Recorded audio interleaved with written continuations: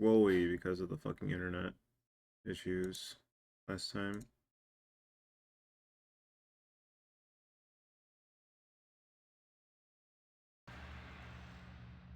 Alright, so let's get into the game.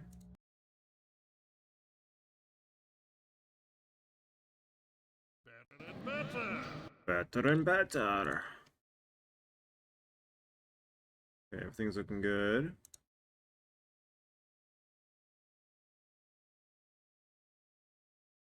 Alright, so internet troubles yesterday. We'll see if they can happen again today. Hopefully fucking not, but you know. Let's read this one again, because that one got interrupted. Car crusher lifts. Getting the car crushers to lift the player was also tricky. See, the player is always being simulated by both the physics system and the game's movement system. Each time we update the player's state, we compare the results from both systems and decide which one is right, then sync them up and repeat. This allows the two systems to influence each other. Like when the player stands on a seesaw, the physics lets the board give way, or when they stand on the car crusher, it lifts them up. While more complex, this dual system approach was easier to tune than trying to handle both physics and player movement in a single system. By keeping them separate, we could fine-tune the player movement system to feel good on its own, only reconciling the two when physics was affecting the player. Car crusher lifts. Getting the car crushers to lift the player was also tricky. See, the player is always being simulated by both the more physics complex, system this and whole the system game's was easier movement to tune system. than trying to handle Each time we update the the player, constant. Yeah, that makes sense. And this one Car was. crushers. These car crushers required some adjustments and quite a bit of work to our physics damage system. There's always a challenge when big physics objects interact with non-player characters. For instance, if the physics can push the NPC, it might shove them somewhere they're not supposed to go, leaving them unable to recover. This isn't a big issue for something like a head crab, which can just hop out of a tricky situation, but for something like a zombie, it could mean they get stuck and end up helpless, flailing away in whatever gap they manage to wedge themselves into, which kind of kills the survival horror mood we're going for here. What? How is this still intact?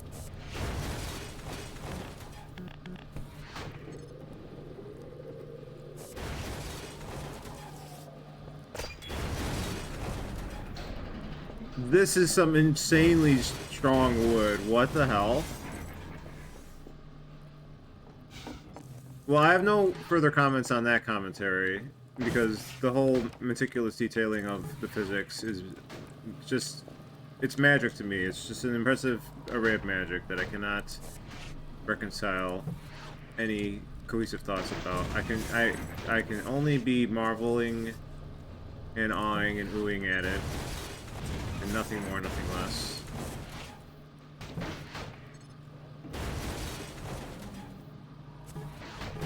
What? I didn't do that.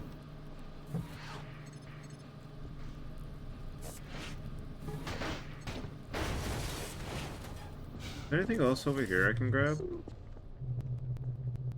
Soup.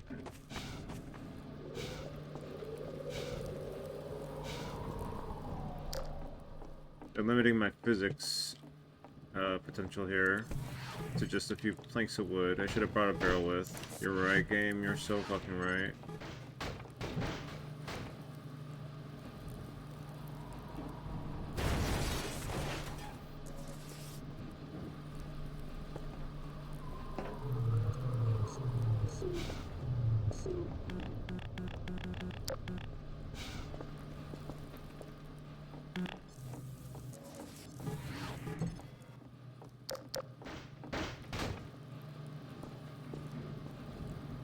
Let's try.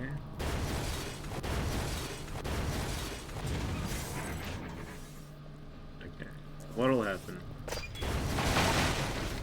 Oh, it broke one. Okay.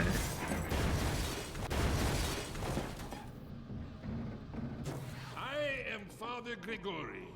You have already met my congregation. This guy had to have inspired the Left 4 Dead church guy, right? Surely. At least a little bit. Surely, surely. This is the loading zone. Yeah.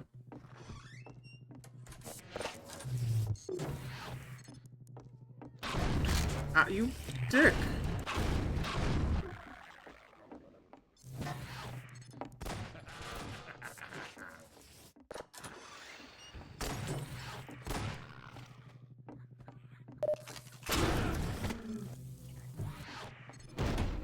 It is you, brother. I apologize. But no harm done. My bullets are the least of your concerns.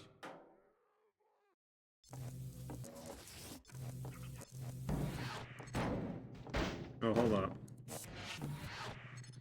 Where are you?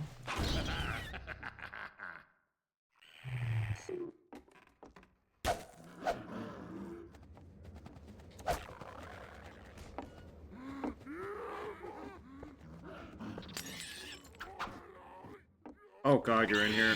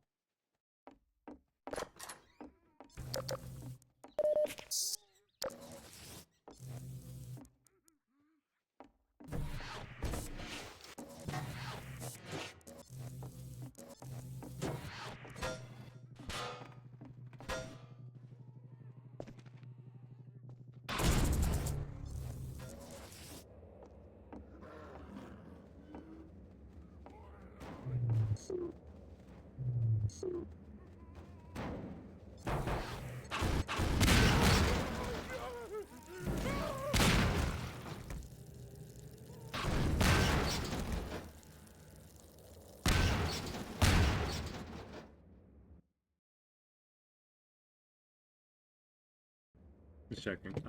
Let's see.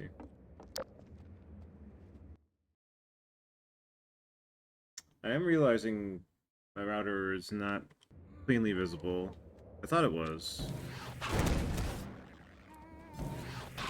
In case there are internet issues and I don't notice. Ow. Systems engaged. Morphine administered. I'll have to notch it later. I don't want to fuss with it right now. Okay.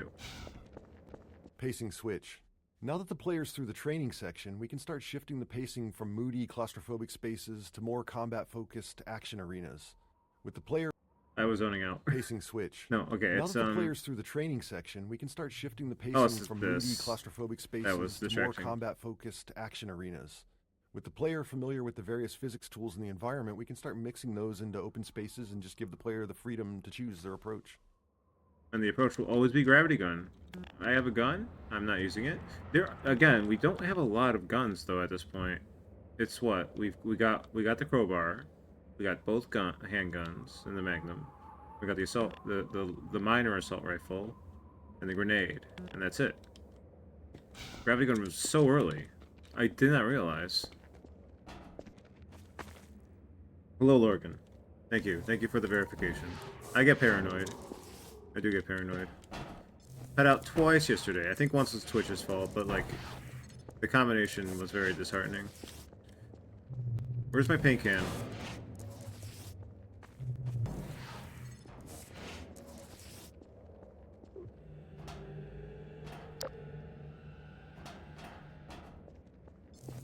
Thought I had a paint can around here somewhere. We got it.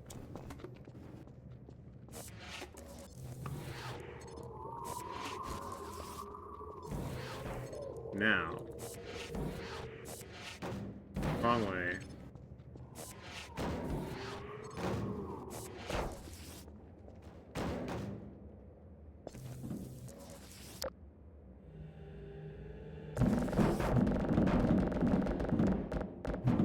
How dare you turn?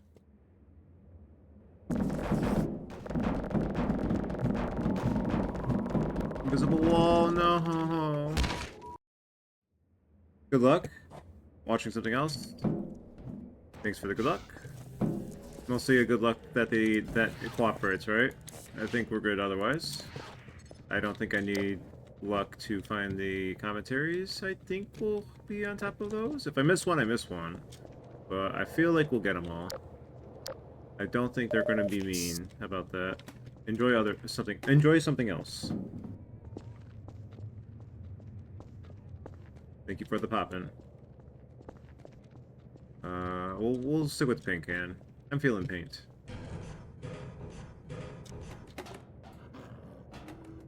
You know, since I never really interacted with the paint can, these are sounds that I've not really appreciated. although they call me great. For thou art my helper, my strength.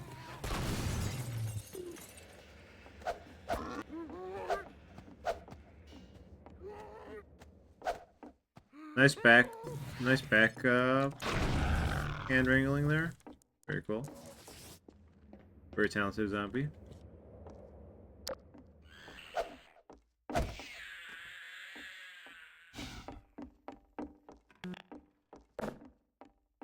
Where's my armor? I'm very lacking in the armor department right now. I feel like it's too quiet. Where is the sound?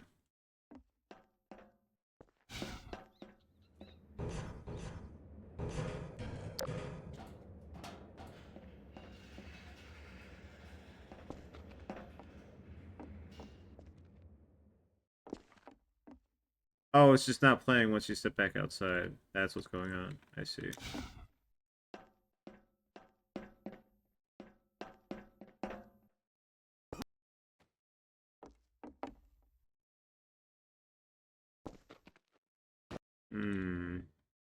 Wait a minute. Why is it doing that? I'm so paranoid.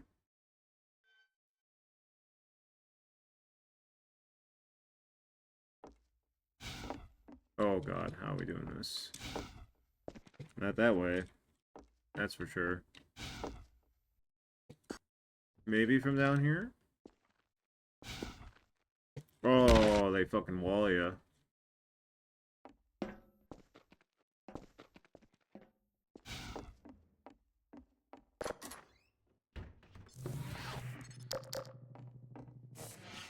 Tables and bodies. Towards the end of Ravenholm's production, with all the major pieces in place, we went through and tried to fill out every bit of empty space with something interesting. In doing so, we had to be careful to use what we already had and not create anything new, as we couldn't risk introducing more bugs. Often, as in this room, we were trying to add new moments of gameplay, while also adding more detail and storytelling to the area. Small scenes like this allow an attentive player to think about what they're seeing and what it might mean for what they'll encounter next. Oh, so like the foreshadowing of this guy. I gotcha.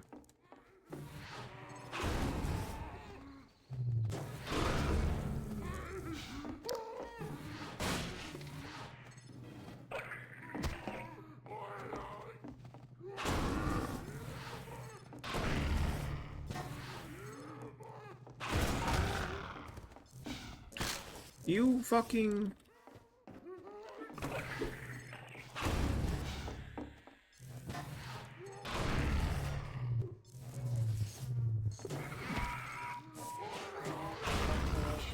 Detected.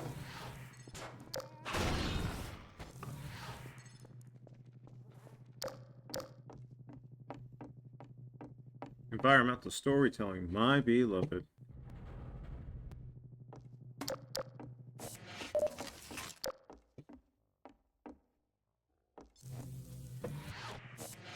Fast Zombie Introduction. This space was another area originally built for E3 2003, where it showcased the player fighting against a squad of Combine soldiers. When we returned to use it to introduce the Fast Zombie, we tried to keep as much of the previous work as possible. We wanted an iconic moonlit shot with zombies leaping past the moon like werewolves to draw the player's eye. Once that beat is over, we introduce the first Fast Zombie to the player space and send it at them. It took a lot of iteration to find the right balance of lighting for the scene to look good, while ensuring it also worked for the gameplay goals. Ow.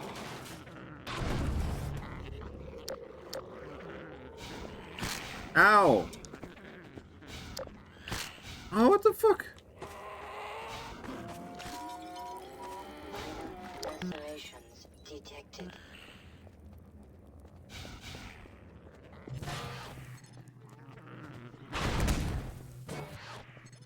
I hope. I guess I'm talking to Jam when I say this. Hope you appreciate my timing of with the commentary there. It was not intentional. It was not intentional.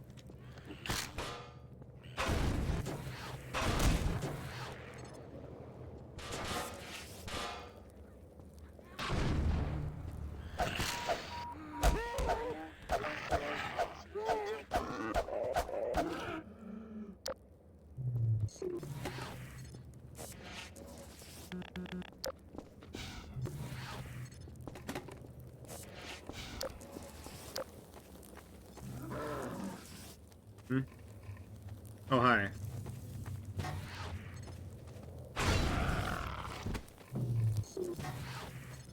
So the painting doesn't work on the fast ones, though. That's very upsetting. To tell me this thing and then deny me it right there.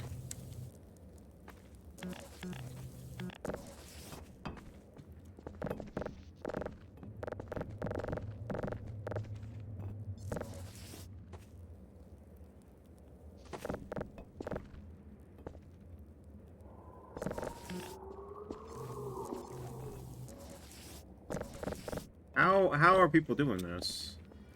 I've seen the speedruns. Gets rocketed. Hmm. From below? No.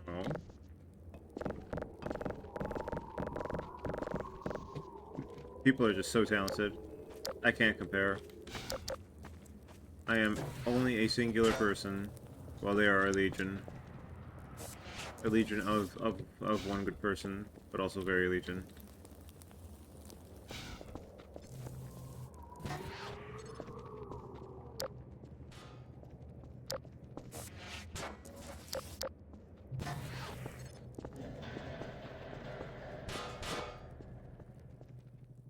Physics object consistency. All physics objects have a variety of parameters that define their behavior: their mass, the amount of damage they take before breaking, what they break into, and so on. During development, these parameters were specified by level designers for each item, which is how most things in the game worked. But later in development, we realized we'd created a problem for ourselves. There were thousands of physics objects in the game, and no method to ensure consistency across them. As a result, a cardboard box might break apart with a single pistol shot in one level and be completely invulnerable in another. Internally, we generally referred to these inconsistencies as level designer crimes. Oh no, not the To fix crimes. these, and to deliver some justice, we built a system that enforced consistency on all physics objects based on their visual model. Since most of the game had already been built, we were forced to allow level designers to explicitly opt out of this system for rare edge cases where they needed to do something criminal to preserve what they'd designed. Internally, we refer to these designers as recidivists, some of whom perpetuate their life of crime at Valve to this day. Oh my god. The digs. The tea. Still more of it. I am here for all the tea.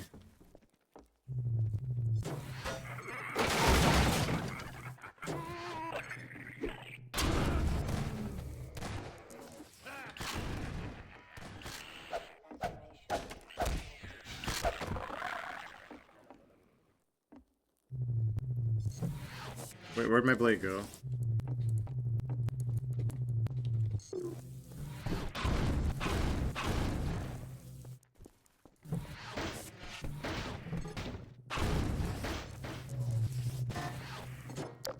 It just blends in.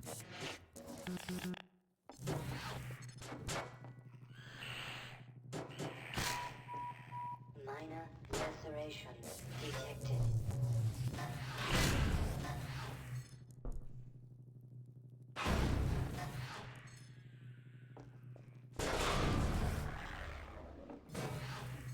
I love that you could just like hold it with the thing like that, serving head crab on the platter.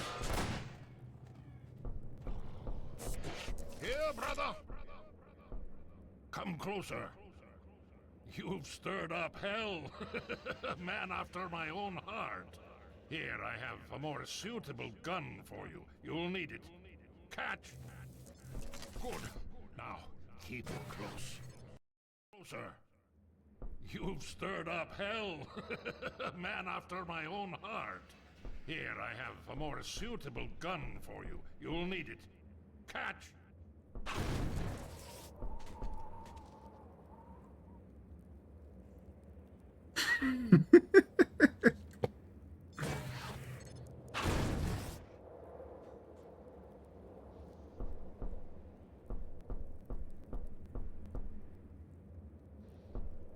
He's sad now.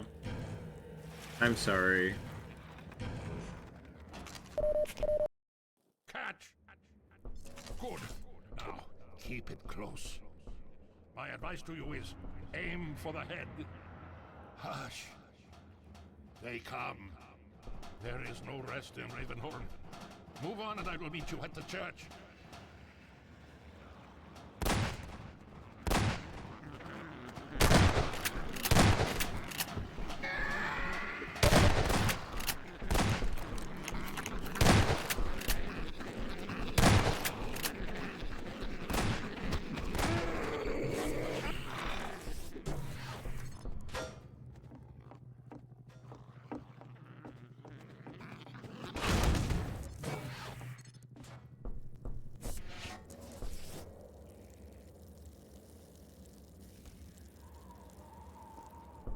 Oh, the head crabs are fast as well. The ones that are specifically on these. Somehow I didn't make that connection.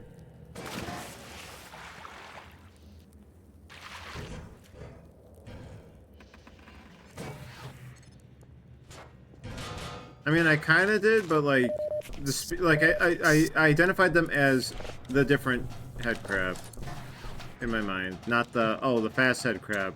Obviously, the fast head crab results in the fast zombie.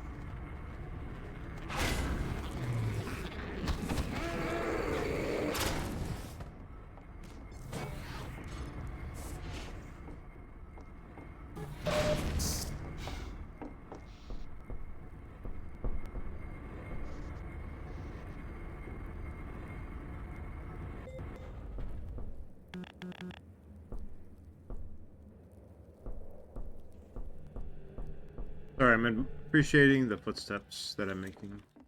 Wait, hold on. This church isn't that big. That can't be the structure I was seeing in the distance. It must have been one of these. Did we actually, like, go through that building? Doesn't feel like it. Ah. Ow. We don't really go through either of those buildings, funnily enough. Where's my saw blade? Where's my saw blade?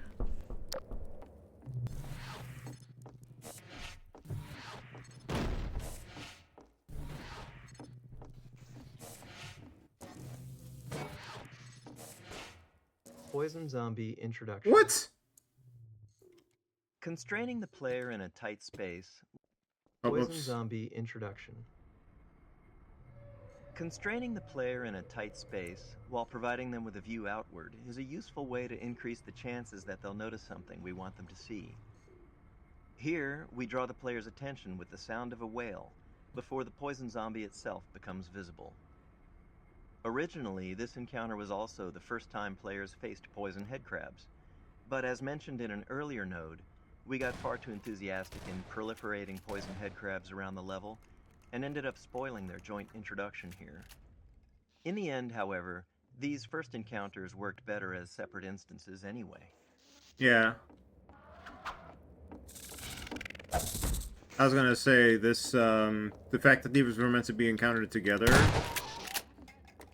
like, it's hard to even perceive that as a possible outcome they could have done, because it just feels so natural the way it does. I could see it though. I can see it.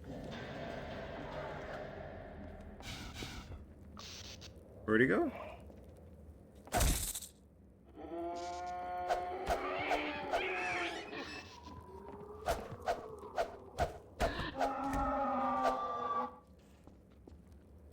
Huh. Well, that was different.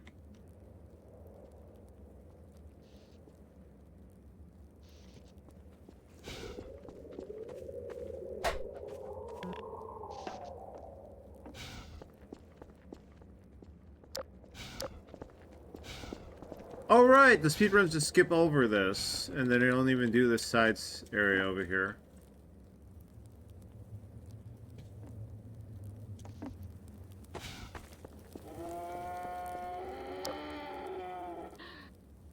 whale of a time. Oh, fuck you.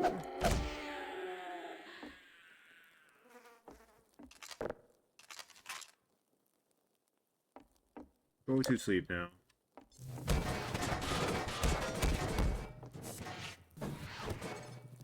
I'll tuck you in. There you go. Alright, the big thing. Let's see how long we can bring that along. Gamma correction. Right, so let me. Did I fully say what I wanted to say? Yeah, like I could see either outcome, whether they were introduced at the same time or separately, but the separately just feels so natural and correct.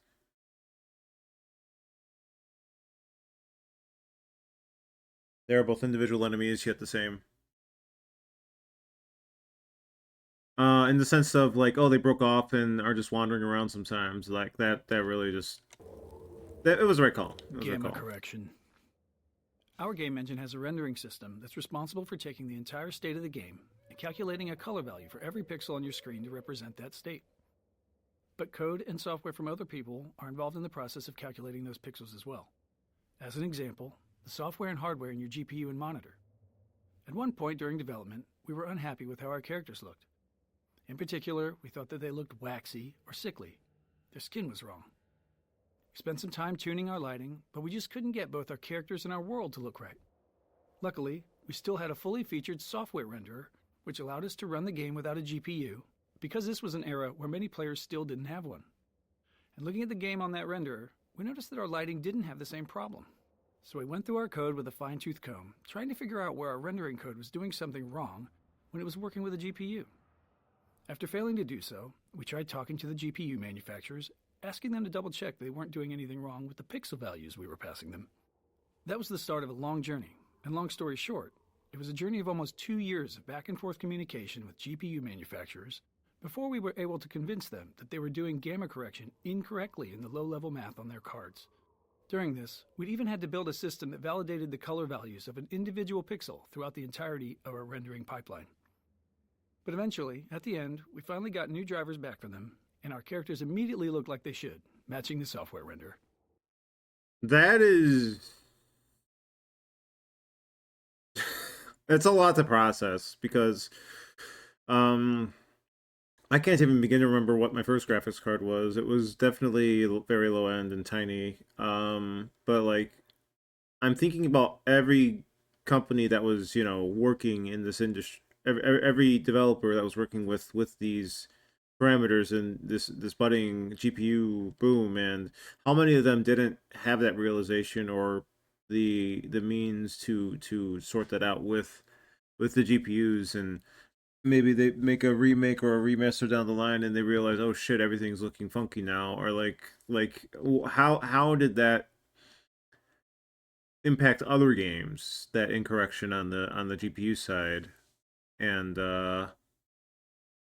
very bold of them to think, oh no, we're right, you're wrong. But thankfully Valve was determined to make sure they were aware of their issues and correct them, because that's quite the thing to notice and realize, oh, it's not a problem on our end. It actually isn't. And very specific time to be a developer as well, it sounds, with the introduction of those.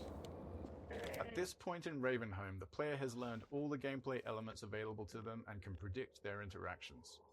This allows us to build more complex setups, providing a greater level of threat and more freedom in how the player can approach each scenario. This arena is a deliberately entwined space that the player will need to explore, and we use that exploration time to slowly ramp up combat intensity. The faster the player explores, the faster we ramp it up.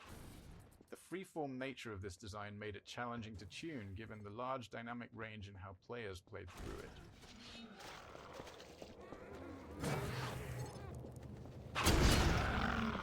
At this point in Ravenholm, the player has learned all the gameplay elements available to them and can predict their interactions. This allows us to build more complex setups, providing a greater level of threat and more freedom in how the player can approach each scenario.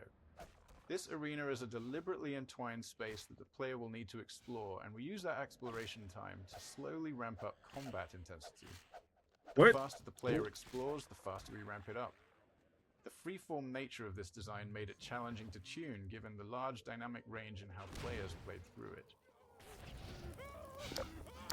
I'm not crazy about infinite spawn, but I do like that they give you a fun specific toy to use with the blade to counteract that. The trap blade, or whatever you want to call it.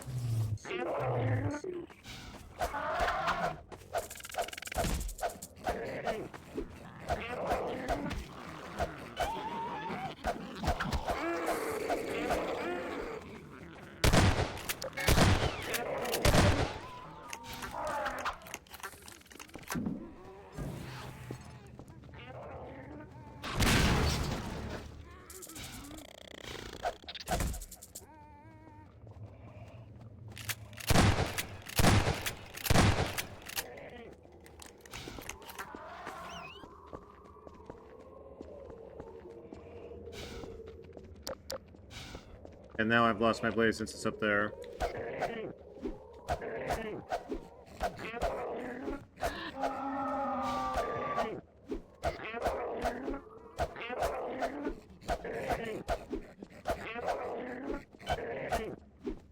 You're one tanky buddy, aren't you?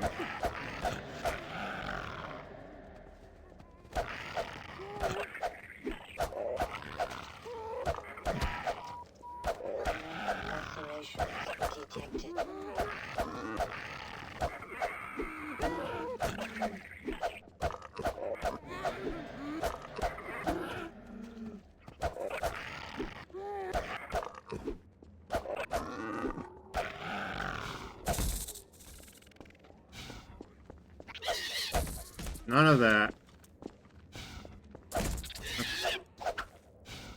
Kill all these, at least. Because they can actually get me from up top. We don't want that. We just do not want that. Alright, can I move these? No, these are fixed in place.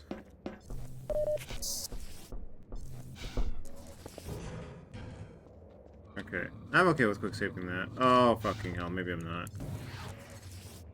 Where are you? I get you from up top. It's fine. Where is bro going? Infinite spawn of easies or target dummy are useful ways to let players experiment. Those congrats, you're back at the top of the watch list. Hell yeah. Love to see it. You're right that in the sense that they're target. Well, these guys aren't, but these guys might be limited spawn. I'm not sure actually.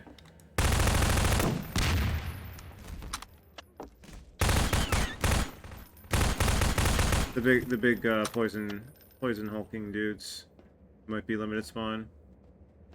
Not sure. Where is this guy? This fucking guy, yeah. Alright. It is kind of true though, like, it's just a good way to... I just like killing everything. That's my problem, you know, in games like this. I like being very thorough and saying I have eradicated. And yet I wouldn't do that with Undertale. Not Undertale. Playtester archetypes. Iteration and regular playtest were the lifeblood of Half-Life 2's production. Every week, we'd quietly watch over the shoulder of a player going through the section we were working on, taking notes on what worked and what didn't. It was important for us to test with a wide range of skill levels, to be sure that we weren't making decisions that only worked for some. That's actually, like, I always wonder about that specific note when it comes to game testing, because you need people who don't know what the fuck they're doing. You need people who've never played a video game in their life, maybe, and you want people who do all the sickle bullshit that makes your game implode into itself intentionally. Over time, we learned to choose specific types of playtesters based on the development stage we were at. Early on, we used experienced gamers, usually teammates, who could handle rough, unfinished areas and were good at explaining their thought process. Also me. For combat kind testing, we'd find players of all skill levels, Not especially really. those creative in their usage with the tools. Finally, as sections became more polished, we'd focused on beginners, people who didn't play games much or weren't familiar with first-person shooters. Even if they weren't necessarily someone who might buy the game, we often learned something valuable from watching them.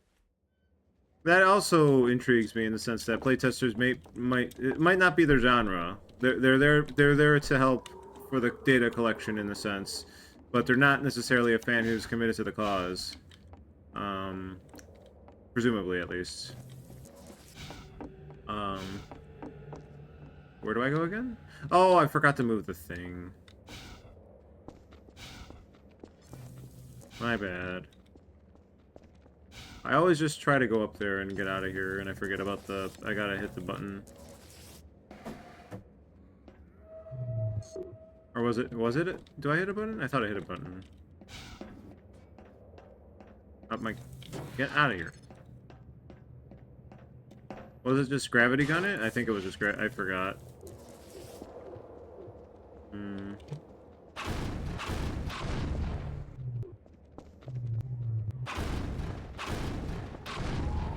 I don't remember what we do here. Oh, there it is. God damn it.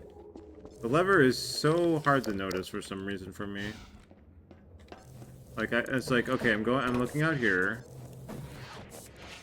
I guess I'm just seeing it as one of the rails is the problem. Like, if it was here, that would have been better.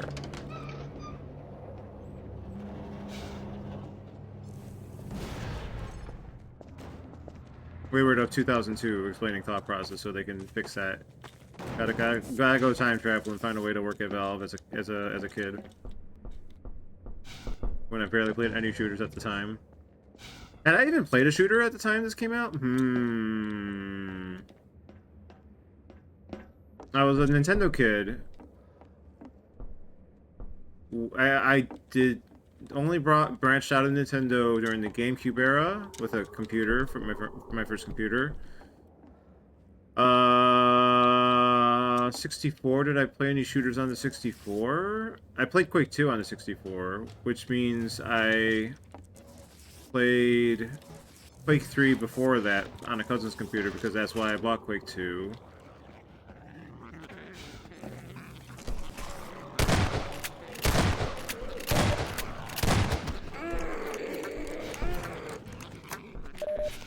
Where's my fancy blade?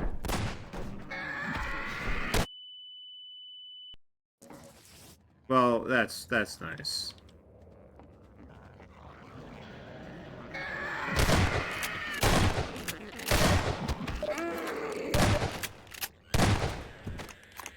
There is a chance I played a shooter by then, yeah.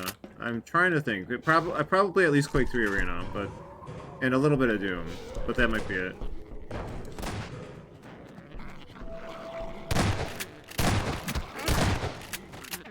Oh my god! Bro. Oh right, they just keep coming. I'm upset.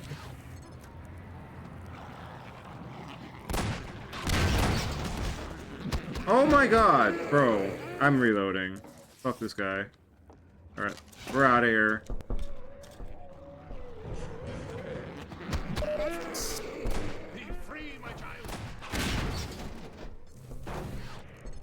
Where?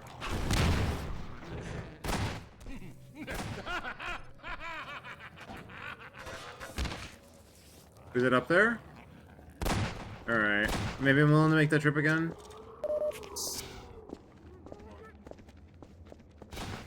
Those guys are infinitely respawning as a way of saying, get the fuck out of here.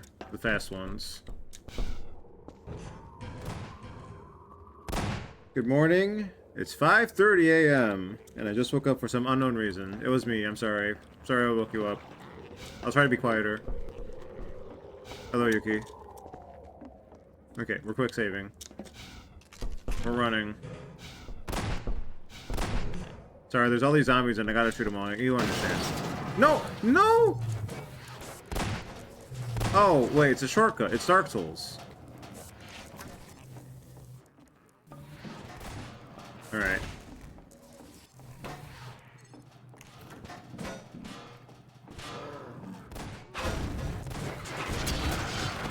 Oh, that was so satisfying.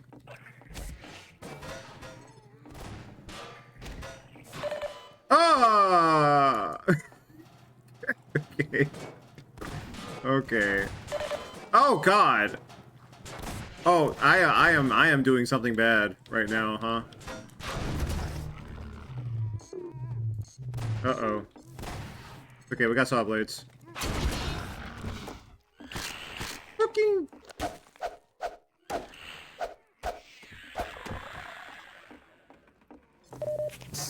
All right, we're ready for you.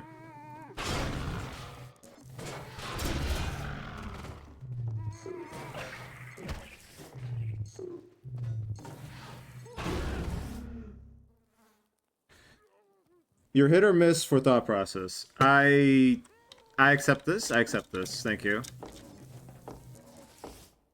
When I hit, and when I miss, I miss. I only deal in absolutes.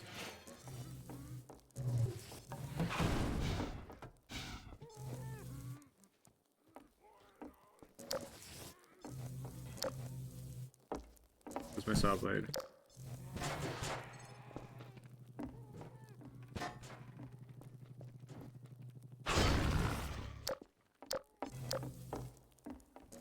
What was over here? I don't remember this shit. Oh my fucking god.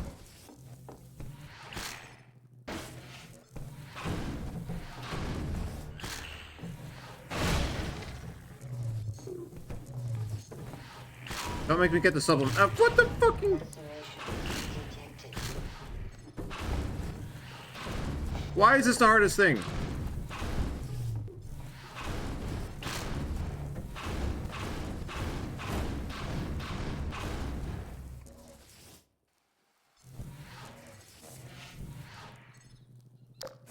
I think it's dead.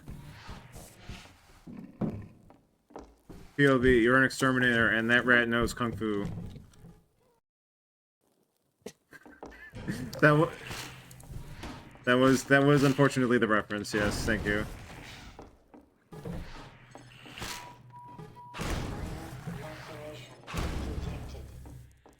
It's Splinter. There we go. It's Splinter. POV, you're an exterminator, and Splinter from the Ninja Turtles is your target.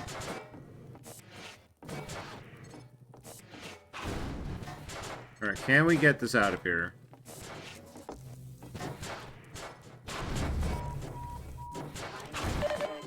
This might be an effort. Alright, let's see. If we shoot it at the specific angle using the vertex properties of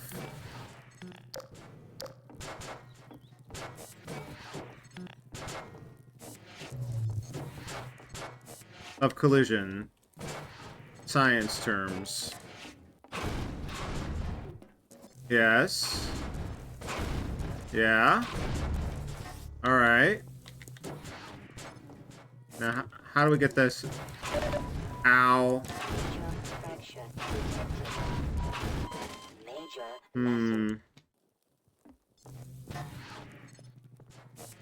Okay, what if we do it from here? Ah! Hello. Oh, bro saw what I was cooking and wants no part of it. Don't worry, I'll go easy on you.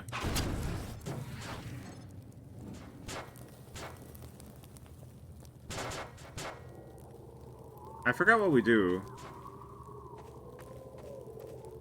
Oh, we're supposed to be up there. Aren't we? Hold on. There was a door over there I was supposed to open. How did I forget? Yay, we did it.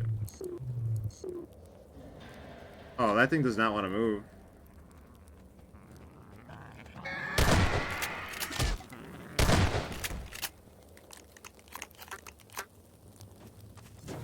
Alright. Oh, this still works. No, that doesn't work.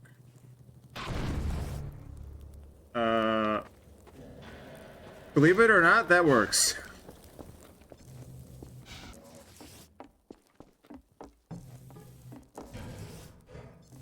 I think. Where is it?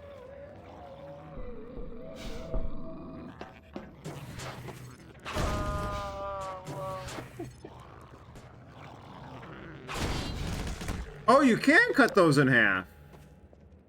They're just more sturdy. Alright. That makes sense. Alright, how long can we take this with us? Oh my goodness. Alright, alright, alright, come on.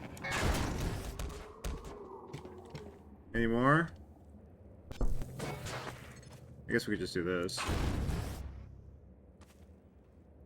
Like a helicopter blade, really? No.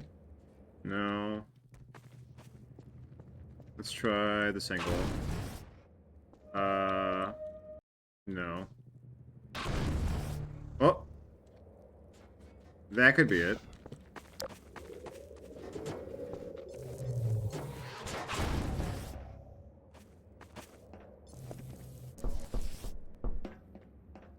You can only take it with you to the gnome.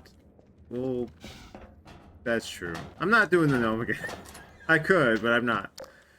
But if I'm doing something silly like that, I'm picking up some other item.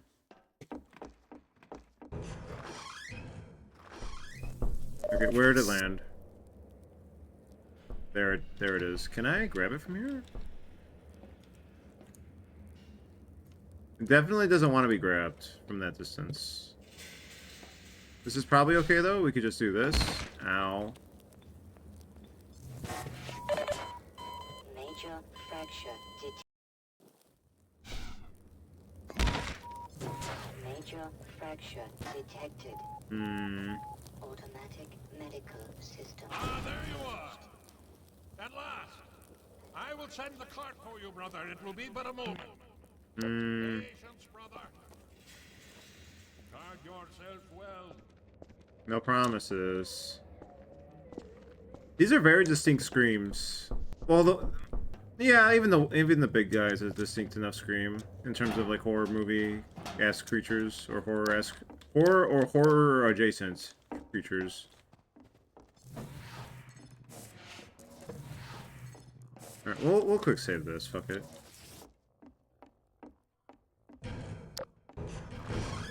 Where'd it land?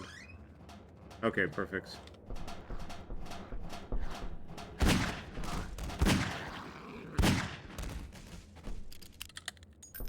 Final arena.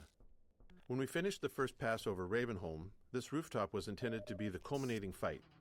Like other spaces in Ravenholm, it had begun life as a space purely focused on being an interesting visual location. We felt it was important that, as the player left Ravenholm, they had a moment to look back over the town they had just survived and get a glimpse. Final arena. When we finished the first pass over Ravenholm, this rooftop was intended to be the culminating fight. Like other spaces in Ravenholm, it had begun life as a space purely focused on being an interesting visual location. We felt it was important that, as the player left Ravenholm, they had a moment to look back over the town they had just survived and get a glimpse of where they were headed next. Multiple gameplay groups took a shot at building a fight here, but the tight geometry and performance constraints meant we never really created a finale we were happy with. Not unlike the Half-Life. Not like that. Final arena. When we finished the first pass over Ravenholm, this rooftop was intended to be the culminating fight. Oh my god. Like other spaces in Ravenholm, it had begun life as a space purely focused on being an interesting visual location. We felt it was important that, as the player left Ravenholm, wait, they had a moment to look back. Not unlike the Half-Life saga survived itself, and it get a seemed as glimpse if of where they were Ravenholm was headed destined to next. not have a real ending. Multiple gameplay groups took a shot. I swear to God, if if it intentionally stops the commentary there. Performance constraints meant we never really created a finale we were happy with. Not unlike the Half-Life saga itself, it seemed as if Ravenholm was destined to not have a real ending. Okay, I was gonna say, if it had just randomly cut out there intentionally, that would have been really fucking funny. The commentary didn't have an ending either.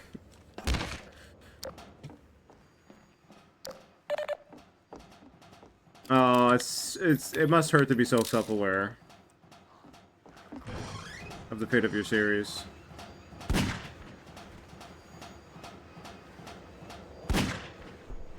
Alright, we're good, right? The handbrake, brother. Release it and I got it.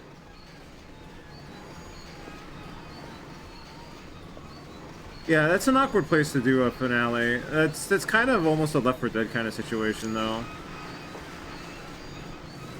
greetings, brother. And so be the by traps. The work of a man who once had too much time on his hands and now finds time for nothing but the work of salvation.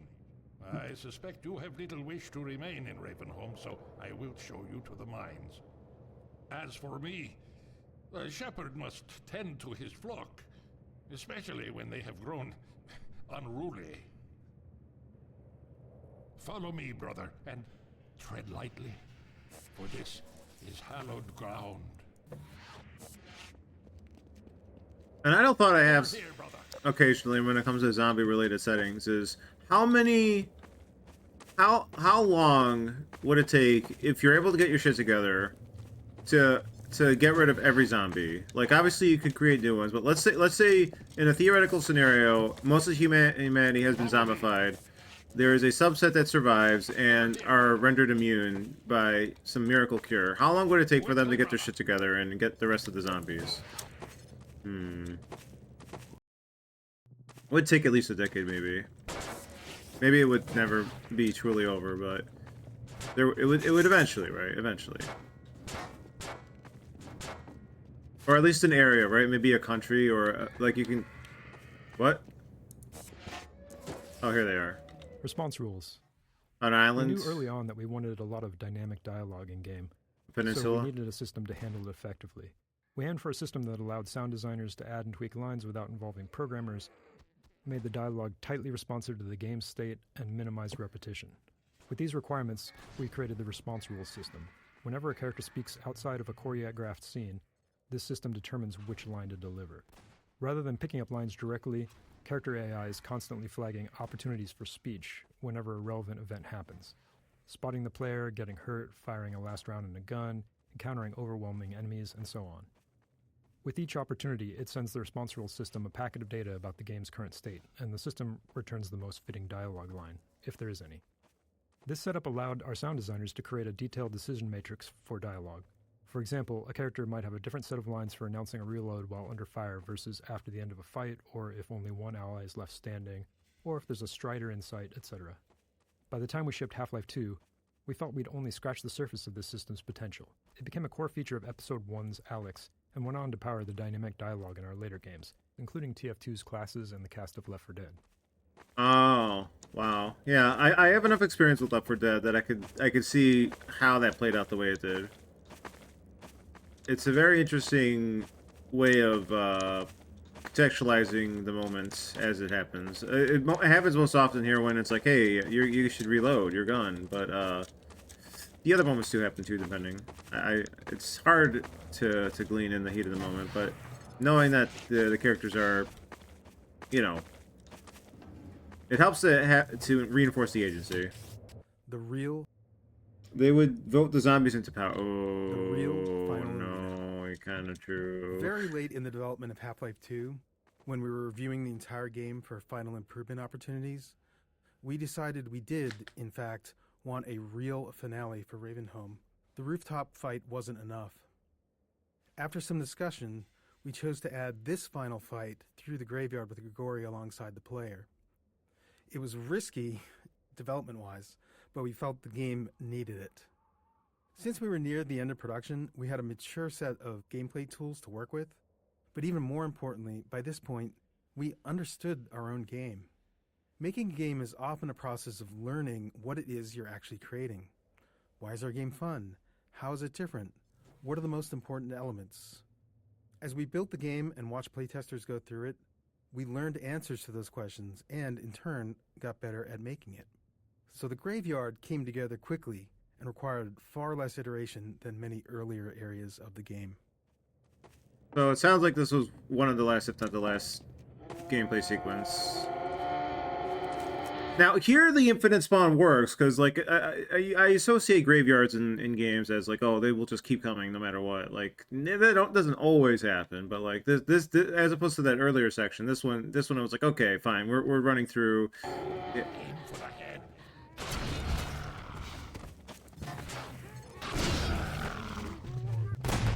Where did it go? Where did my thing go?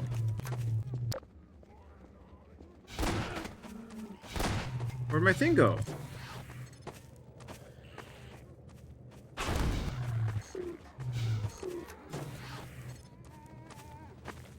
Hang in there, Greggy. What? You fucking parry my ass? I cannot fight them all alone. Oh, there it is. To me, brother.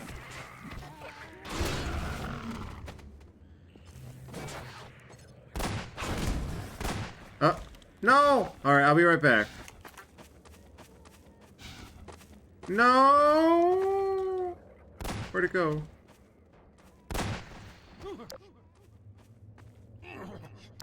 I require your I refuse to be parted with it. Woe betide thee, child.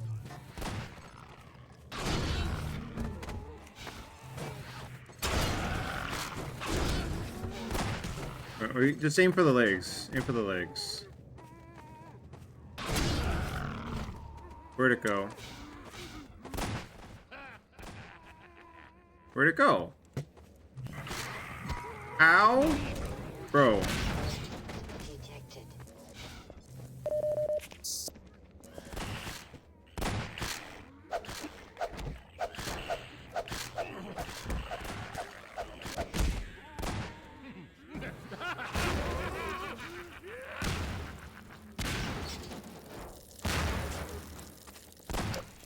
Oh, where'd it go? Come to the light I carry. Come.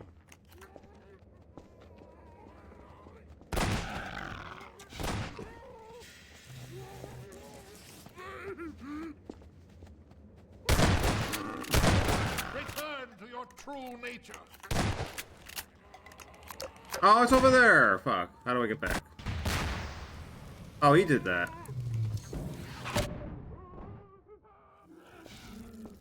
Follow me. Hold on, is there any more barrels? Quickly, brother. No. I gotta get my blade. Or some kind of blade runner.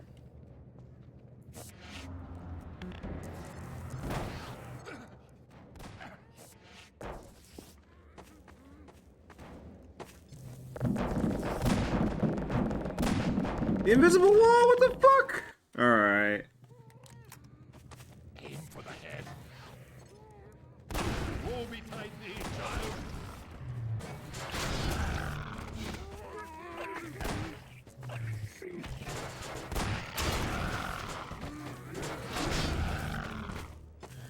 Alright, now where to go? I barely... Minor lacerations detected. I require your assistance, brother.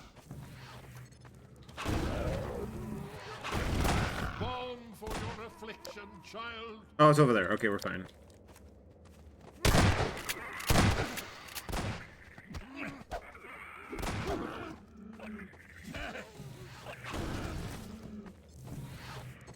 Okay, we checkpoint there.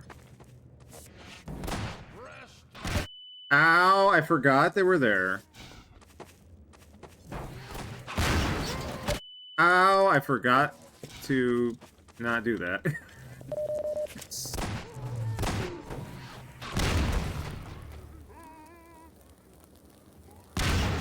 There you May the go. light of lights be with you.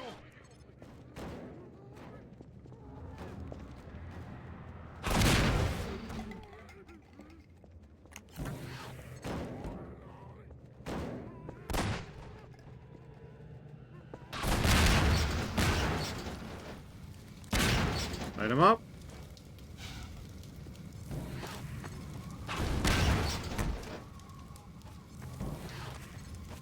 I think no worse of thee.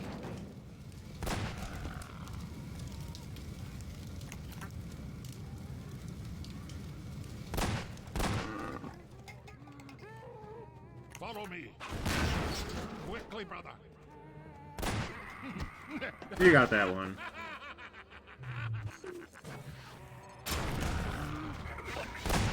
Oh, no, you don't. Oh, no, you fucking...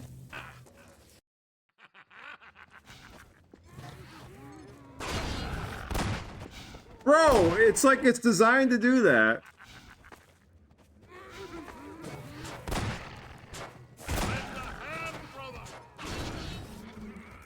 Where'd it go? Be free, my child. Bro, I swear to God. That's right. They were fucking... Alright, we're good.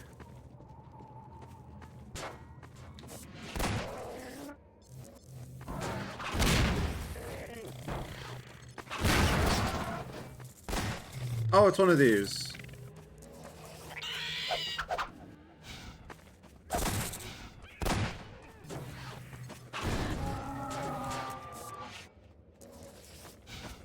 I remember your true face.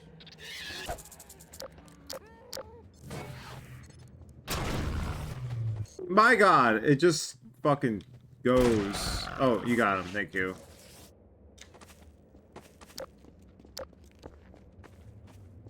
Hurry while I hold the gate. Go quickly. I'm going. Farewell, brother. I feared I'd... Alright, hold on. Hurry while I hold the gate. Go quickly. We got this, we got this. Farewell, brother. I feared I'd deliver you to a darker place. May the light of lights illuminate your path. Look to your own salvation.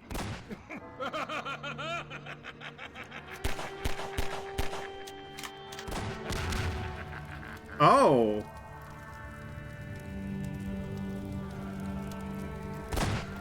So he dies here? I never noticed that.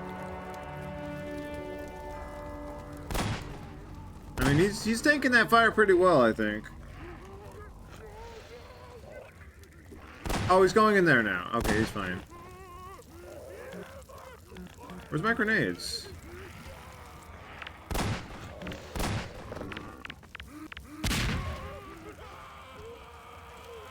He'll be fine. See, he's fine. He's happy. He's having the time of his life.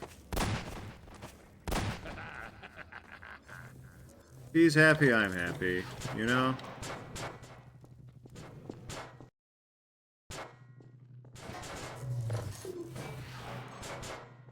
Now, if you would excuse me, Mr.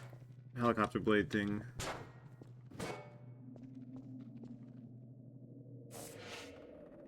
The complex route the player takes to safely navigate this mine shaft gives them plenty of time to see what's waiting for them at the bottom. The complex route the player takes to safely navigate this mine shaft gives them plenty of time to see what's waiting for them at the bottom.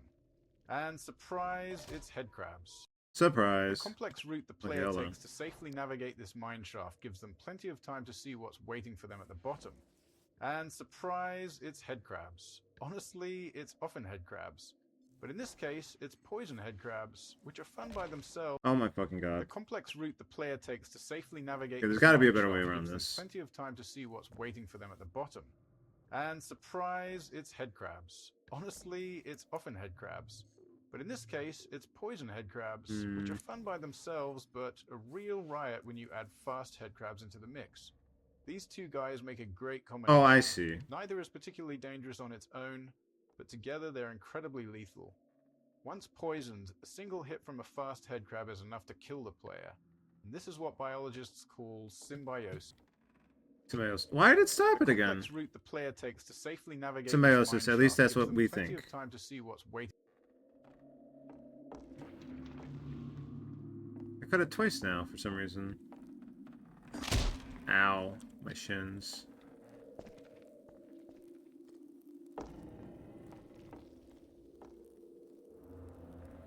Alright.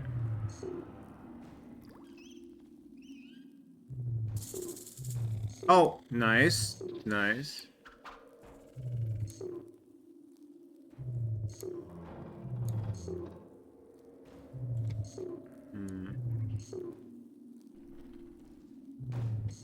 I can kill you. I can kill you. Maybe not. Uh-oh.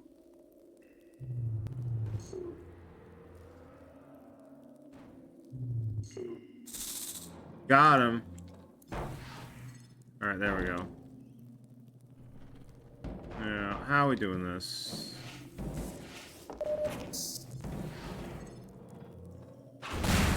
Like that. Like that. Any other commentary nodes?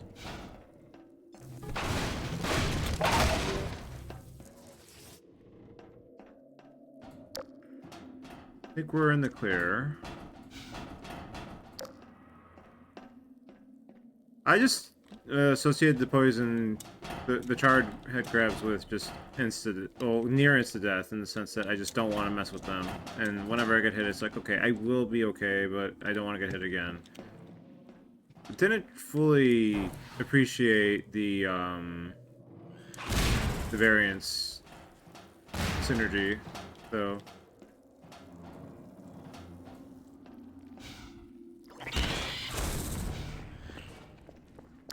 Where are you?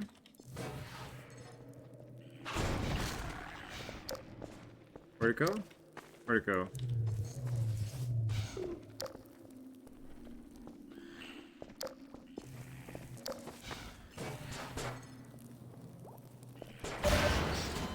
I deserve that so much. Or at the bottom, at least, yeah.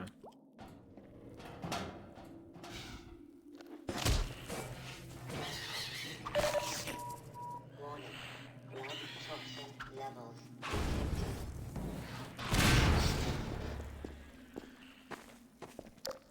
detected. Where's my thing? Oh, there's fire here. It's not loaded. Okay. There's thing. Okay, we got thing. We can leave.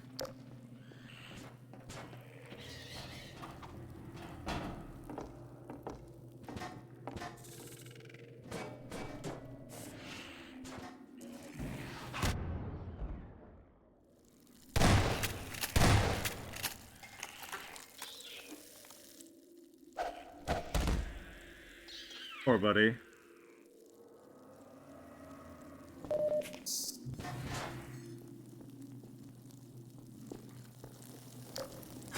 Ow!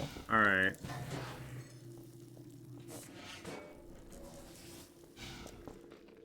I forgot. No, I don't even do that. You just do this. I'm stupid. Sorry.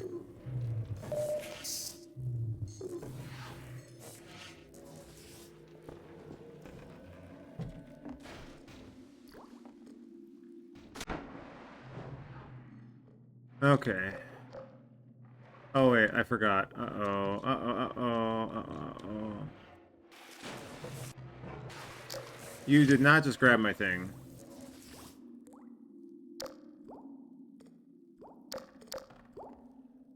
I can't even get a clean shot because it's so fucking big, though.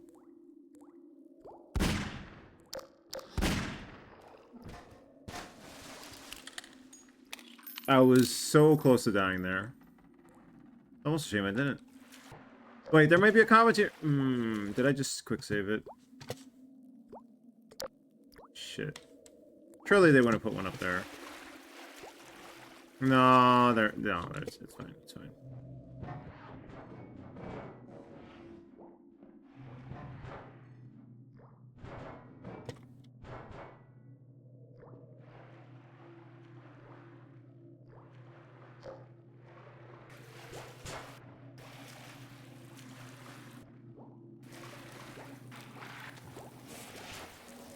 It does serve as a good step piece for that area, though. At the end, I'm surprised that it was so late in development. Like that seems also natural to the whole experience.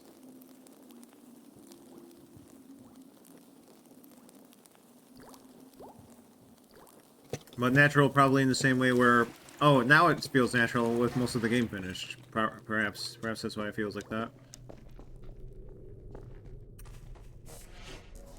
Well, we don't need that. We got one already. Okay, fine. Ah!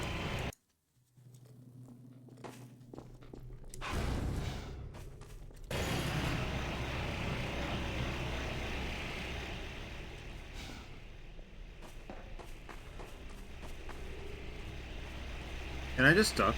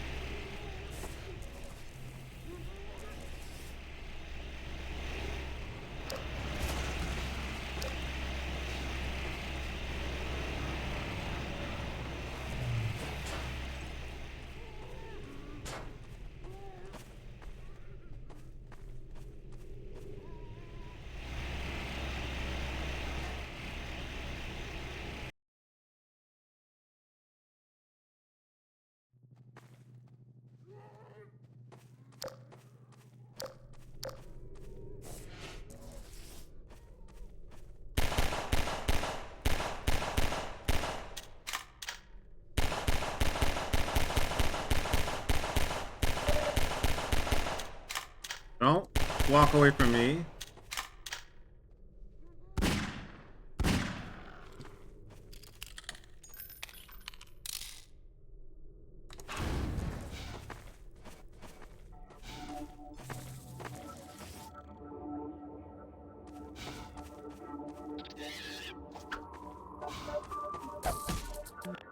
Sniper Alley. This section of Game Track was added late in development, after we moved Eli's lab in Ravenholm to come before Coast. While you might think that we build the game linearly, we actually split up into 3 different groups and worked in parallel on different sections. I'm sorry, did 3 shotguns come out of that? Mostly in the middle of the game. Each group's first pass focused on nailing down the core of their section before they moved on. And then once we had a rough version of the whole game laid out, we went back over each section to polish it, adding successful elements from other areas and removing what wasn't working. In some cases, such as in Ravenholm, entire sections were moved. And then, after Ravenholm was relocated, we needed a new piece to connect it to the coast, which is the area you're entering now. Given the time constraints, this short section was built using existing, proven gameplay elements, like snipers and combine soldiers. Yeah, this part's kind of a tiny little intermission of sorts, isn't it? Because like you just go down in the tunnel and it's like it's really short actually before you're in the buggy section. I did notice that. Didn't comment on it before now, but I did notice that. And I suppose that's why it was added later to thread areas together.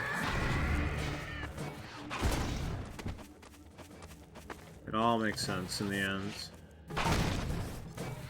The way the games, the Half-Life games in general, work in a way where you're like going from area to area. Like there are some cuts, some hard cuts once in a while, or cinematic cuts, but I do really appreciate that you can like get an internalized map going of the natural progression you take from the start of the game to where you currently are. As evidenced by the fact that you can bring an item with the whole way if you want to. Half-Life 2's physics gave us a variety of tools to make combat more exciting. For instance, when enemies miss the player, we subtly redirect their shots toward breakable objects nearby, adding mayhem and creating that action movie feel. We also employed physics to hide hints. We created what we called ragdoll magnets across the game to make enemy corpses fall in interesting and dramatic ways, such as off ledges or into the path of a train. Wow. Wait, can I see that again? Sorry. Half-Life 2's physics gave us a variety of tools to make combat more exciting. For instance, when enemies miss Created what we call ragdoll magnets across the game to make enemy corpses fall in an interesting... Wow, I never would have assumed that at all. I would have just thought... I always, in my mind, ragdoll was always some predetermined thing. Or that was never a predetermined thing. Sorry. And to learn that it can be predetermined to some capacity is kind of mind-blowing, actually. Shit. I'm never a fan of the snipers, though. I mean, actually, these are kind of okay. Like, I guess it depends on their placement more than anything. Because these placements are pretty reasonable to me. Snipers. The Half-Life 2 team was never very large, so we were always looking for ways to create new gameplay without high asset production costs. The sniper is a great example. It has no actual model, just a laser beam, so it required no art or animation support. When it dies, it simply spawns a Combine Soldier ragdoll and launches it out the window. Despite that simplicity, we got a lot of unique gameplay from it. We were especially happy with how it interacted with the physics objects in the game world. Players are used to exploiting explosive objects near enemies, so it felt fitting to have an enemy that flipped that dynamic when the player was in cover. Is my blade over here? Oh, it is. Okay.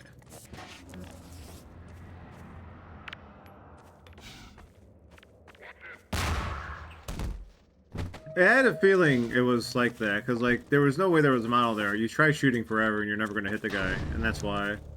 Because model simply does not exist beforehand.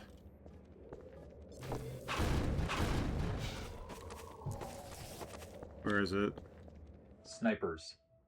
The Half-Life 2 team was never very large, so we were always looking for ways to create new gameplay. I feel like they could have done more with that even, perhaps. Maybe I feel like they're underutilized. That's why I'm not too crazy about snipers. But there is a little more to them than I give credit for. I will admit to that.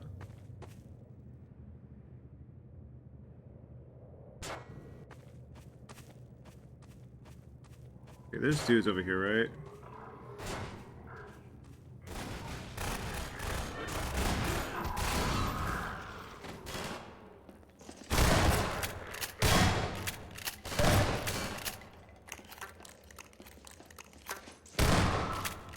Yes, let's charge into the guy with the shotgun. Very smart idea. Truly. My greatest play ever. Okay, is it over here? It's over here, good.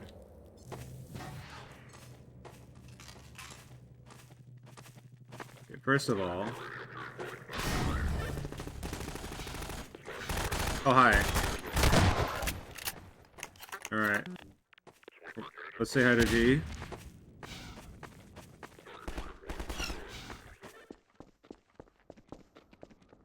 Hello, G-Man. What is he doing? Bro, what is okay, you're just contemplating and you're leaving. Okay, goodbye, G-Man. How do you keep a wayward from charging? Not with a shotgun. That is how it do. That is how it is, and it is how it.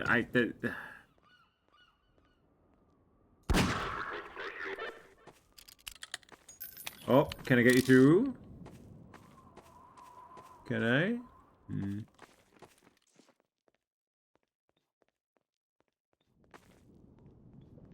Bro knows his time is up. Yep.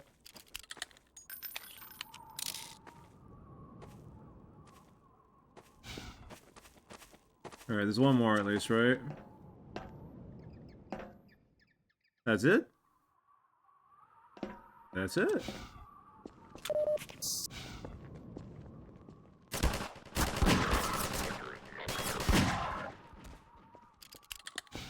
Alright, now those shots are better.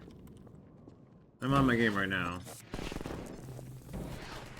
I suppose I didn't... I know I've added context to this previously, but it bears repeating at least once. My history with Valve games in general is that once upon a time, back when I was a wee lad, I was shown... Or I saw my older cousin play Counter-Strike Source. Maybe even the version before that, the original. And I got to play a couple matches of that, just like randomly, while he was around at least, to monitor me, because, you know. And that was a really fun time, but I didn't have a computer for the longest time, so I kind of just pushed it out of my head for the longest time. Skipped the Half-Lives because I was waiting for Half-Life 3 once I became aware of it, once I realized what it was and all that. Played Team Fortress 2 on the Xbox 360. I forget if I played it on Steam at all, maybe, but I don't think so. I put a decent amount of time into it on 360. Portal, of course, I played via the Orange Box as well. I never played Portal 2. I watched a playthrough, maybe two playthrough. I must have watched Joe's. And then eventually I played Counter-Strike Global Offensive for a very aggressive year of that. And now we're here. Oh, and Left 4 Dead. Left 4 Dead. Left 4 Dead I can't really measure because that was just on and off on the 360 and on Steam, and Left 4 Dead 2 as well. Oh wait, hold on.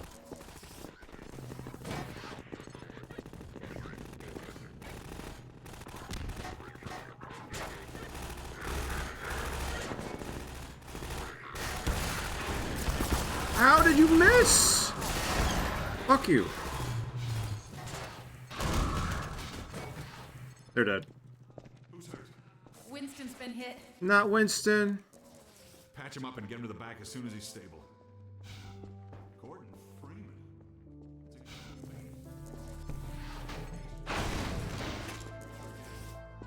Follow me.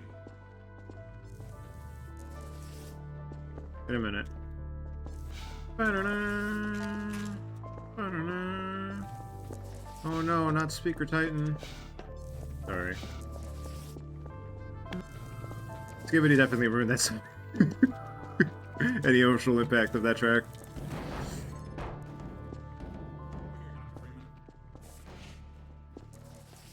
Well, not ruined.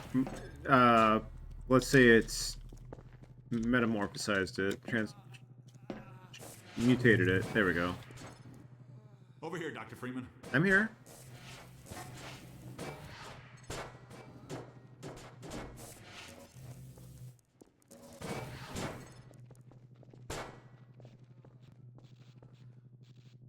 Word. It's Leon. We're all clear. And I've got Gordon Freeman. Dr. Freeman, you're kidding. I've been on the line with Alex. Her father's been captured. How much damage was that? Hold on. Oh, 53. That's not too bad. It's Leon. We're all clear. And I've got Hold on. I got. I'll knock.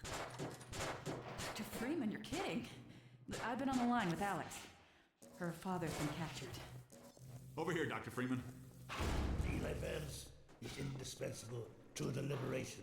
So true. Alex, it's Leon. And I've got Gordon Freeman with me. Coast kickoff. This interstitial scene came along late in development to connect Ravenholm to Coast. Noticing a trend? Quite a bit of the connective tissue in our games comes together late. In this case, like I said, that makes sense. Like they even commented on it earlier, though, the way they were developing things. Like threading that is meant cutting yeah. corners wherever possible. We didn't even have time to animate Alex on the monitor. Oh God. These kinds of scenes are always a challenge to make interesting, and we didn't succeed with this one. It's a good example of what happens when NPCs are treated like signposts without adding character to them or the scene. The result is a forgettable moment where the game's seams show. But that's the nature of development. You only have so much time, and you have to decide where to spend it. Kleiner's lab and Eli's lab were much more important, so that's where we focused our efforts. So that's why this is like this? You wanted to take the coast road? You won't last 5 minutes on foot. It's spawning season for the antlions. That's why I called you, Leon. I was hoping you still had the scout car we left with you last summer. The one my dad rigged with the Tau cannon. Yeah, good idea. Hold on a sec. Norco? Bring the buggy out. Put it on the dock right now. Gordon Freeman will be driving it. Will do. I just finished mounting an ammo crate on the back. Good timing. Okay, Alex, we're all set. Thanks, Leon. Gordon, I haven't driven the coast in over a year, but I have no reason to think it's gotten any safer. Meet me in the depot where the trains unload. Take care of yourself, and I'll see you in Nova Prospect. Bye for now. Bye, Alex.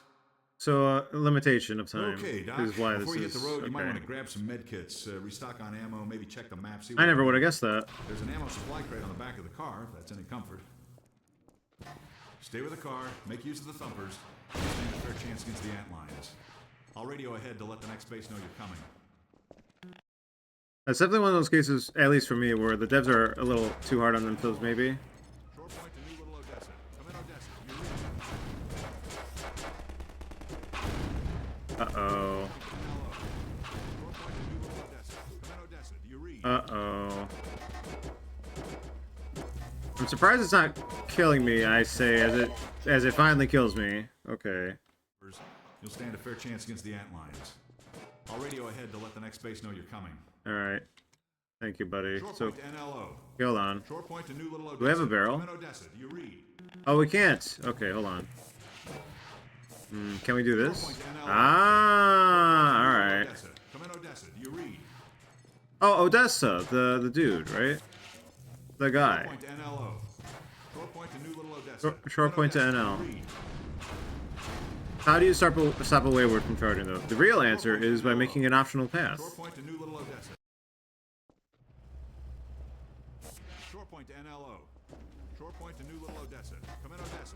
Read.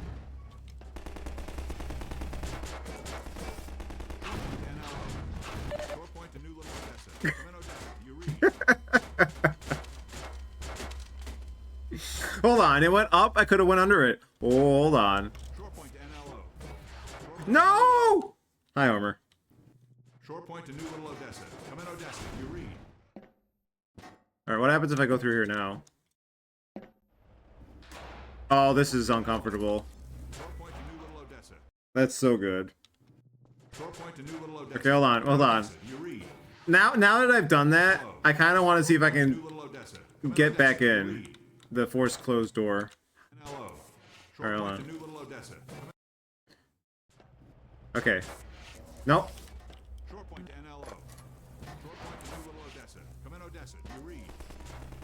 Oh, oh. Come on, come on, come on. I'm so close.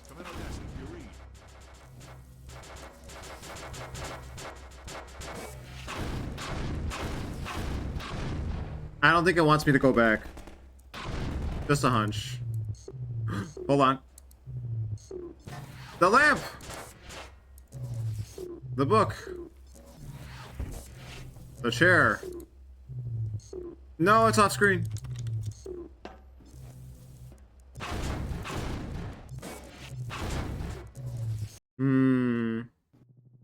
Hello, hello, though, Homer. Hello, hello. We are out of Ravenholm. We are doing the buggy shortly. No! No! Sorry, I got distracted by physics again. You know how it is with that place. Short point to New Little Odessa. Come in, Odessa. Do you read? Okay, what if we reinforce it? Short point to NLO.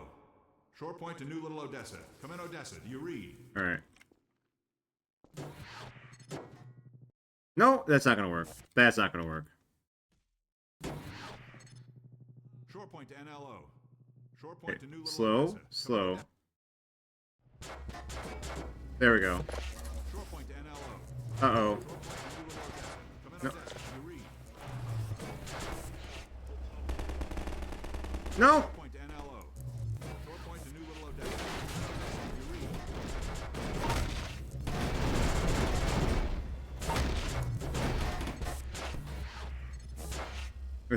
It's so aggressively hates me. No! No! How? How? How and why? Alright, here we go.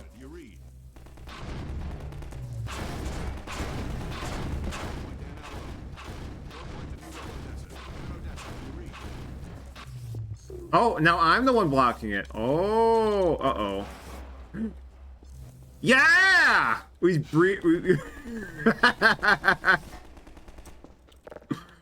All right, we can't go through there though. We would have to set up a different thing to keep that one open. Oh my god, we did it. We defeated the game. Small victories. I'm taking that win. I'm happy. All right.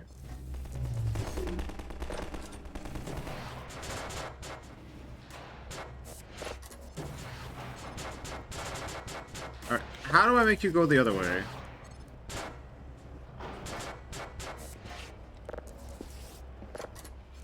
That's how. I don't know what I did differently there. Oh my god.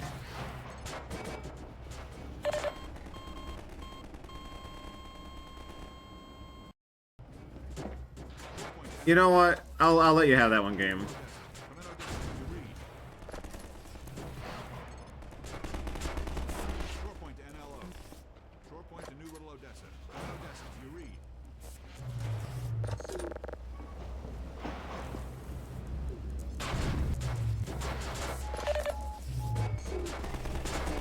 My god. Okay, hold on.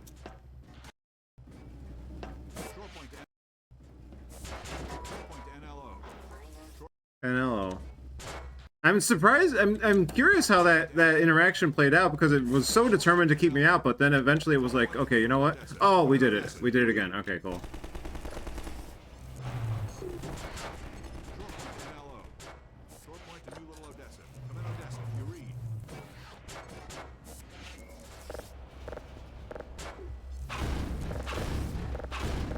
Well, that's just unfair.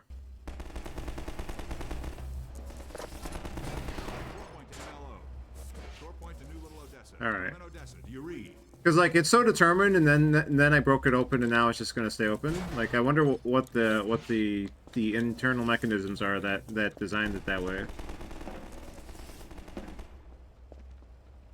If they didn't want you to go back, why would they let you get so close? Yes, exactly. We've proven it. So that means that we can go back this way if we were prepared for it. Unfortunately, this sail is glued down with anti-grav glue. Hate to see it. Hello, Dr. Freeman. Hello. Car's all ready for you. Buggy model. Oh, The it is buggy's just a model buggy. went through many They do iterations call it before that. reaching its final version. We cycled through designs that satisfied both our artistic and physics simulation needs, but then hit an unexpected issue. Many playtesters, even experienced FPS players, were getting motion sick while driving it. Oh, wow. Along with some simulation tweaks, we discovered that altering the buggy model helped. The more the model obscured the world, the worse the motion sickness became. So we began stripping away parts of the model, removing more and more of the body until players stopped feeling sick. In particular, being able to see the ground through the missing undercarriage made a noticeable difference. Really? So that's why it's so framey and like it feels so haphazardly mashed together. Because again, this feels like it's part of the process, right? We are a ragtag group doing our best with what we got, but also that was designed specifically like that for that particular. Wow.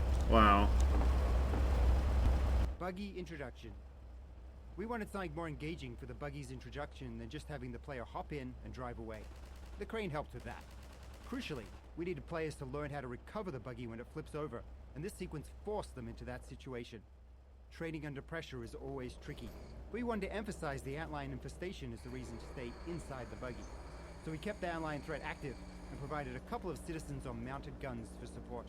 A small bonus, players also get the experience of being lifted by the crane just before they'll get to operate one. Oh, that is foreshadowing. I never even thought about that. That one's so obvious too. Magnet's failing. Hold on. Sorry, Doc.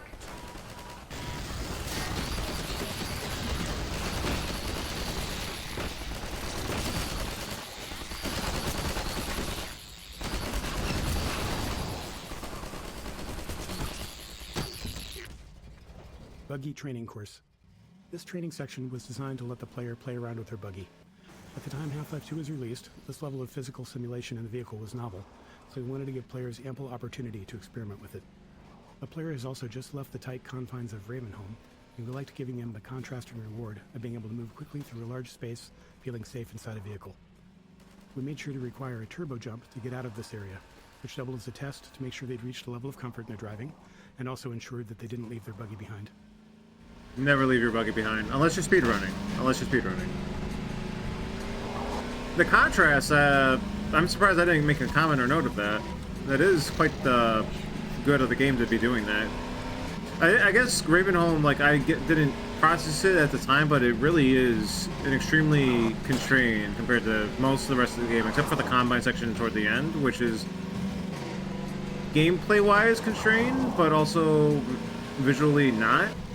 And which itself is something of a contrast, because like you can see so high up and below this within that tower.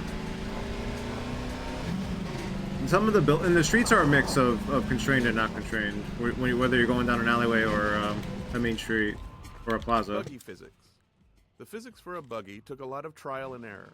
We wanted it to feel fast, even though its top speed was only about 35 miles an hour.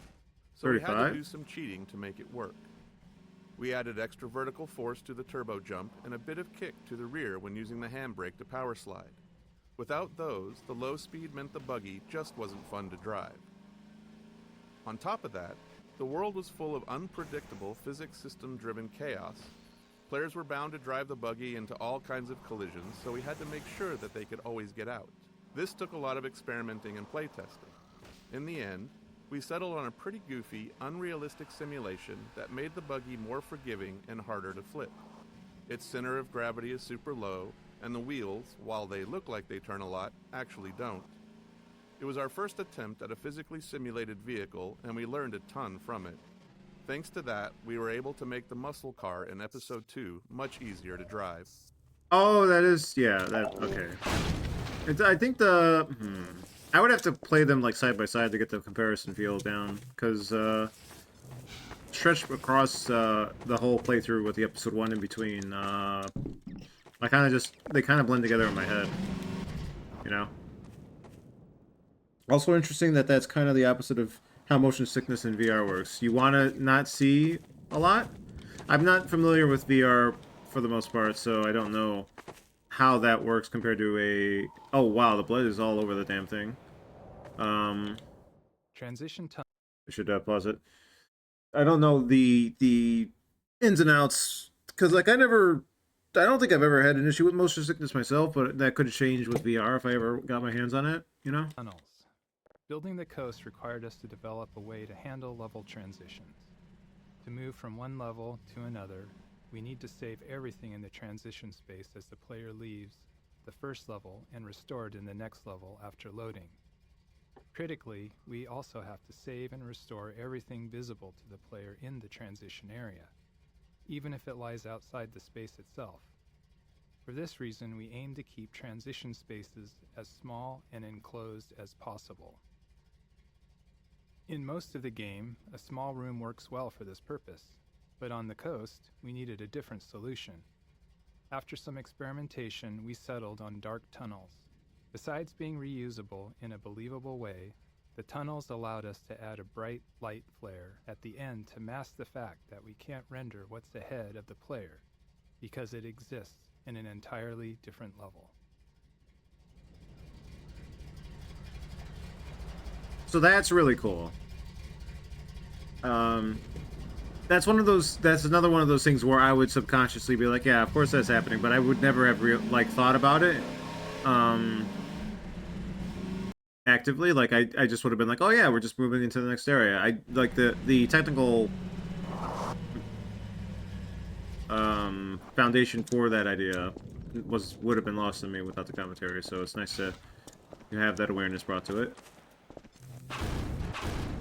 Like, of course it's a checkpoint, you know, like, it's a loading checkpoint, but, like, what does that really mean? And the bloom of the tunnels also, like, you know, that's a very fun spin on keeping the visuals down and out of the player's view. Contrast that with the current standard of loading times for the bigger budget games where you're just going through a little crevice. Like, I don't know which game popularized that. I just know that it was in God of War, in the newer God of Wars, the newer Jedis, and it's a bit of a spoiler to say, so I don't want to say it, but it was parodied in a game that came out last year to very amusing effect. And it sucks when a good idea gets overused to the point where it starts just becoming, oh, it's the thing, right? Like, oh, it's the Ubisoft towers. Oh, it's the crevice level transition. Like, yeah, it's like one would hope there's other ways of like getting around that idea, so you can have some variety and not just be, oh, it's the thing they're doing.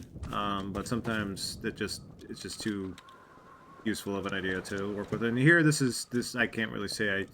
I would have to go back to Halo 2, right? Halo 2 had the big sprawling highway level, I think? Or was it Halo 3? I don't remember. Maybe both of them.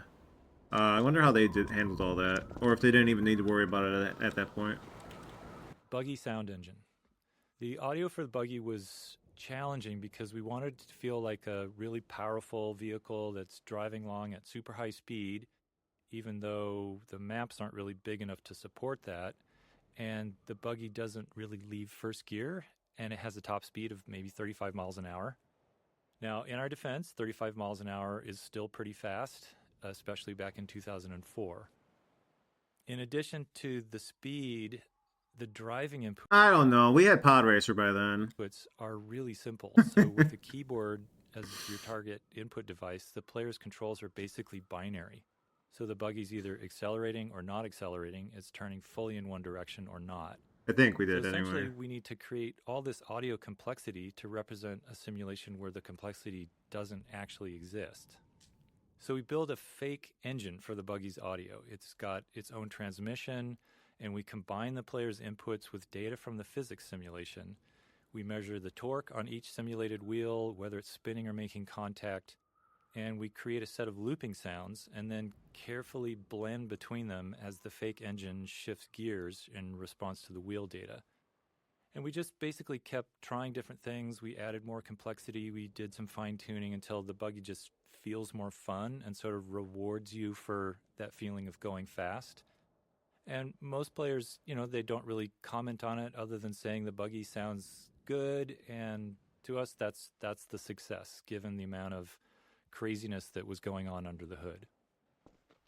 It's unfortunate, but it's so natural to be like, "Oh, things good. Why do I have to comment on it?" I try to do that as best as I can and often as I can. Hopefully, not to an exhaustive extent, but like when sound good, like when sound bad, sound bad.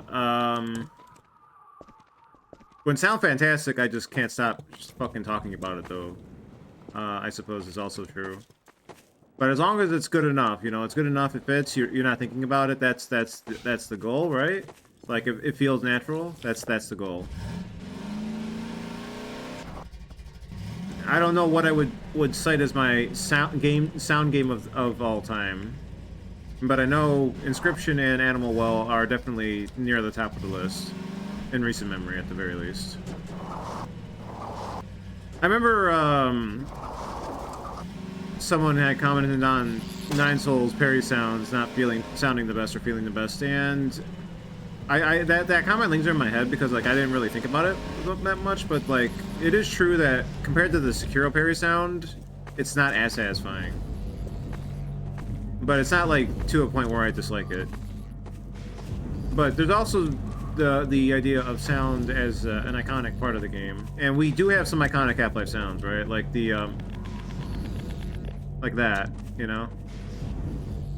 So like these I trust these people on the sound department. They've already earned that trust. The creature sounds very, very good. The head crab sounds iconic, etc., etc. In VR, they will darken the edges of your view. Thumpers. Whenever possible, there's a lot of value in players feeling like they figured something out on their own. It makes the world feel So more fucking alive, true. rather than just a series of gameplay elements lined up for the player. If we can accept the risk that some percentage of players might miss an element entirely, we can take a more subtle approach. We took this approach with Thumpers, designing setups that players are likely to encounter but aren't forced to engage with. There are plenty of visual and audio cues, as well as inline reactions, to help the player understand what's happening. It doesn't guarantee all players will figure it out, but playtesting showed that most did. I'm pretty sure on my first playthrough I did fuck with this. I went up to him like, wait, what happens if you turn it off? Oh god. So I'm really glad they give you the option to fuck with it, and not just have it be a static element for you to, like obviously that's the intention because you gotta turn them on later, but or turn them off later. So off and on and off, on and off. But to just have this one for it being an optional discovery right now. Antlions. Very nice. With the player driving the buggy throughout the coast, we needed a pervasive enemy that could justifiably appear anywhere and act as a constant threat to keep the player in or near their buggy. Antlions spawning from the sand were the perfect solution. Their high mobility allowed them to keep up with the buggy for short bursts, unlike our humanoid enemies. Plus, they were very satisfying to run over. True. So fucking true. I mean, everything's satisfying to run over, but I get what you're saying. I get what you're spitting. Where are you? Where'd you go? There you go. Where is he? Alright.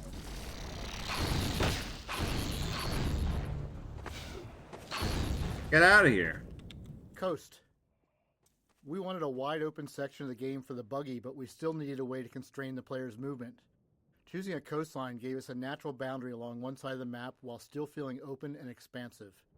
It also helped visualize the effects of the Combine's extraction of Earth's resources. Playtesters still tried to swim out to sea, so we added leeches to deter them. The leeches couldn't be a real avoidable enemy that players felt they could fight, so they're a bit magical. Players generally understood that they were pushing the game's boundaries, so we didn't overdevelop them. Yeah, it's pretty straightforward. Wait, was that? Coast. Chris Green, okay. It's a pretty straightforward means of telling the player no. I do like how speedruns kind of just jump over all that shit, though. Okay, can I parry the charge grab?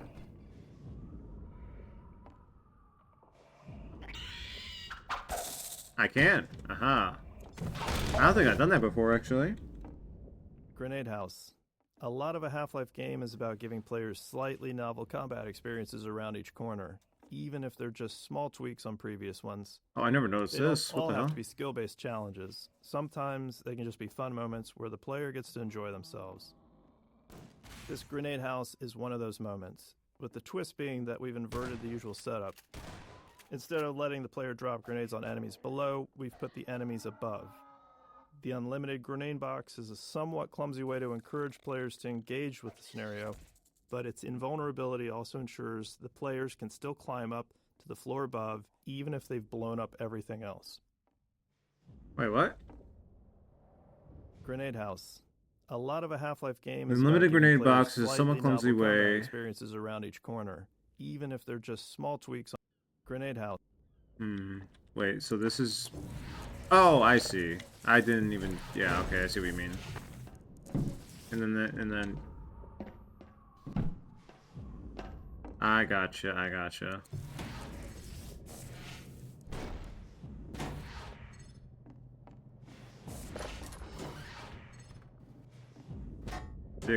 digging. It's Minecraft. And when it comes to VR, like, obviously Alex would be nice to play someday, but like, eventually there will be enough games to justify it. Well, but there's also the physical limitation of the living space, I suppose. But the game space wise, it's not quite there yet. Because, like, I want to try Half-Life Alyx. I'm a little interested in seeing what the hell the Eurocamp game is. Just because I'm such a fan of that series, even though I haven't watched the latest season because I haven't watched anime anymore. I need to watch more anime. Beat Saber, people love that game, and it looks cool. I don't know if that would wear thin after just one session, though. I don't know if there's any other VR games worth playing that aren't just ports of existing games. Like, I'm sure VR Outer Wilds would be fucking funny. VR Doom Eternal might be funny, but I don't know if they are actually good ideas to execute. There was something I was interested in seeing a VR port of. I don't remember what it is, though. Alright, so that's everything, right? We did all those, now we're on to the next set. Design. In some of the earliest design work for the game, we had plans for multiple core alien races, with the Combine being just one of them. One of the other races was a religious insectoid species. Religious and the antlions were part of insectoid. that. Later, as we developed Coast, we started viewing them more as pests that came through the Zen portals, along with head crabs and other creatures. While they aren't actually from Zen, they infest the corners of any world they enter, a lot like cockroaches. That's a very... You know, I didn't even consider that, but it is true that, like, the head crabs, there are creatures that are just like the pests of their given worlds that got through the gates.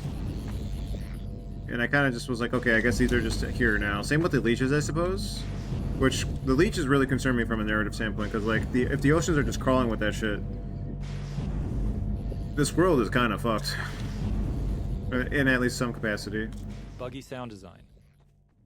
The sound design for the buggy was based on samples from an old 1968 Camaro. Oh, And okay. we chose that car because they have these amazing V8 engines with just huge pistons. And there's not really another sound like it. It has this sort of gutsy, visceral sound that we were looking for. The transmission also has this really wonderful mechanical whine when it stops accelerating. And that combination felt really responsive within this basically binary input system that we had to work with. So the fake engine transmission wasn't modeled after a real-world car. Instead, it was just designed as a simple system to reward the player for holding down the accelerator. So it's like a looping escalator that produces a rising tone, constantly building tension and shifting gears whenever the tone needs to restart. And since the player would quickly run out of space in our relatively small maps, the goal was just to make accelerating fun for a short period of time. It always feels like the few times I play racing games, when you lose the acceleration, it does feel bad. Feels like, oh no, I had it was, it's like maintaining a combo in a sense, like, but I get the idea of and I do feel that from just constantly getting the boost back to a respectable speed, the motion.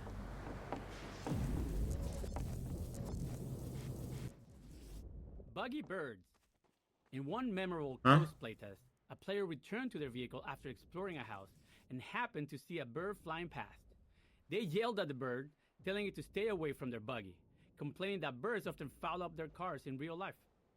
In our post-playtest discussion, we realized that this was the first time we'd had objects separate from the player that the player actually cared about. We saw it as an opportunity to explore, so we built a system to deliver the moment that playtesters feared.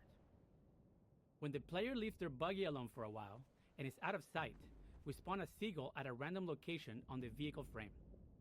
As time goes on, the seagull spawns poop decals on the car body beneath it and continues until the player returns, at which point it flies away. Naturally, playtesters wanted to be able to clean their vehicle, so we added the ability to wash the car by driving it into shallow water. It was late enough in development that we already had the tech for all of this, so the feature was quick to implement. It's one of those cases where we know only a small percentage of players will discover it. But if we can implement these kind of details efficiently and have enough of them, most players will encounter at least one.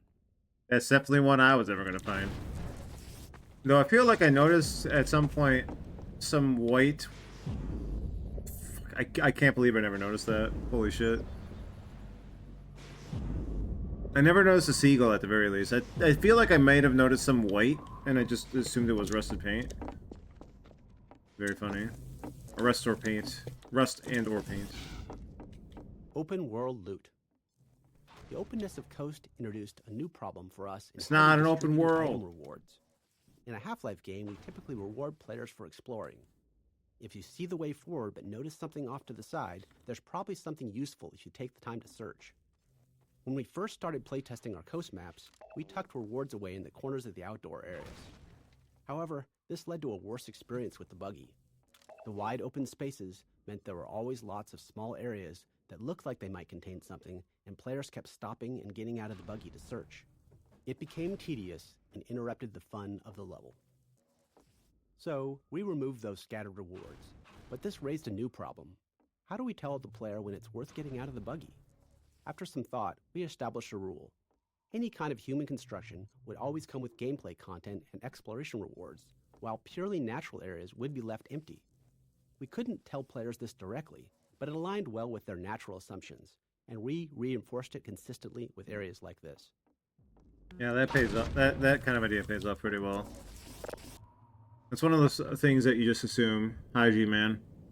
But to take it for granted is the human condition in a sense, maybe? Of course I want to go in thing, and of course I will find thing and thing. Oh, I didn't even notice that antlion corpse. He's gonna kick it off! Oh my god!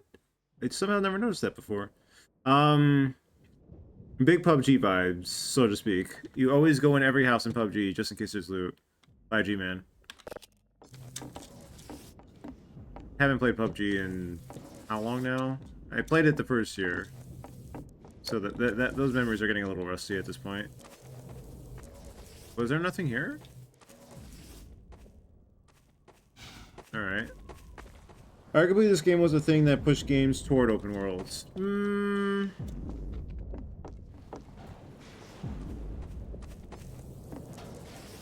Maybe.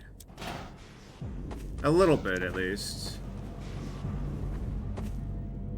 Okay, where? I can't believe I'm looking for this. Where is it? I don't see anything of note.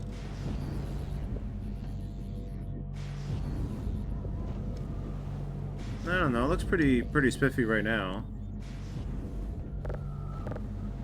I can't get in from on top? Alright. Wait, are we done here? I should make sure.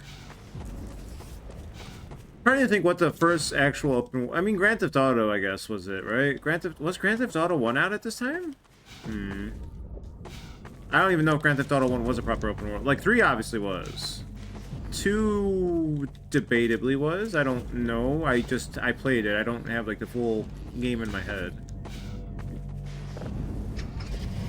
I forget when 3 came out. It was around this time, I think.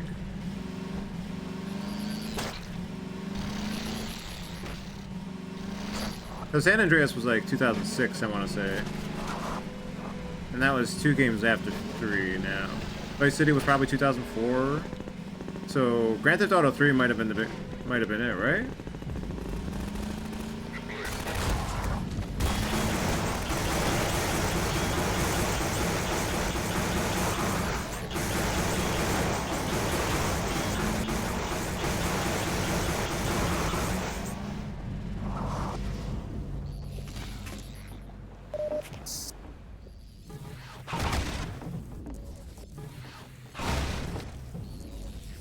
This was better GTA 3. Later GTA. By like 3 years. Oh.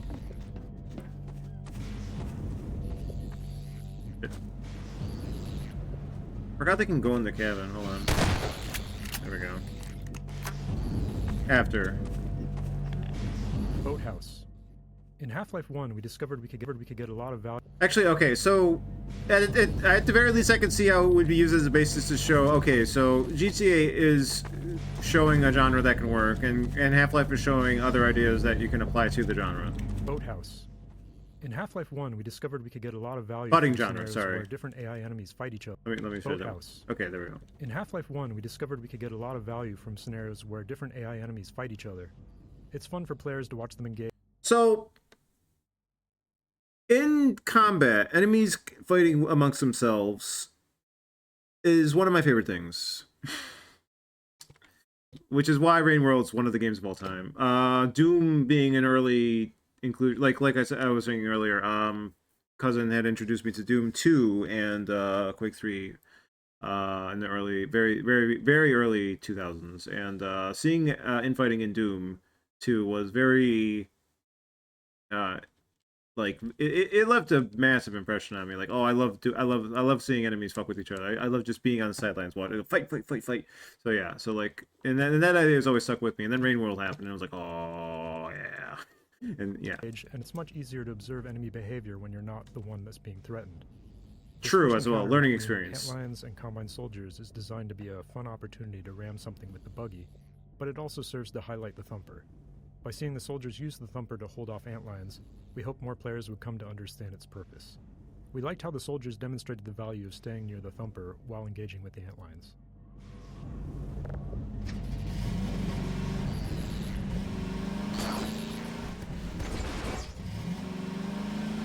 You know, that was a little lost on me, seeing them grouped toward the thumper. Like, I saw them grouped toward the house and more than anything. Like, oh, they're gonna huddle up in houses. Of course they are.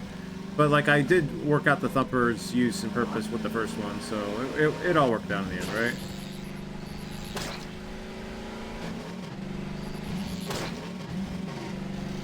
Oh, the plays. Oh, they're learning.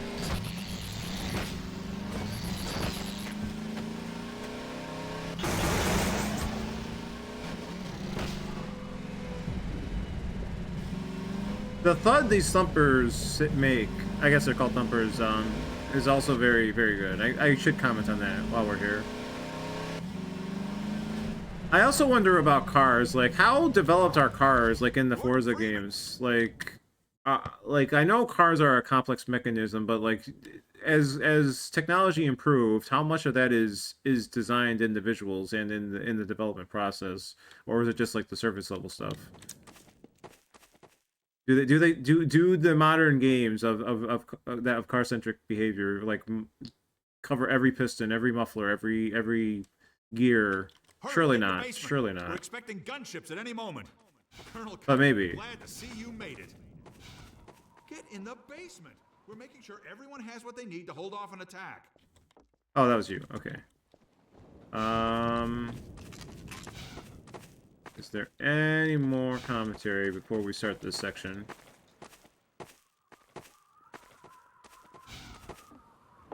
This way, Dr. Freeman. No. There's probably at least one in the building, right? Oh. Flying vehicle audio. Okay, we'll hold off on that one. Combine gunship. Okay, we should play those while we're fighting the gunship.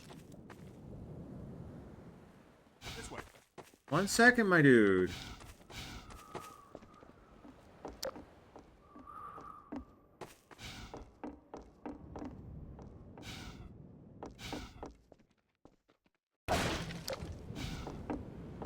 Okay, so it's just those two. Alright.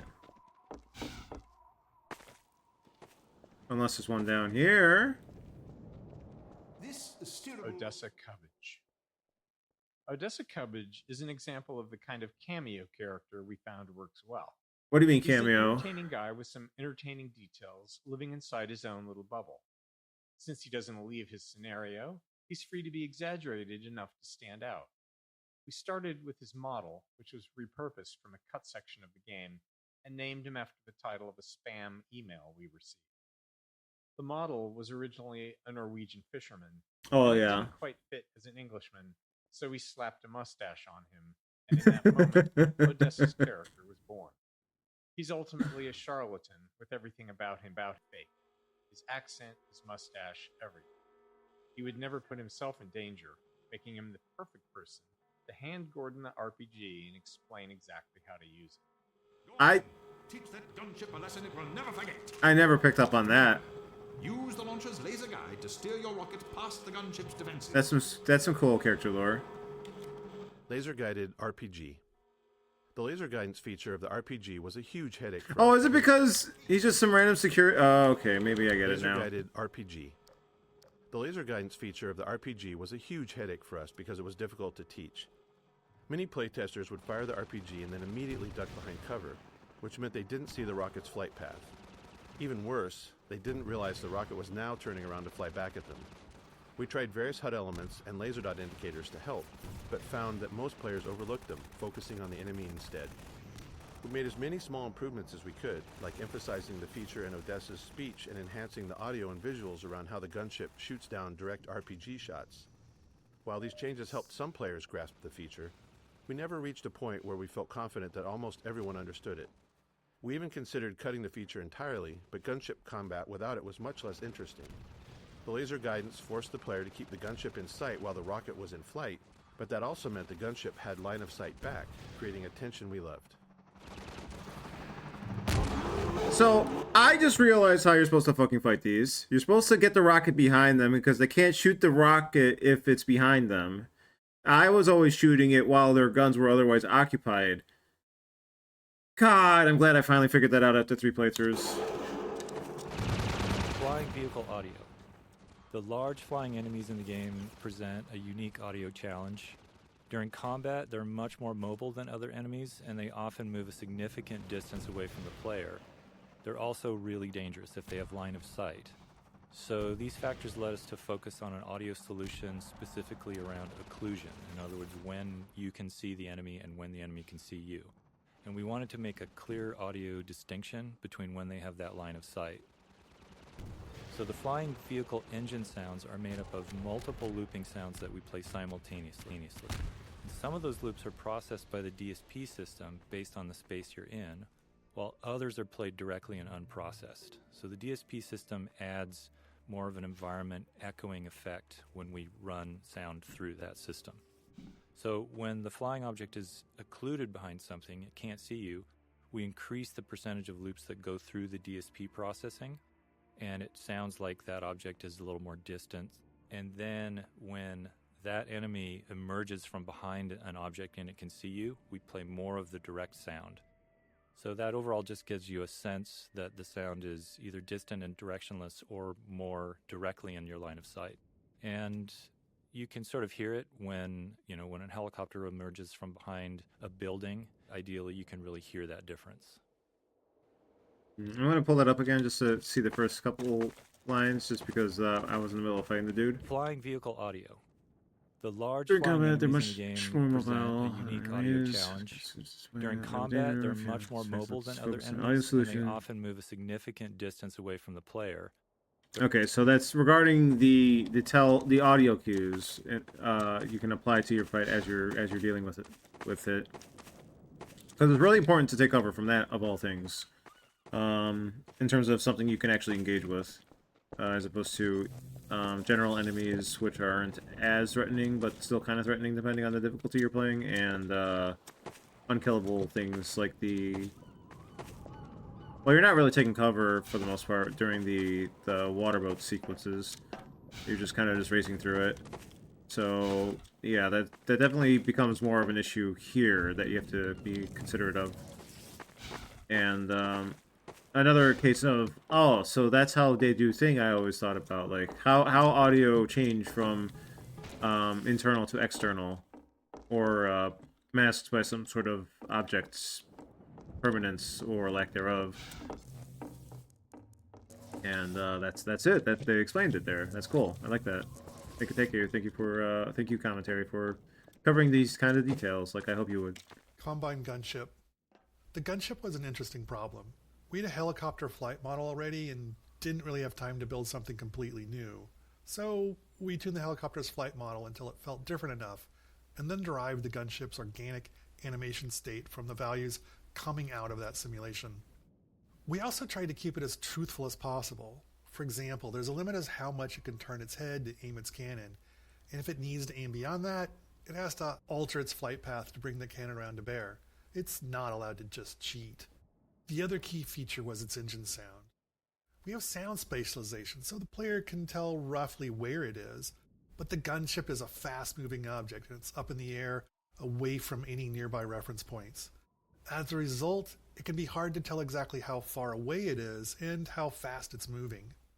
To fix that, we added a Doppler effect to the engine sound, pitch shifting it based on the gunship's velocity relative to you. It's a subtle effect, but it's extremely effective at subconsciously helping you perceive the gunship's location and direction, critical information letting you know that you're being hunted by it. God, that all still feels like magic to me, even hearing all the details. I mean, I'm sure they can go into even further details. That would just make my head spin, but thankfully they don't do that, because that would just all go over my head, right? I think I should do a quick be right back, and then we will keep going. I quick saved it, right? We'll quick save it again. Why not? Okay, be right back.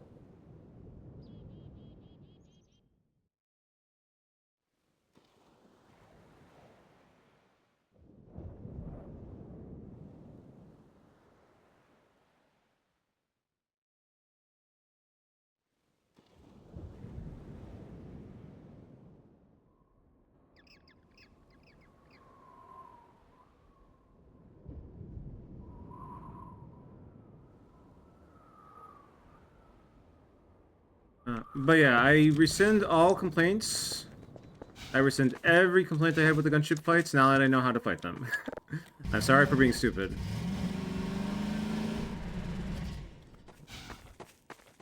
Get going, Dr. Freeman. We know Eli Vance is depending on you. The Eli Vance? The Eli Vance. That definitely felt much more fun doing it that way. So I could see the struggles in trying to convey how to fight that thing and how to react to it with the player. I got it, but I also didn't get it. Sometimes I have those moments of knowing what to do, and sometimes I don't. And that was one of those moments where it was the unfortunate mix-up of the two. What is this?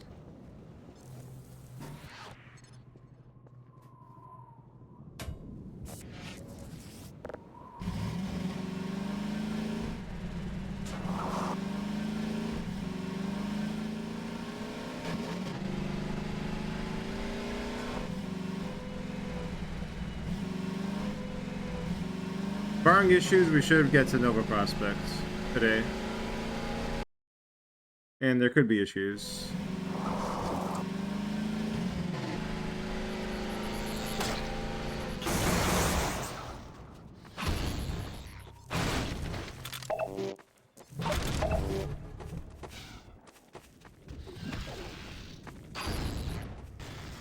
And now that we're here, I should also comment on how cool it is to see the speedrun of this particular section with how they just zoom through all these maps. Like, the speedrunners just zoom through there like that. They just go at high velocities. Like, am I safe? And they hate even low-level water? No, I'm not. Okay. D2 Coast 04. This map was actually the first area of coast that we built, before the crane and other elements existed. The drained seabed and rusted ships were some of the earliest pieces of art direction we developed. Years later, we showcased the map in our 2003 E3 demonstration, though much of the gameplay was still being figured out at the time. As a result, when we began building out the entire coast section, that demonstration became a useful vision for us to work toward.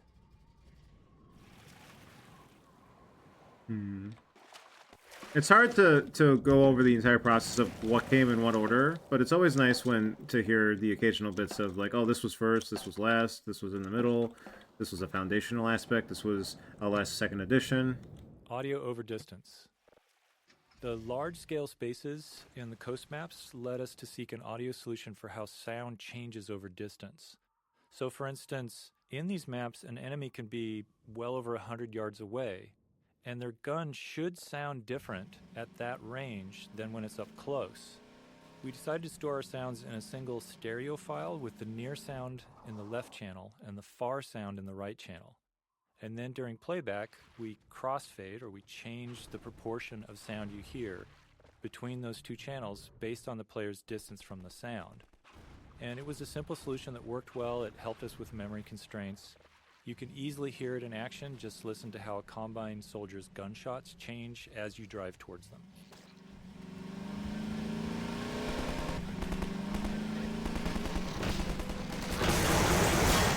Oh, I hear it, I hear it. I did it again, God damn it. Audio over distance. The large I didn't know if you drove. I forgot if you drive too deep in the car protests really aggressively. So, for instance, in these maps, an enemy can be well over 100 yards away, and their gun should sound different at that range than when it's up close. We decided to store our sounds in a single stereo file with the near sound in the left channel and the far sound in the right channel. And then during playback, we crossfade, or we change the proportion of sound you hear between those two channels based on the player's distance from the sound. And it was a simple solution that worked well. It helped us with memory constraints. You can easily hear it in action. Just listen to how a Combine soldier's gunshots change as you drive towards them.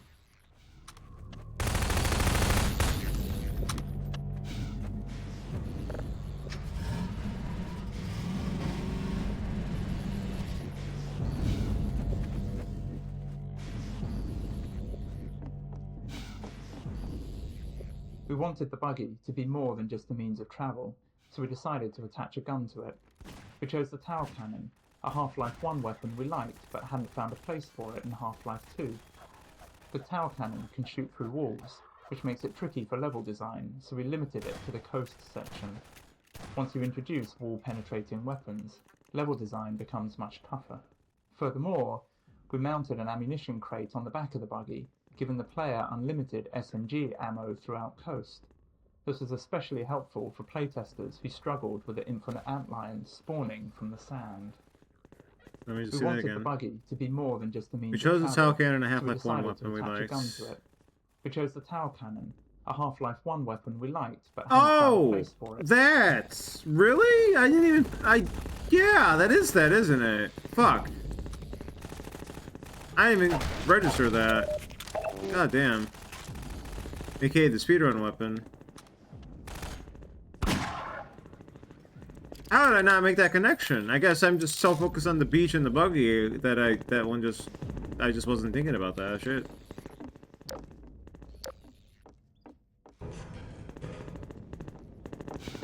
Yeah, I also don't get the iconic charge up sound. I guess that's why I wasn't thinking about it.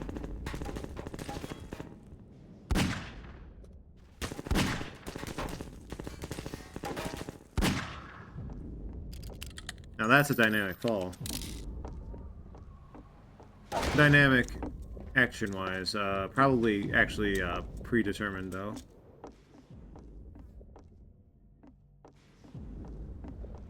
All right, it's time for the crane game. Crane. The crane took a lot of fine-tuning to get right. Something that needed to generate so much physical force was always risky, given the limitations of our rigid body physics and destruction technology. For example, the magnet was never going to fully meet player expectations for something with that much mass. But because the crane was stationary, we could carefully choose everything within its range and fine-tune as needed. Fortunately, most players didn't seem to notice its rougher edges, likely because of the sheer novelty of interacting with something like it in a vaguely realistic physics environment.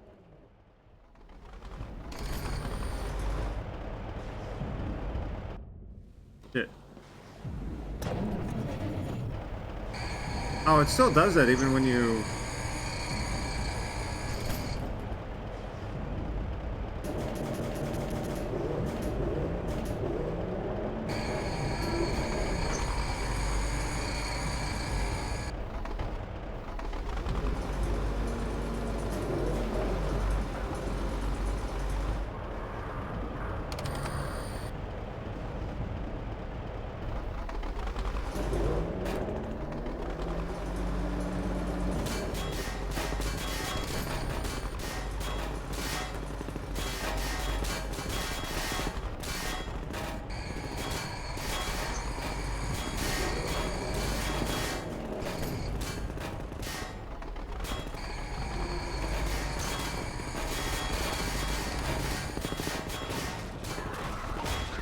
Oh, that's a bad one. That's a baddie.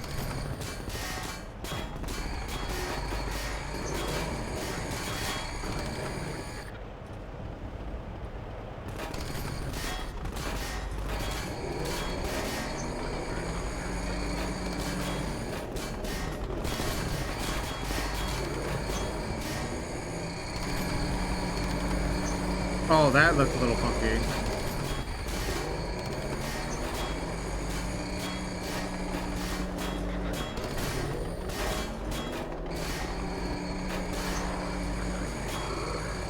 Get scoops.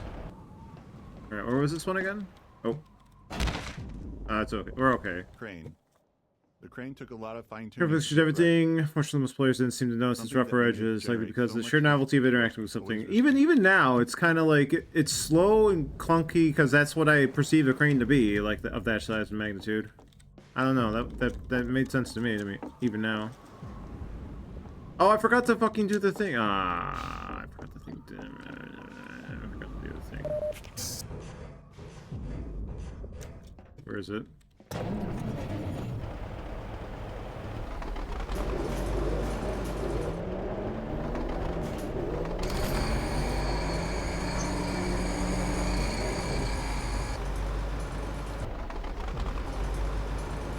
Wait, can I grab those? Surely not.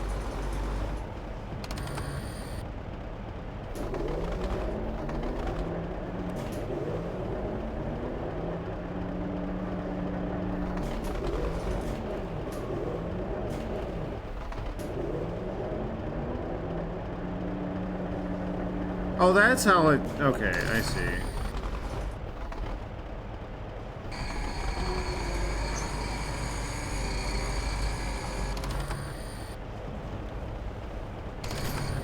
Okay, we're good.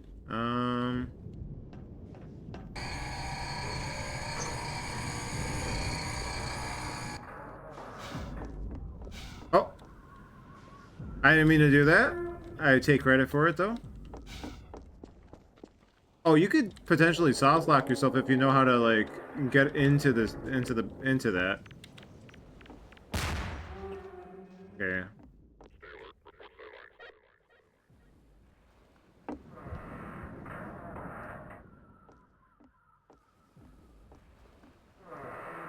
I'm sneaking around. I'm sneaking.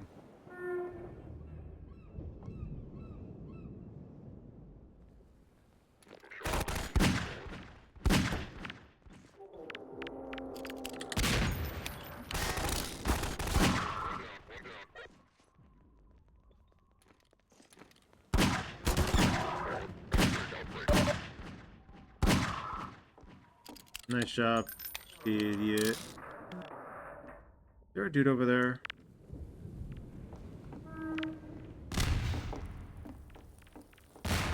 No, there's not. No dudes.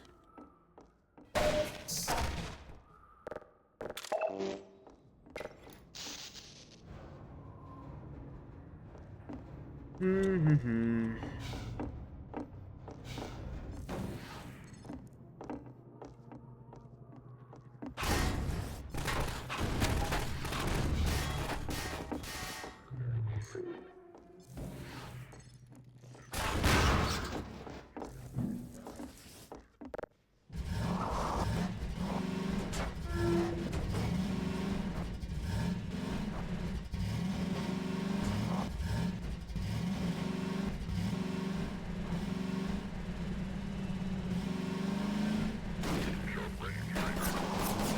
What?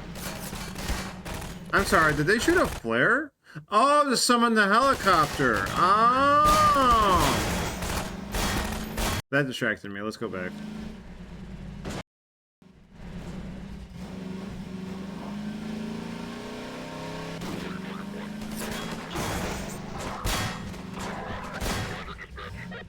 Okay, you have to die.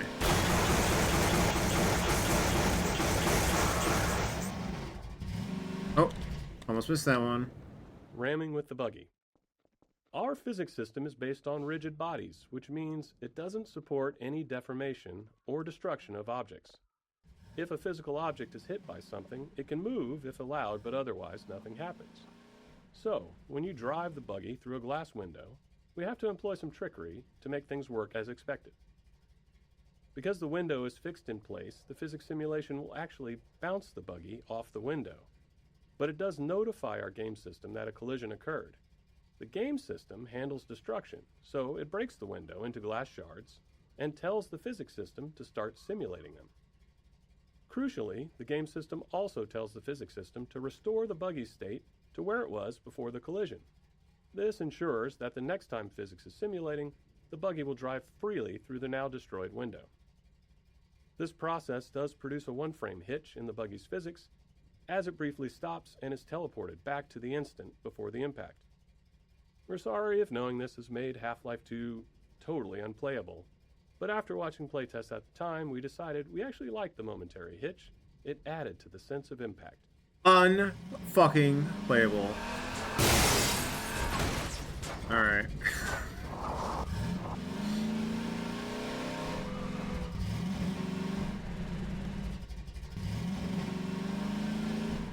We're good here, right? The crate. We don't care about that.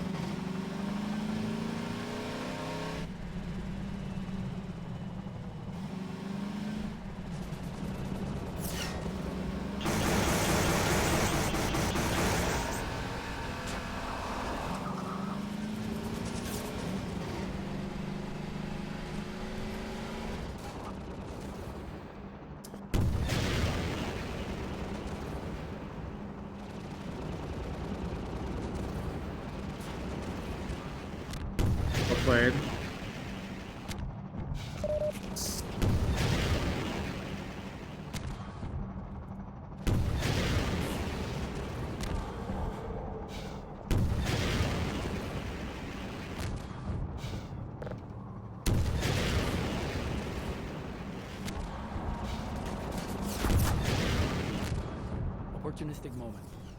Some memorable moments in the game come from the interactions of multiple game systems, but sometimes we realize these moments are likely to happen only rarely. When that's the case, we often wish more players would experience them.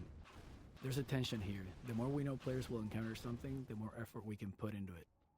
But if it feels too artificial, the moment can come across as forced, and players may not respond as positively. The gunship cinematic death is an example where we nudge things a bit, trying to increase the chances of a memorable moment without being too obvious. The design of this area and the gunship's flight path make it likely that the player and the gunship are in the right spots when it dies. If they are, we trigger the gunship's crash into the cars. If not, it dies in the usual way. It's totally gamey, but playtesters didn't seem to mind when the moment played out well. I think that happened on the first playthrough. I'm gonna reload now for that. Gordon gets 1 frame of brain damage. No! The 1 frame. Watch out for it. Masters of it are not to be trifled with.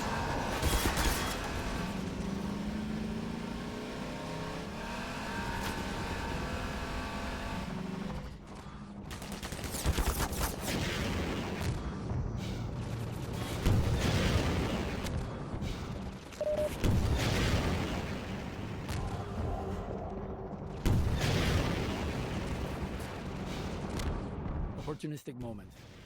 Some memorable moments in the game come from the interactions of multiple game systems, but sometimes we realize these moments are likely to happen only rarely. When that's the case, we often wish more players would experience them. There's a tension here. The more we know players will encounter something, the more effort we can put into it. But if it feels too artificial, the moment can come across as forced, and players may not respond as positively. The gunship cinematic death is an example where we nudge things a bit, trying to increase the chances of a memorable moment without being too obvious. See if we can line this design up. of this area It probably has to be around here, right? Make it likely that the player and the gunship are in the right spots when it dies. If they are, we trigger the gunship's crash into the cars. If not, it dies in the usual way. It's totally gamey, but playtesters didn't seem to mind when the moment played out well. So true, actually. It's very narratively fitting, right? To have like this refuse of humanity, or well, not refuse, but this relic of humanity, these leftovers, these remains of humanity, and it joins those remains being left in the dust of Gordon's path, the path of the living.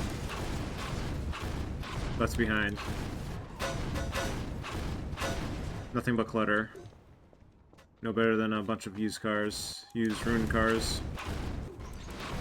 I probably could have said that more eloquently, but you get what I mean. You get what I mean. It was fun to set that up in timing with the commentary, actually. Wait, what? Can I? No, that's touching it. Okay. Valve has the frame data. They are locked the fucking... That word mean... I don't know why I said that. I'm sorry. Valve has the frame data. They will lock it in the vault. There we go. Lock it in the Half-Life 3 vault. Never to be seen again.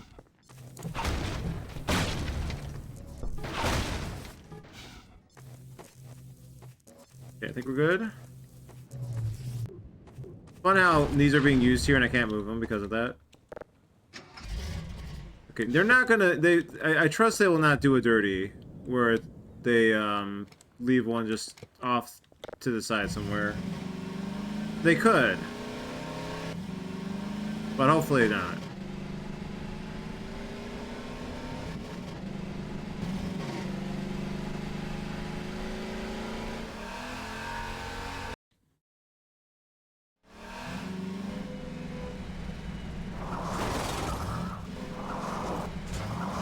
Roller mines.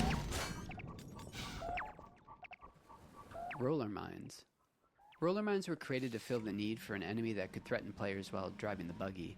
Since the player in the buggy was essentially a fully physically simulated entity, we thought it would be interesting to also have a physically simulated enemy. The manhack had already shown us how this approach could lead to an enemy with lots of interesting interactions with the world. So we built the roller mine, a ball whose movement is entirely driven by generating torque on itself, and iterated on its behavior until it was fun to drive against. Roller mines aren't particularly dangerous to the buggy, but if you let them stack up, they can become a problem, especially near a cliffside. We also made sure they worked well when the player's on foot, allowing level designers to get a few extra encounters out of them.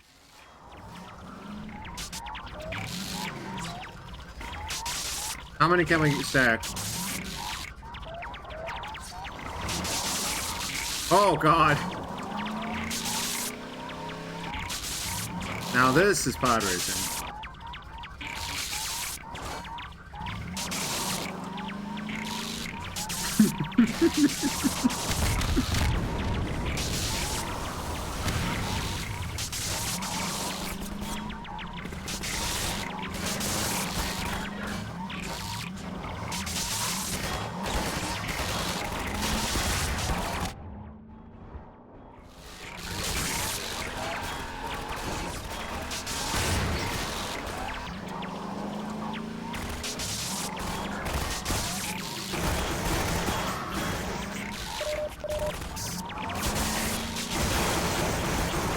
Fine, we'll use the gun. Where is he?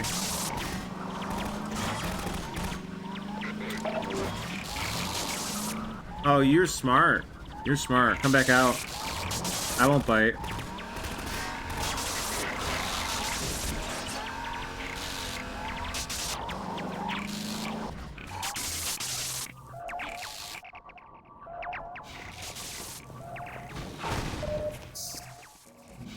The Sparkettes. Oh god.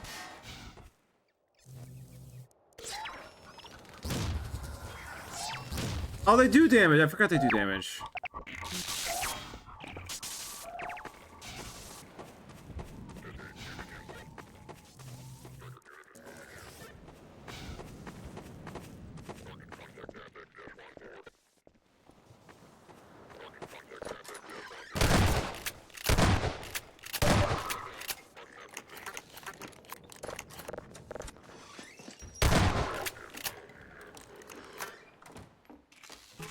The Doppler.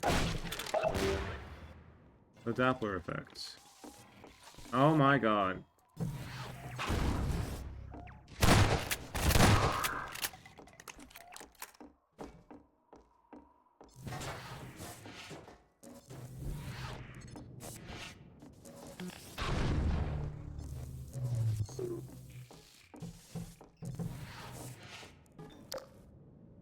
The terminal. The coffee mug. The pan. Alright, so... Oh, they've broken free from their chains. Oh! Ambush. One of the general challenges of a Half-Life style FPS is that the player is constantly moving forward into spaces they don't know. This means that when they find themselves in combat, they're in unfamiliar areas with no knowledge of how to approach the fight. We use many different methods to help the player with this problem, and this ambush is one example. Upon arrival, the player fights a group of Combine among these houses. During the fight and the exploration afterward, the player has the chance to learn the arena layout. Then, when the player explores up into this attic, we spawn a second wave of Combine. In that second fight, the player now has the advantage of knowing the layout, allowing them to make more tactical decisions in defending against the ambushers.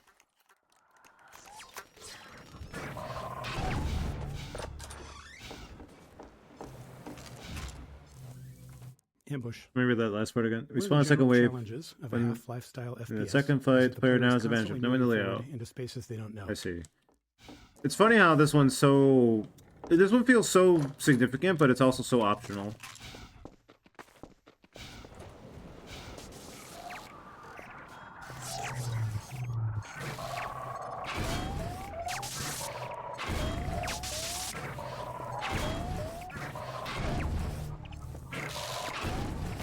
Alright, enough of that.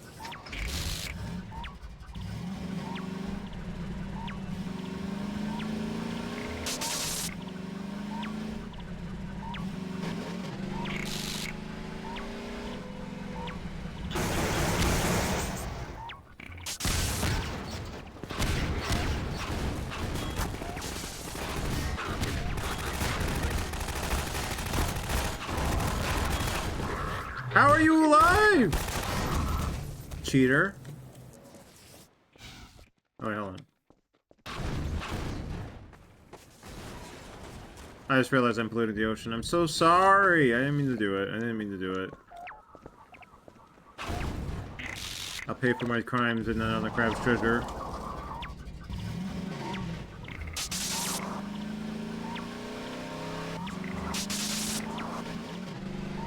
So they are meant to just fuck with the driving. Well, aside from the contact damage. I didn't realize that. I thought they were supposed to explode. That's why they were called roller mines. I mean, they do explode, but, like, I thought, like, upon contact they would explode, you know? Like... I sure got played like a fiddle there.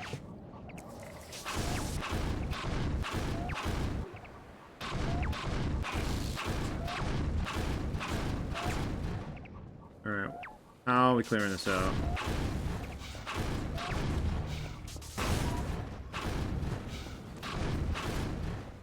That's out. Alright, crossbow. Yeah! Let's go. Crossbow. This is the player's first opportunity to get the crossbow in the game, and looking back, it's somewhat surprising we didn't gate it. It's entirely possible for the player to drive right past it. To make that less likely, we set up the roadblock and vantage point to encourage players to get out of the buggy, at which point... Oh, that, yeah, the that... crossbow Perfect. and item crate. Perfect execution in that idea. Almost every player stopped and collected the weapon. But this is a case where the difference between playtesting and real play might matter. A playtester who's been playing since the start of Coast may not be as fatigued with exploration as someone who's been playing from the very beginning of the game. So, we placed another crossbow a few levels ahead, directly on the player's path in Nova Prospect. Ah, that's an interesting way of looking at it. I didn't consider that. That they were playtesting, having people playtest specific parts of the game as opposed to the whole game. Makes sense, and depending on time and resources and availability. I wonder how that helps with the composition of it all. I mean, you get some focus playtesting, focus on a specific area, and then the overall game. I could see the vision there. I can see why you would want to do it that way.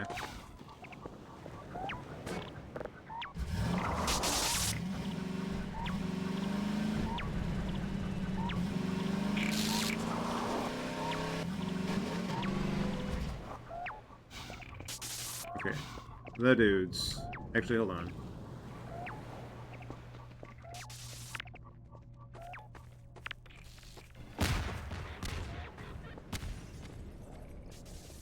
Gas station. We had grand plans for this encounter. We envisioned building a gas station that the player would fight around, likely igniting the gas tanks and setting fire to everything. We imagined the player driving away from a raging fire, but budget and performance were harsh constraints in 2003, and the station had to keep getting smaller and simpler to fit into Coast's large levels. Our plans for a dynamic fire system didn't materialize, and building it no longer made sense. There's always a limit to how much work we can justify for a single encounter. In the end, the only remnants of our original vision are the explosive gas tanks.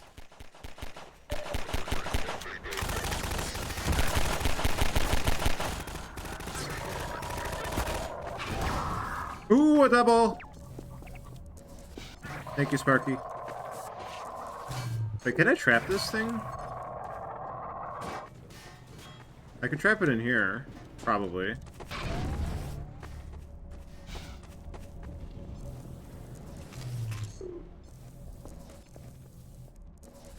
It felt distinct enough as an arena, but I see where they were going for. I wonder if that influenced Left 4 Dead's gas station moment. It might have.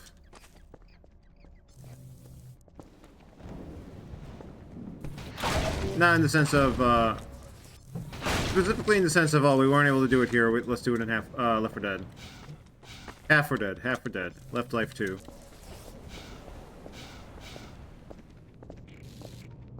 Oh wait, I didn't do the thing yet. My bad.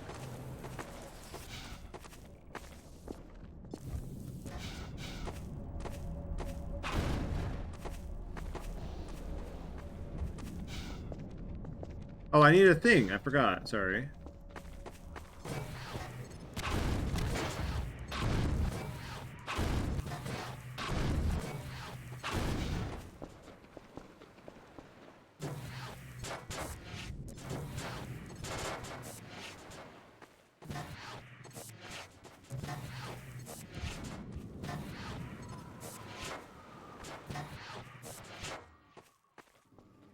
That ought to do it.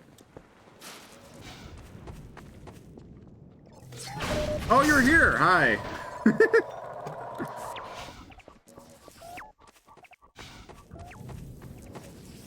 I was like, where'd it go? Did it explode? It did not explode.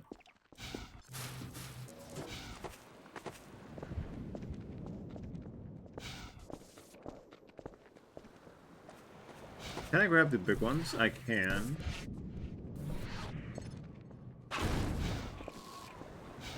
I guess it does say patrol up there. That's true. It's true. True. God, I'm so paranoid about the power going out again. You know what? Just for sake of peace of mind. No events currently have happened. So far, so good.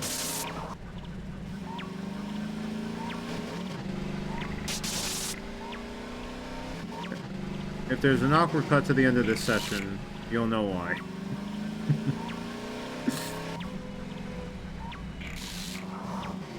Wait, did I look in the building? Did. I did, right? I was thorough. The doubts, the demon doubts creeping in my head. The doubtful demon creeping in my head, sorry. Sorry.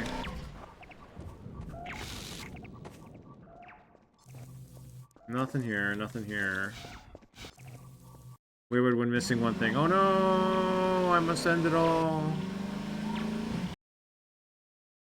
I like when you get into the tunnel and I mean, it's coming up, but like the tunnel and it's like you're still in the tunnel for a bit before you actually get into the thick of the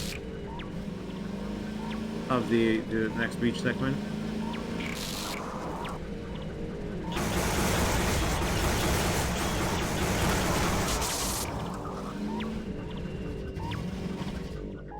If it cuts out, it's because Valve stole the end frame. God, they're at it again.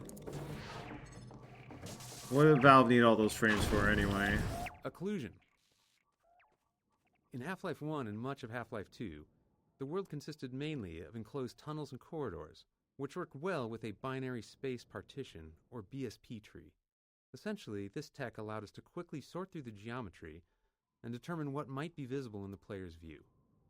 But the open areas and coast and other outdoor sections didn't suit that approach, so we needed some new tech.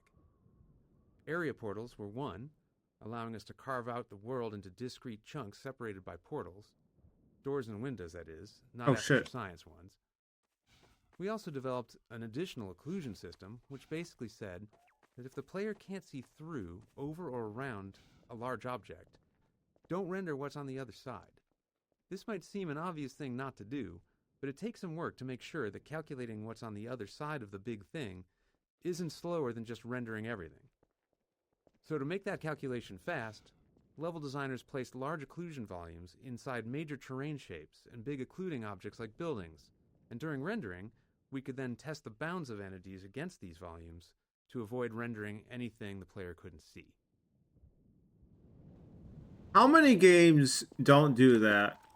I know it's happened. I know I remember seeing reports of games that just don't fucking do that shit. And then games that do it in such a stringent way where like anything I'm currently not seeing out of focus right now is not rendered. Finding that careful, healthy balance. I wonder how much effort that takes in the development process of a given AAA. Area portals. One performance challenge we faced in Coast was handling wide open spaces that included buildings with highly detailed interiors, or at least they were detailed by 2003 standards.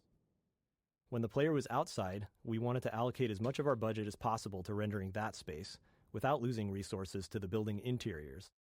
But unless we were willing to board up every window and door, the player could still see inside. To solve this, we created a feature called area portals, placing one in every open window and door. An area portal precomputes a flat image of the building's interior, and during play, when the player is some distance away, the area portal displays this precomputed image over the window or door, allowing us to skip rendering the actual interior. Wow. As the player approaches, we smoothly crossfade between the area portal's image and the building's actual contents. With careful use, area portals helped us to meet our performance goals on Coast, along with the occasional door that closed itself behind you.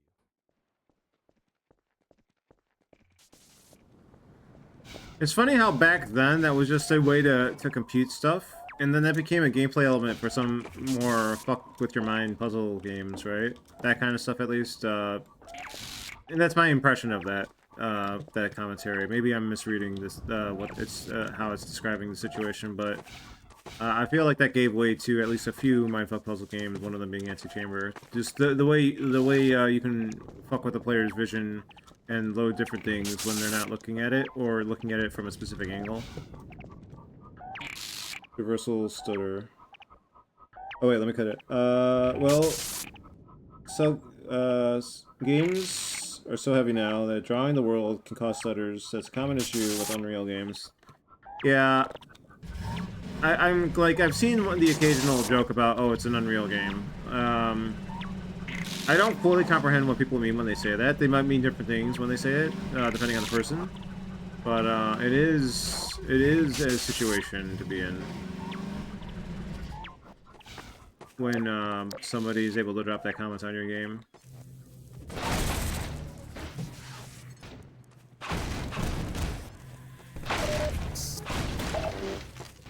Because even if I don't know what that means, I know it's being used in a disparaging way.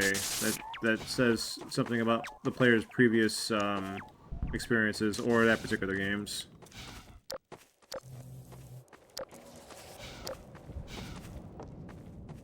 And again, I just don't know because I don't really play many of those, or I'm not aware of it at least. I don't actively look at the game engine my game is running on. Like, it's always surprised, like, oh, what do you mean how it was used in Unity, like stuff like that.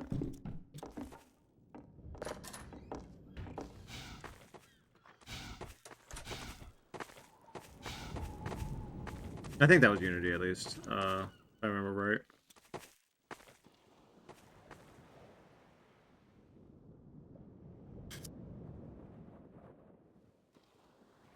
Does he know?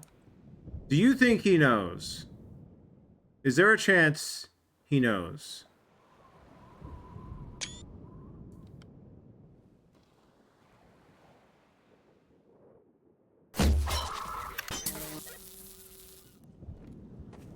Well, they know. Terrain and performance. Our performance budget was often a significant constraint when it came to combat, and even more so for combat on terrain surfaces. When NPCs move, they perform many small spatial probes to determine if they can safely navigate their chosen path. To help visualize it, imagine they can't see and are constantly waving a stick in front of themselves to check if the way is clear. The performance cost of these probes increases with the complexity of the world geometry. Our terrain displacement system creates uneven surfaces using many polygons, far more than the perfectly flat floors found elsewhere. This meant that NPCs moving on coast terrain were more resource-intensive than in other areas, and that constraint dictated the scale of many encounters in this section of the game. Really? Let me see that again. Terrain and performance. Our performance budget was often a significant constraint when it came to combat, and even more so for combat on terrain surfaces. When NPCs move, they perform many small spatial probes to determine if they can safely navigate their chosen path. To help visualize it, imagine they can't see and are constantly waving. Yeah, that's something that I definitely was aware of after enough experiences with games back then, where it was like, okay, we're going from flat surface to more complex surface geometry. That's gotta be, like, even back then I had those thoughts, which I don't know if that was an atypical or normal thing to think as a gamer, but like, I was like, oh hey, we're doing more fucking things. Will the enemies know how to react to that? And the answer was, we're getting there, and here are our workarounds and limitations. And like right there, they're explaining that does dictate what they can do, what they can't do, and how they work, how they course correct when they realize there are limitations being put upon them by level geometry.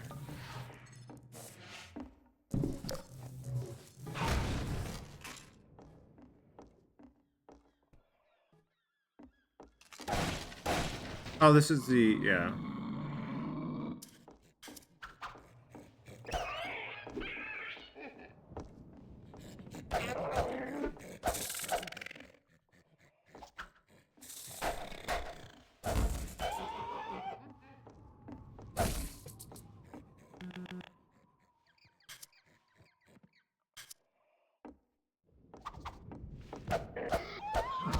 Ow.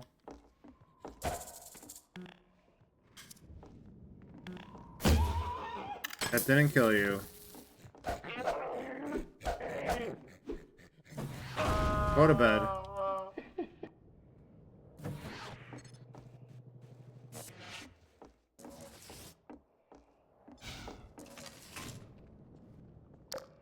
Was there another one? Oh, he's, yeah, down there, right?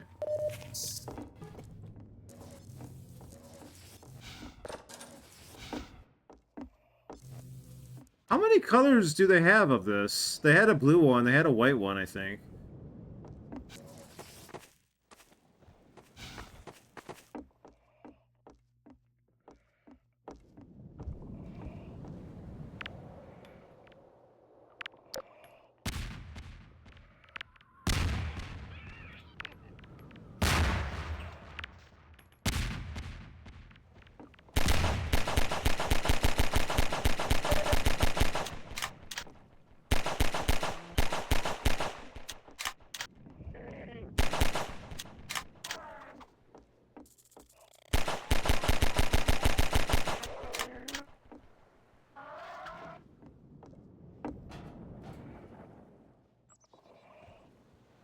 You missed, buddy.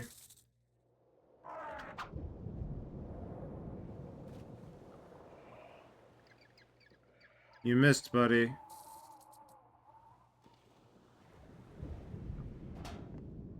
Alright, that was it, right? We were in there. There was nothing there. Nothing there. Oh, wait, what was this again? This was submachine gun ammo. Oh, it's rocket ammo. Oh, shit, there was one. Detail objects. Once we had outdoor sections running, it was clear they needed some form of high-frequency detail, so we added small foliage elements, like grass and shrubs, across the displacement terrain. But we knew we couldn't afford, which is to say we didn't have the time, to hand-place them all. So we built the detail object system, which generates small foliage elements automatically based on the displacement material. Each material specifies the type of foliage to place, along with a set of parameters. At map compile time, the system calculates random points on the surface and selects foliage to place there. Given performance constraints, there was still a fairly complex hand-authoring process for foliage texture sheets, allowing us to render all of them in a single pass.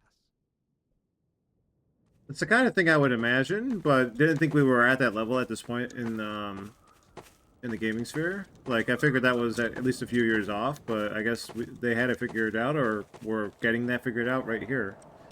Huh.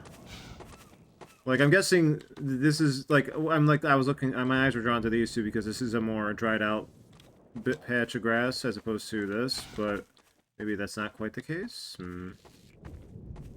Or variances within variances. Some of these are more leafy, for sure.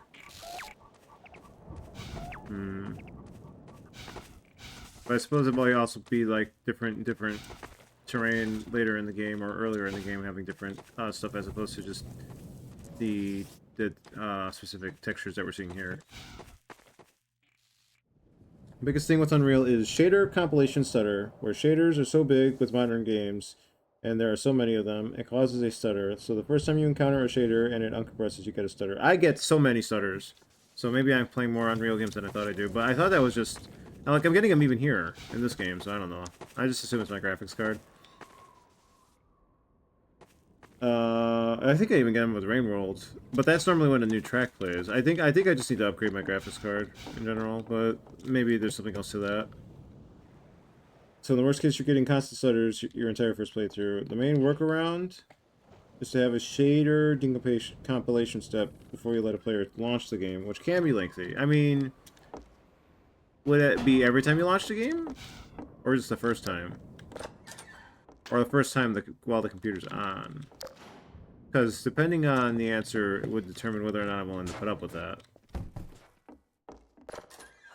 But at the same time, I don't play much new games these days, so I don't have to worry about it that much. Thankfully. Ow. I should have actually checked this real quick to make sure there wasn't one over here. No.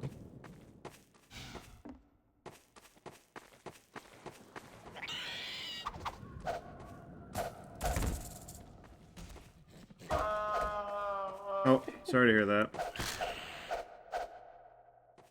Oh, goodbye.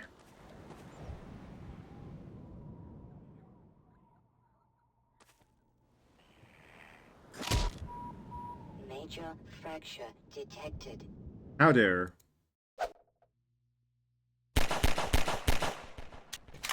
We were at a beach, like, place when we were teleporting around and Lamar got lost. How did Lamar find its way back? Where is the comic that tells you about Lamar's journey through Half-Life 2? Where's Headcrab Simulator, where you play as Lamar? There you go, that should be Valve's next Half-Life game. Just to fuck with fans.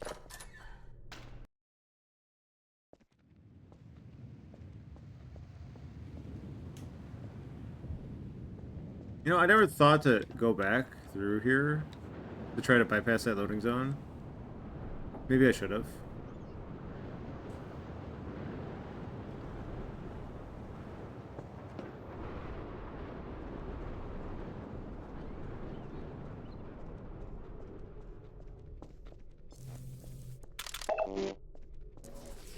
The bridge.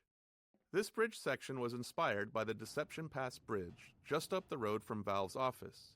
We initially built this section as a pure navigation puzzle, gradually layering more gameplay into it. It also became the primary test case for our players' edge friction. In our movement system, we subtly increase friction on the player's deceleration as they approach the edge of a surface. Players have never noticed it, likely because it aligns naturally with their goal of stopping at the edge to look down, matching human tendency to move more slowly and carefully near a drop. But it's a critical feature for this part of the game. We know this because at one point during development, we accidentally broke it, and suddenly all of our playtesters started repeatedly falling to their deaths. Ooh. Ooh. See, there was a stutter there as the music played. Or I felt the stutter, at least.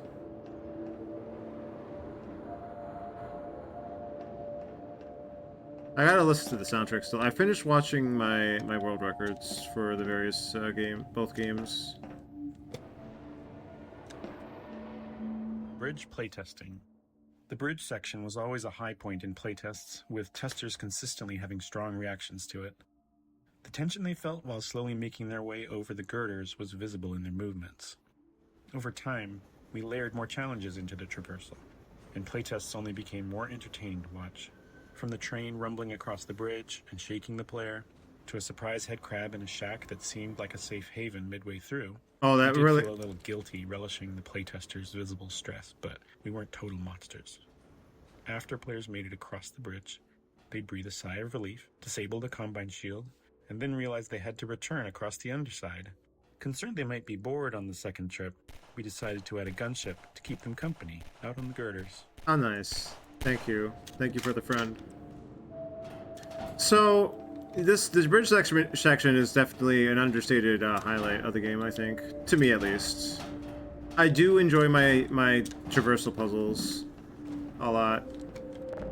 Like, to me, you know, I never even thought about, like, I did think about that, but I never even realized. I wonder what kind of games do that well as their forefront objective. It's not necessarily puzzle-like, but it does border on that.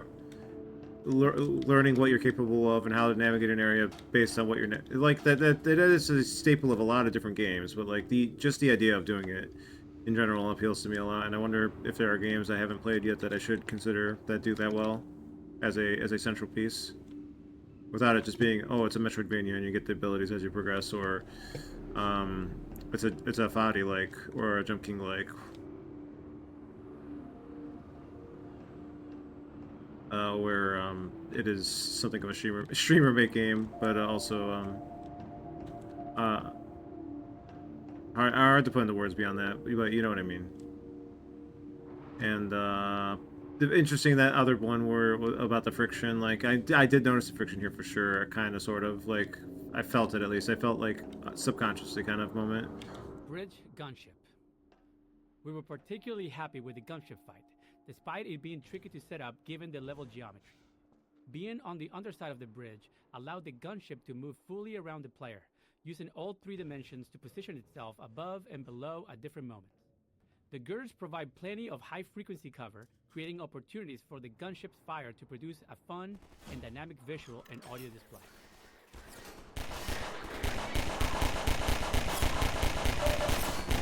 Definitely a place to put a gunship for sure. I agree with that as well. Just having this whole wireframe 360, yeah, that's like another one of those things I never would have thought about, but it's actually really fucking true. I fell to my death. How far back are we? Not too far back. I can't jump because of the fucking... God damn it.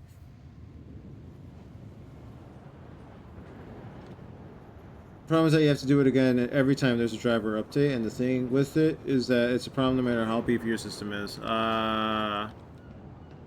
So it's just, if it's an unavoidable problem, and then in that regard it needs to just be addressed on the game developer side when possible. There's a ladder here?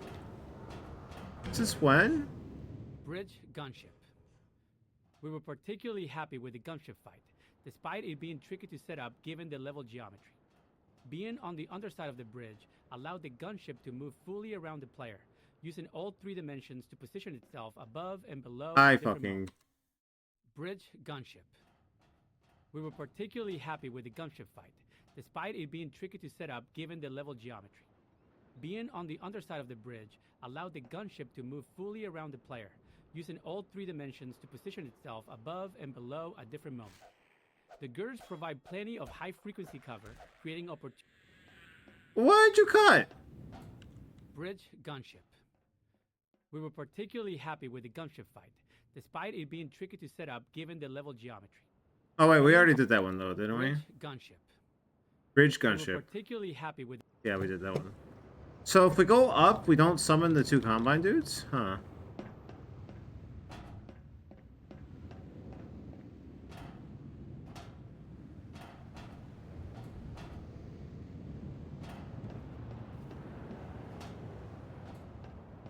Wait, how do we... Oh, just like that.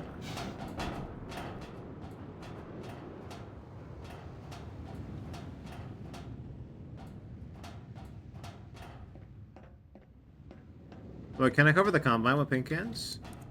Are these pink cans?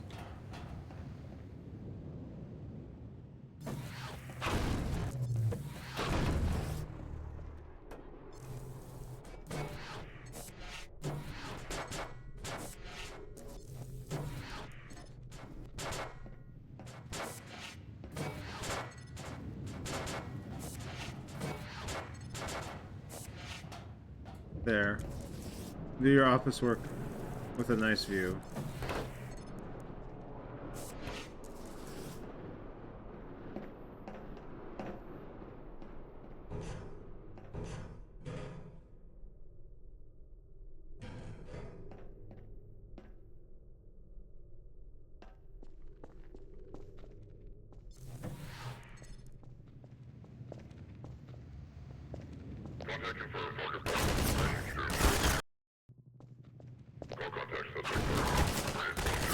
No paint.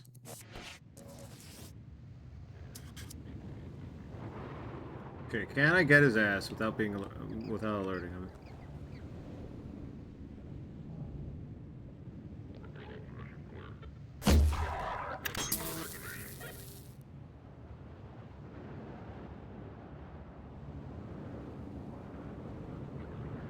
Stealth kill, hell yeah.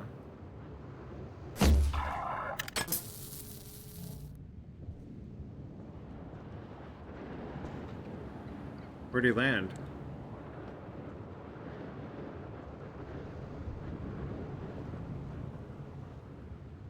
Oh, is he still up there? Hmm.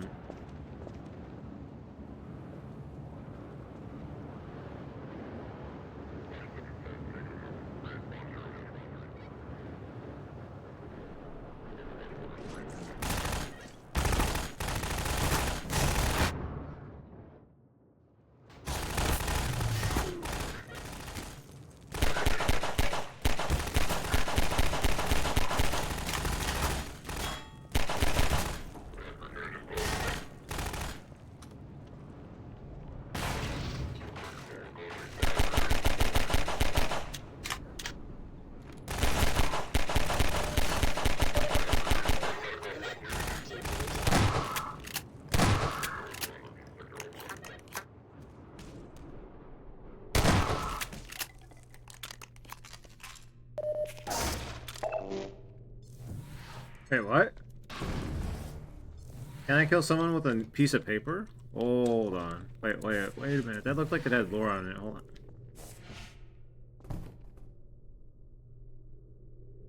Sif reviews. Why? Huh?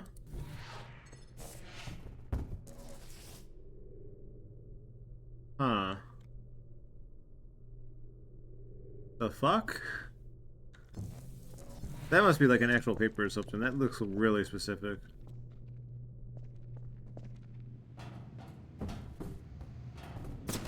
Ooh, there! Oh, it's this fucking guy again.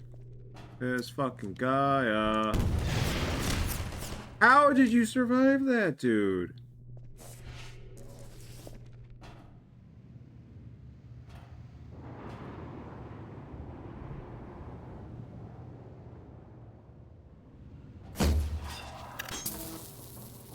Ooh, though.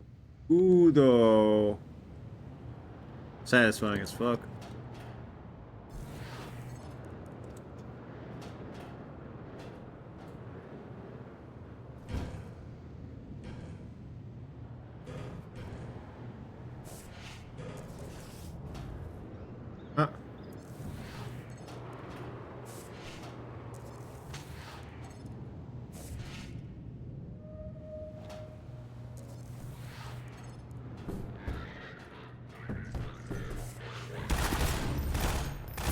Okay, hold on. I forgot that was right there.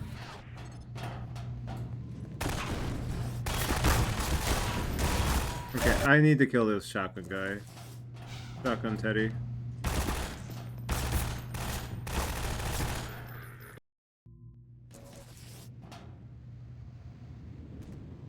It's a shame that when you quick save or load, the guy's getting pierced to the wall doesn't stay.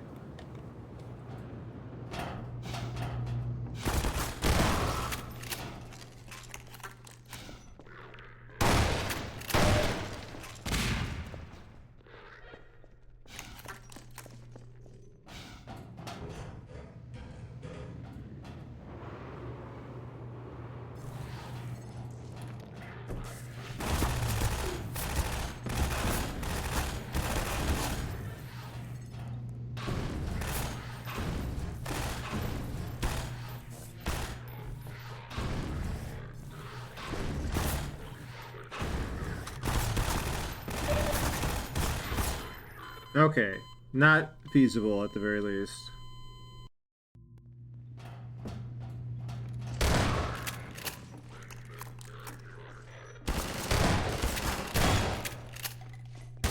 Oh, fuck off. Fuck off.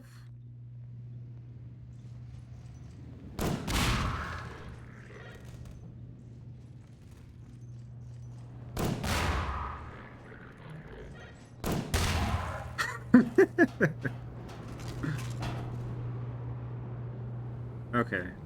I'm amused. I am perhaps too easily amused.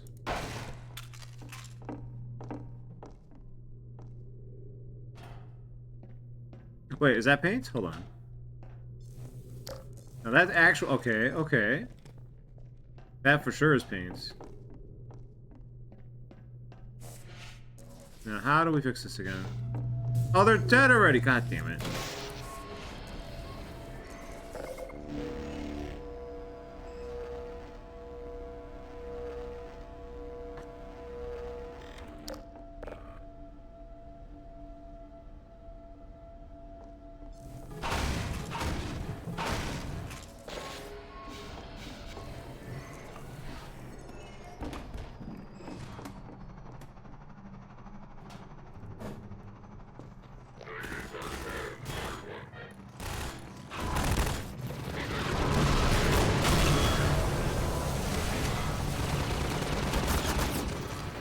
I'm sorry, did I kill them or did the gunship kill them?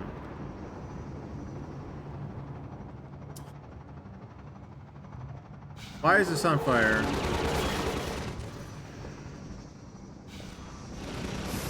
Oh, wow. And it's actually on fire, even though you're not really meant to be over here. That's pretty fun.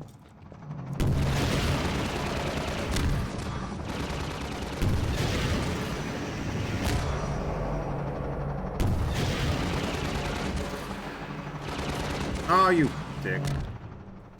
Oh, it's there. Yeah, okay. That makes sense.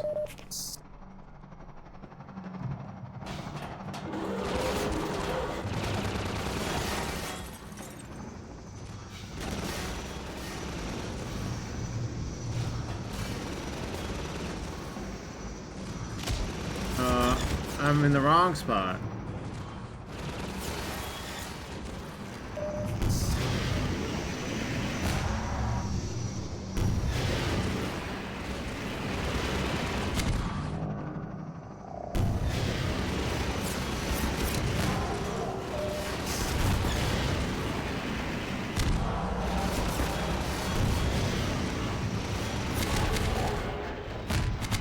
Okay, that got so much easier now. Fucking hell. I'm glad I figured it out. Those things used to be so detrimental to the experience, and now it's fucking hell. That's why you always play a game 3 times before putting it down. Don't actually do this with every game.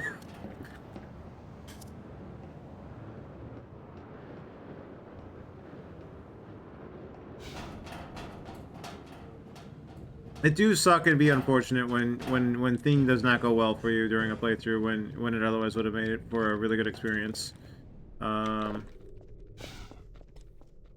there's nothing to really be said or done about it. It's just, you know, sometimes it happens, you know?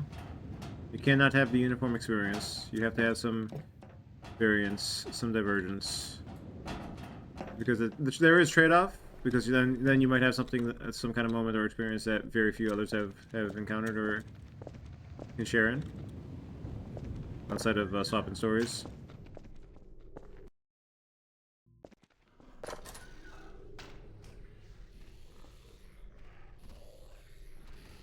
A normal person just holds against the game forever.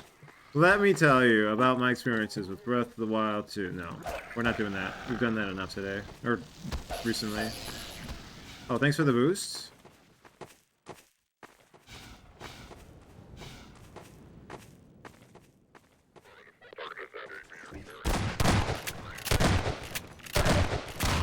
Thank you.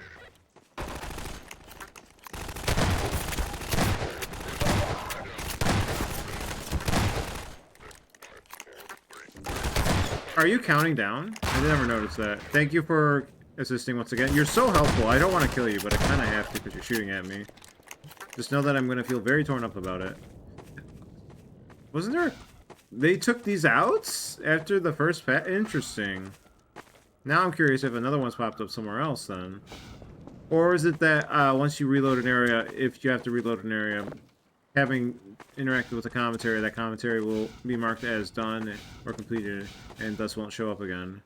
Now those are still there. Why are these unloaded?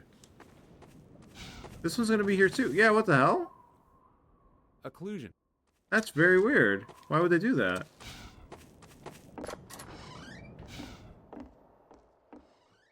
You get one chance for those commentaries, apparently. Though I do wonder if, like, if I hadn't interacted with them, if they would still be here. Okay, I am low on HP, and I don't like that, but I don't have much I can do about it. So we'll just... Oh, wait, maybe in here? I don't remember where I left health, if at all.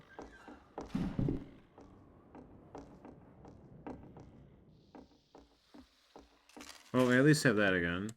More crossbow bolts. Good.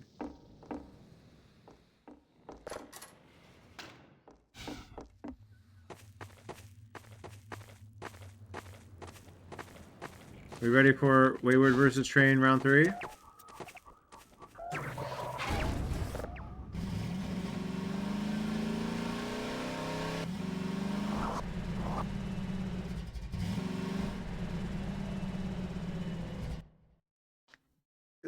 Oh yeah, I read that one. I played Rain World too many times, maybe. I was trying to think of all the games in the last 10 years that left me with a very bitter experience that I couldn't rectify as a positive, even with its negative moments. Spelunky 2 was a negative experience, even though I liked the very final endgame bonus area, or not bonus, but like super secret area or whatever. And then I think about like Odyssey, Fire Emblem, Three Houses. Three Houses I don't hate. I just think it's heavily flawed.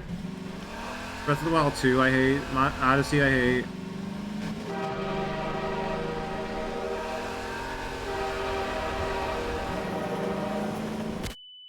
Oh, that one just kills me.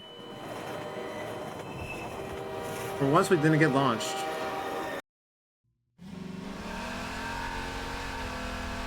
Omori I'm conflicted on.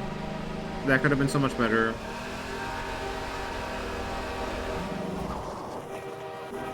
Oh, the tech! The tech! Oh, the tech though. The fucking tech. That's how you do it.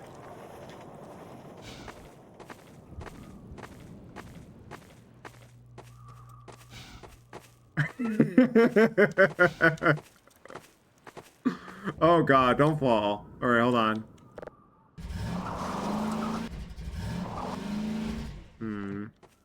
We're not out of the woods yet. Okay, now we are. There's nothing over here, right? Nothing over here, alright.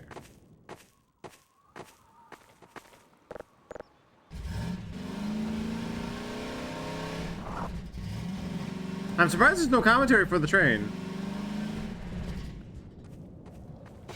I'm a little sad, actually.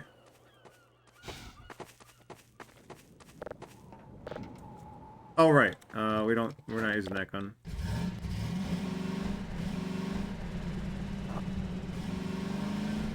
But yeah, it's funny how, like, if those are my 5 games of the last 10 years, Spelunky 2, Omori, Odyssey, Fire Emblem 3 Houses, and Breath of the Wild 2, then it's, like, very Nintendo heavy.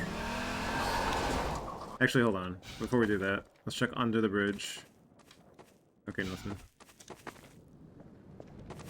And I wonder if there's any other games I'm forgetting. But again, with Omori and Fire Emblem 3 Houses, well, in 3 Houses' case, it's a flawed game, and I think the fans kind of ruined it for me. In Omori's case, I think it's a flawed game, and I don't know if the fans would have ruined it for me. I don't really interact with them. I can't remember any other games that just left a lingering negative impression on me.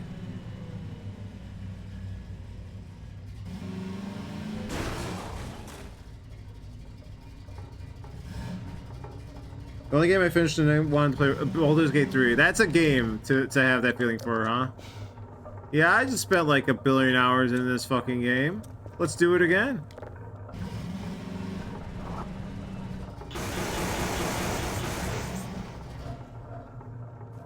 I don't remember this music. Okay, we got a lot of commentaries here at least. 28 transitions later. 28, okay. 28 transitions later. I never saw those movies, but it interests me that they made the sequels the way they did. Like 28 days, 28 weeks, 28 years. Well, it's years is the third one, right? They didn't do 28 months, right? It's very fun when you can do a sequel that's based off and that you can alter the title based off of your initial premise, and it's a very specific naming convention for your series. Like that always that amuses me when you're able to pull that off. 28 transitions later. After stringing together a few levels with dark tunnels as transition spaces, we realized we could subvert player expectations by building another one that appeared to be a transition, but instead contained something else. Like everyone else, we saw 28 Days Later in 2002. Loved it. I was a little young for that. Like even back then, seeing Quake 3 and Doom 2 was probably a little young for me. Because I remember I was showing my friend it, and they were like, "Oh, this is too much. This is too much. I can't handle this." Like we were like, what? In 2002 we were 14. 14. I was 14. I think he was 14 as well. Sorry, I should keep it paused. And I could only get through my first Resident Evil remake on the GameCube, which was a year or two after that. Playing it with my cousin in broad daylight. I tried playing the beginning portions on my own. I'm like, I can't do this. So then I had to bring it over to my cousin's house, and we played it together, in broad daylight, and like and then it was like a very long play through the game that led into the evening. And goddamn, even then, that I was like fucking, I was shaking. Like I that was my first real brush with anything horror, truly horror-esque. Because Quake 3 and Doom aren't really horror. That they're just, they just have that kind of coat of paint. So like seeing that movie in 2002 would have been way too much for me at the time. Immediately wanted to create an escalating zombie encounter in one of our dark tunnels. It came together quickly, and we were pleased with the result. Years later, we met Alex Garland, the writer of the film. He had played and enjoyed Half-Life 2, and we confessed that his movie inspired this section. That's cool. Also, I can't believe I'm hearing one of the poison zombies, and it's not going to show up here.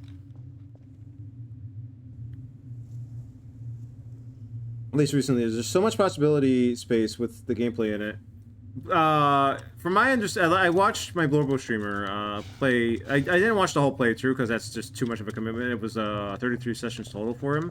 I watched the first 3 streams just to get a sampling of it. I realized I can never play that game. I just I couldn't handle the commit to your choices aspects, knowing that I could choose all these other options for starters. And then even if I played it in a I want to choose specific choices approach, I wasn't really feeling the characters all that much, aside from Astarion.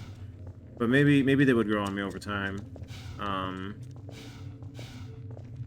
But it was interesting, like, knowing not only the dialogue choices and the checks you could do, like, oh, I want to do a check here of this type, or a check here of this type, but you could also, like, gameplay-wise, your approaches to levels and enemy encounters could vary drastically. And it's cool that the game has that much going for it. Like, it definitely earned its being the game of its given year, not just silly game awards, but like everybody talking and raving about it. It was 23, right? 2023, I think. Following up Elden Ring the previous year. Was Elden Ring 2022? God, was it? Oh God, the passage of time, the passage of time, terrible, terrible, terrifying thing.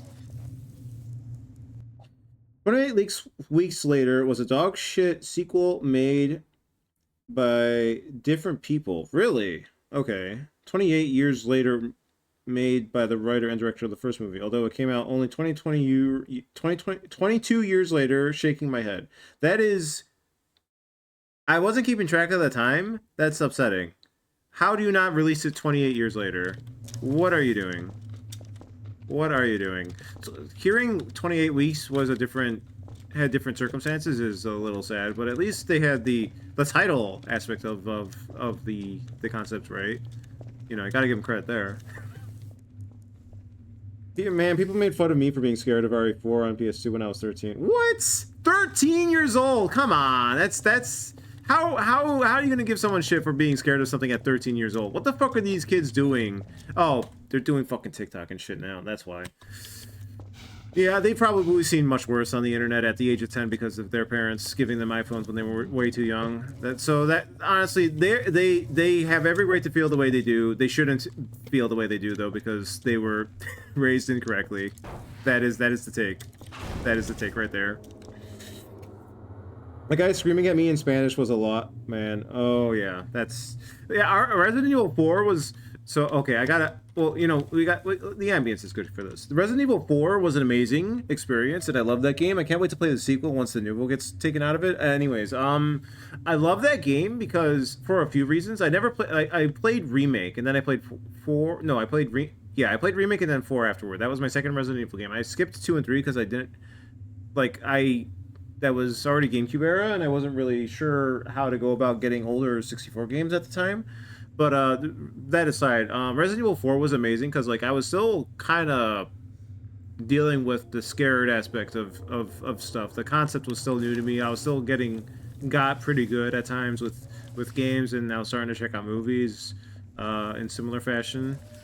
So Resident Evil 4 was great because it was like this perfect blend, to me at least. Maybe some people would disagree, of the camp, as people would say, and the horror. Because that game can be horrifying, but that game could also be fucking silly as shit. Your right hand comes off, you know, like, fucking where are they all going? Bingo. Like, you just have those moments counterbalance the actual legit horror moments, like the regenerators or the fish, and it's like it helped me personally ease into being able to handle and process horror much more consistently and without just like freaking out every.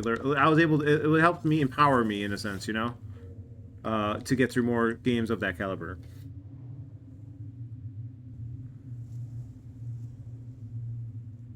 And whenever Resident Evil 4 came out, that was when I played it, I think. Give or take a year. Or, well, give a year. You can't take a year off of... Yeah, I got an early copy. Yeah, I mean... that came out, like, 4 years after the original. 28 weeks. Well, I mean, that one makes sense that it wouldn't come out 28 weeks after the original, but yeah. Shame about the 28 years one not coming out 28 years later. That's fine. It's close enough, I guess. You know, sometimes you gotta just make it when you're ready to make it. Unless you need specific actors at a certain age, I guess. Kids these days are desensitized. It's good campy. It is good campy. It really is. Resident Evil 4 is a gem. It has done a lot. Even more when you realize, oh, right, they were trying to make a game and they made Devil May Cry by accident and had to restart from scratch to make Resident Evil 4 the way they wanted to. Like, Resident Evil 4 specifically did so much for the gaming industry.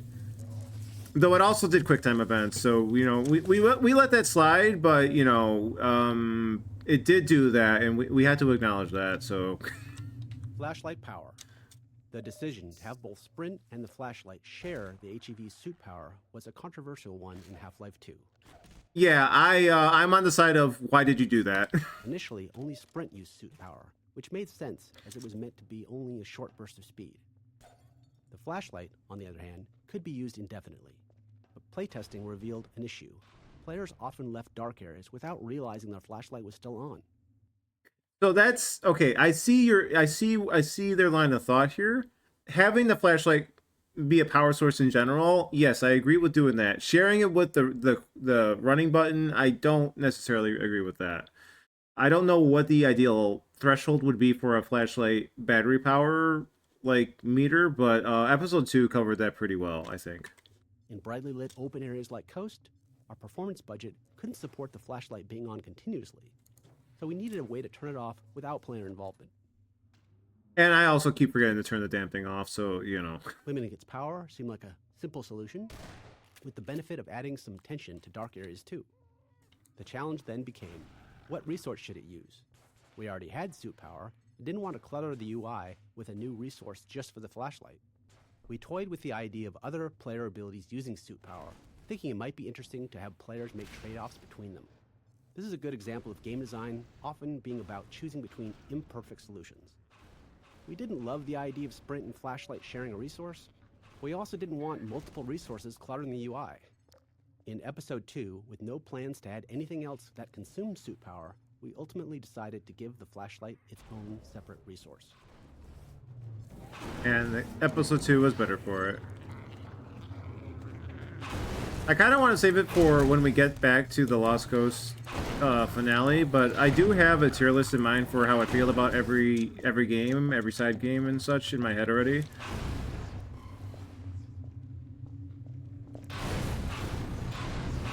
And I gotta say, I just, you know, I'm not the biggest fan of what Gearbox has become, but Opposing Force was really fucking good, I think. I am an Opposing Force truther, I guess, in that regard. Like, that game did so much and had so many ideas. Whether or not they were the best executed didn't matter to me. Like, it tried so much and I liked all of it.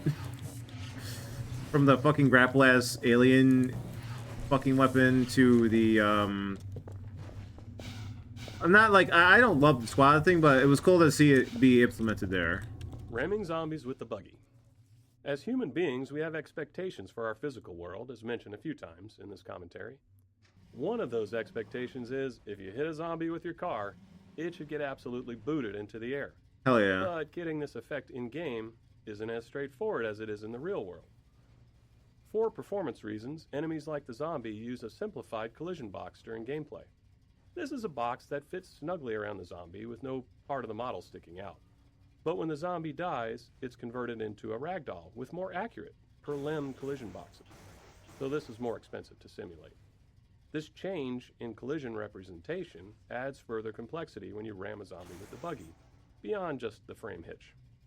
When the buggy first collides with the zombie, it touches the zombie's simplified collision box. Are they referring to the hitch like when they had regarding the glass shattering commentary? The game then kills the zombie, converting it into a ragdoll that the physics system begins to simulate. Now, with more accurate per-limb collision, the closest part of the zombie may be several inches away from the buggy. As a result, the next time the physics system simulates, the zombie starts falling from gravity because the buggy is no longer pushing it. While it's only a short moment before the buggy reaches the zombie again, this small discrepancy made ramming zombies unsatisfying. They often fell out of the player's view. To fix this, we saved the force the zombie's collision box received when hit by the buggy, and applied that same force to the ragdoll after conversion. We also added a slight upward force to the ragdoll, launching it a bit. With these tweaks, zombies reliably folded over the front of the buggy when hit, which better matched player expectations. Sometimes you gotta deliver. Like, the most satisfying aspect of driving this damn thing is running shit over, for better or for worse. I don't know if that says anything about me in particular, but, you know, it's a video game, you know? That's what you want to do with enemies like that. You just want to ram down some zombies. And like I said, I do appreciate the subversion of you opening up into an actual section you got to deal with, as opposed to just being a loading transition. But yeah, it's really, I am so, also to go back about the TikTok thing, like, I am so glad that my exposure to the internet as a kid was very limited. Like, I definitely saw one or two things I was not meant to see, thanks to people being fuckheads. But I avoided a lot, for the most part. And if I was a kid now, I would just see it all, like, unfiltered, because I wouldn't know how to filter the shit. Because you just fucking, you had a phone and you're just gonna fucking wander and click everything, and and that shit's not fucking regulated or filtered in any capacity, because that would take away from the capital. It sucks. It fucking sucks. It really fucking sucks.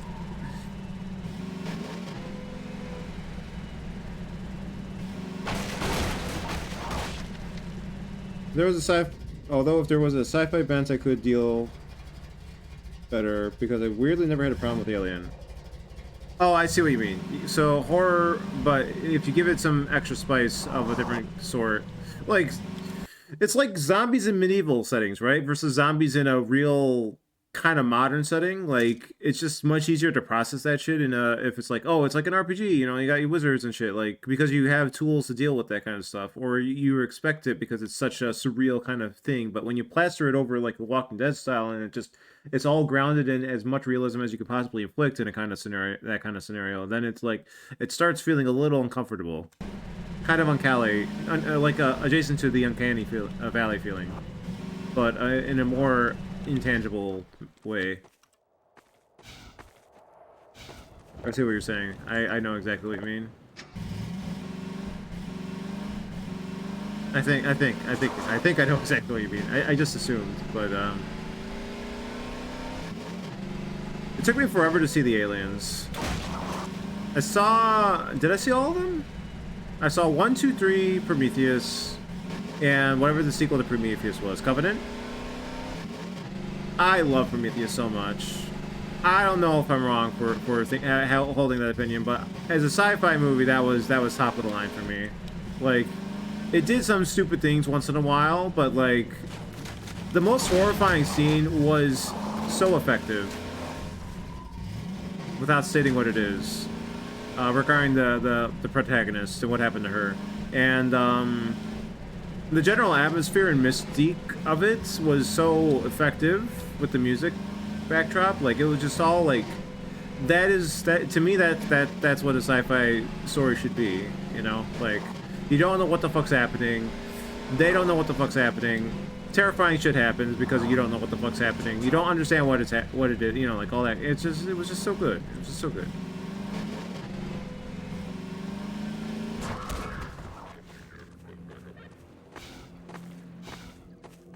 Wait, he didn't hear that?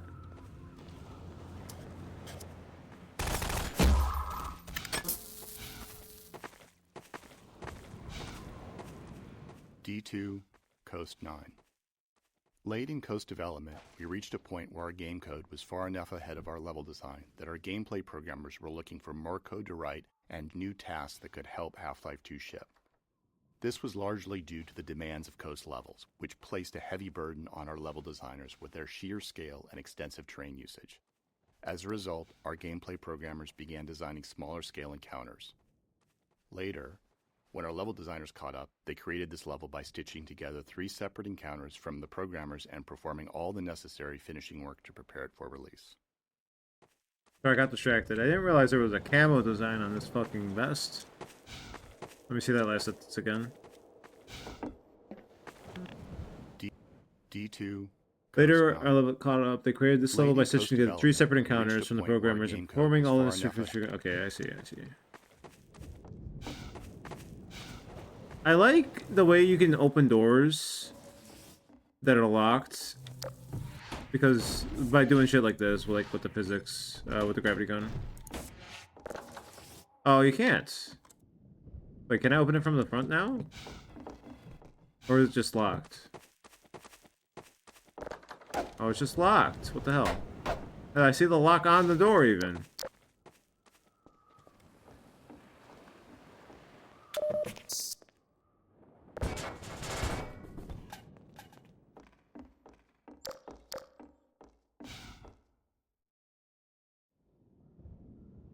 I saw Covenant in theaters when it came out. I didn't care for Covenant as much. Seeing Covenant before Prometheus probably hindered it quite a bit for you then. I think. Because I think that would have been the case for me at least. Because, I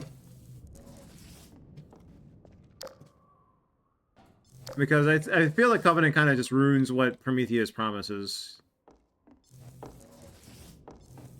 And if you know what's going to happen to everybody in Covenant, then, you know, it just kind of taints whatever.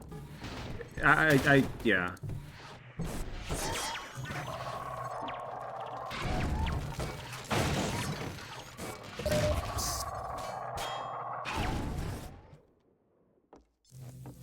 Yeah, exactly. Yeah, that's it entirely. David's like this. Yeah, I know. Yeah, exact. God, it is a shame. Normally, those movies are fairly disconnected from each other. Alien in particular is interesting. It's not a favorite, but like I respect it. I respect it. I enjoyed my one time with it. I don't know if I would watch it again. Aliens, I fucking loves, and I would watch again. Alien 3, I did watch again, not intentionally, but that did happen, and it was interesting. No strong feelings. It did help that I was coming off the Game of Thrones high, and what's his name was in there? Charles Dance? Because he's a good actor. I like him. Rare moment where I care to note an actor. I say as I don't remember the name fully. Go in the water. Actually, wait. What happens if we push it in the water again? I forget. Ow. Major fracture detected. System engaged.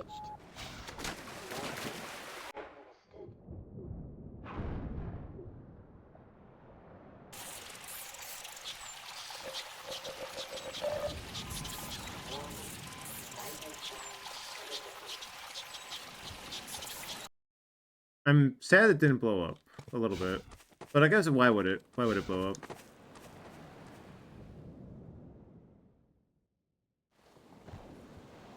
I specifically didn't watch Prometheus at the time because it didn't have Alien in the title. When I was younger, Aliens was my fave, but the original Alien has aged better for me. That makes sense.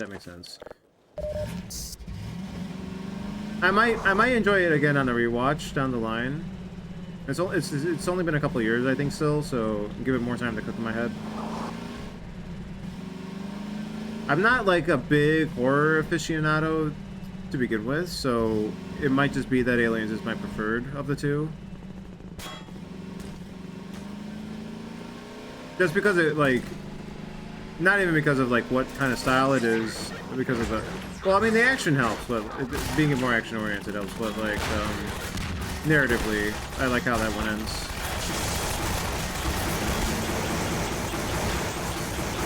Oh, I guess. Oh god, I just remembered. Oh no. Maybe I don't like Alien 3 that much.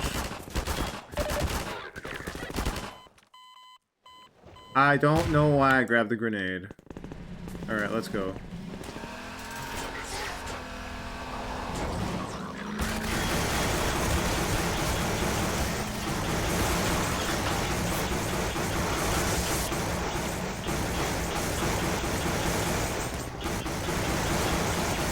I also saw Prometheus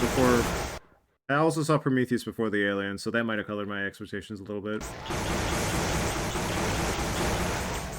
Alright, you gotta fucking go. Ooh! Holy shit, that guy was ready for me. I gotta respect that.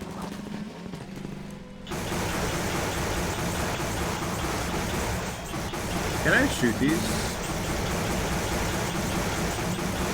Not in any real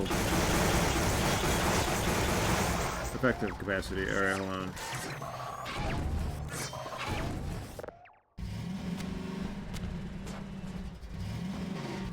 Why did I stop on the fucking ramp? Alright. Okay, where are they? Oh, there he is.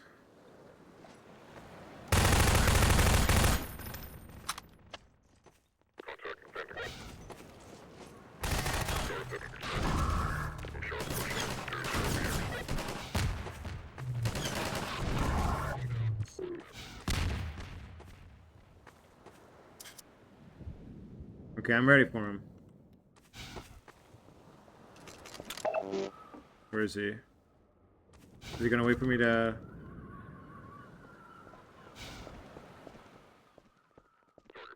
Oh, there he is. Fuck you.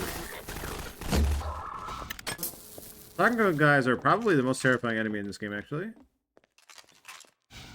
I mean the Striders, I guess, the Striders, but like... The helicopter stocks went way to fuck down once I realized the rocket launcher thing.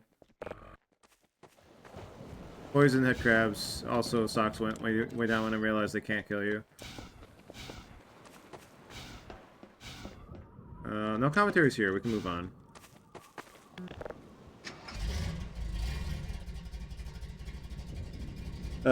Favorite behind the scenes thing for Alien is that the chestburster scene, they literally just didn't tell the cast what was going to happen. It's not a ramp, it's a barrier specifically for stopping vehicles. Oh god. I mean, it's ramp shaped though. I mean, I guess it's not a good ramp.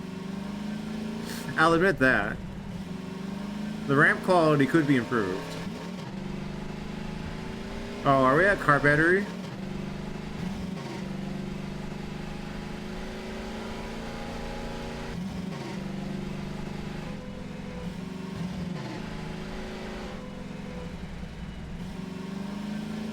Oh, you know, I just realized something. My first experience with Alien was fucking Spaceballs. God damn it. I did not... I knew that scene fully because of the fucking Spaceballs parody.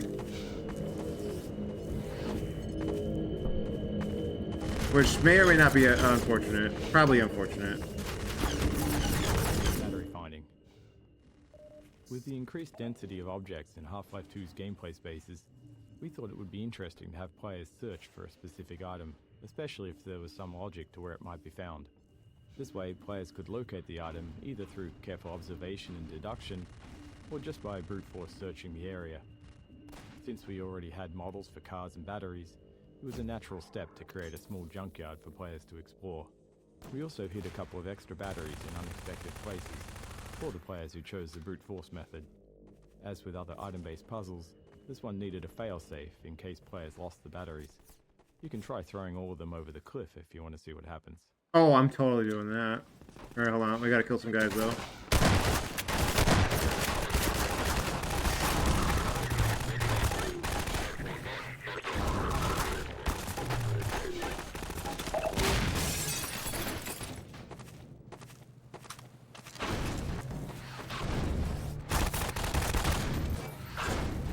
How are you not dead? There you go.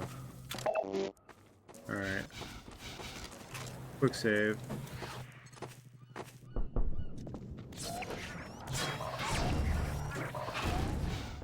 Where's the other one? This is it, right?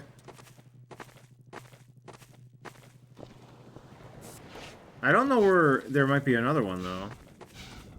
Oh, that's the commentary.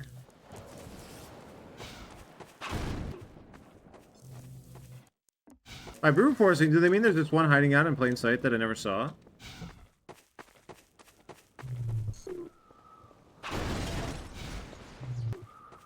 Hmm.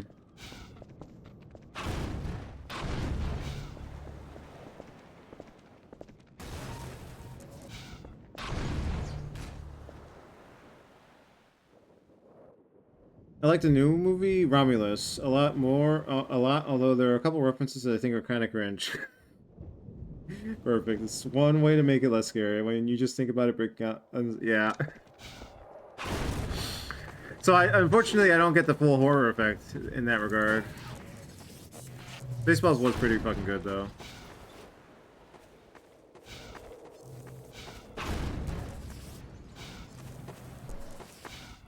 I often think about the Spaceballs 2, The Search for More Money, Divergence.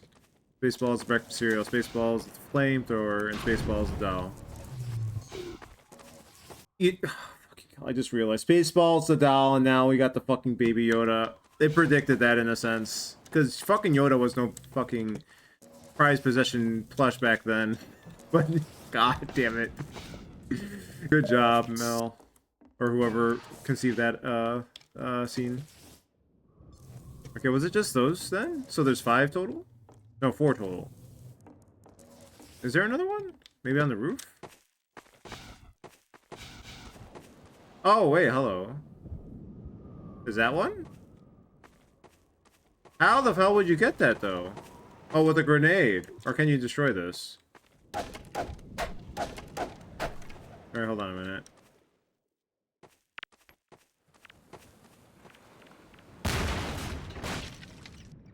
Hmm.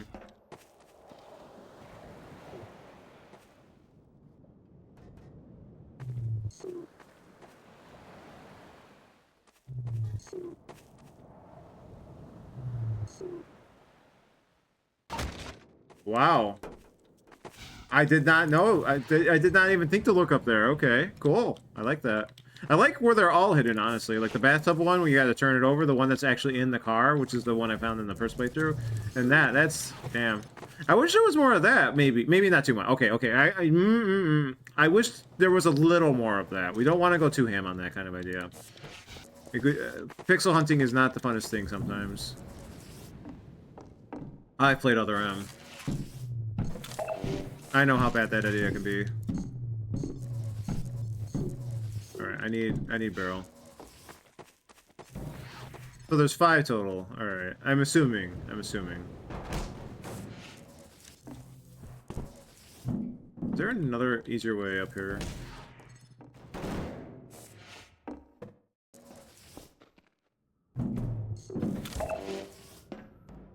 Oh, that was kind of awkward.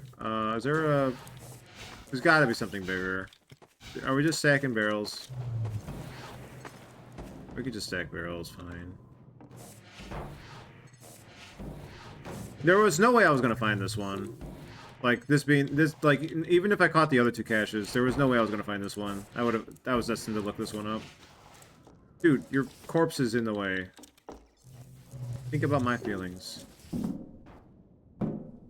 What? Oh. Okay, that's everything. Alright, let's see what this failsafe is. Romulus, though. I forgot about that movie. I do remember the title. I never saw that one, though.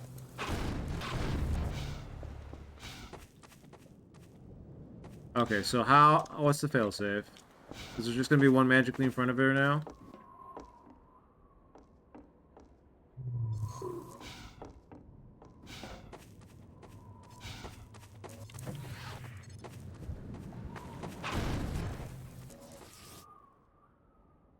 Aha! It's magic.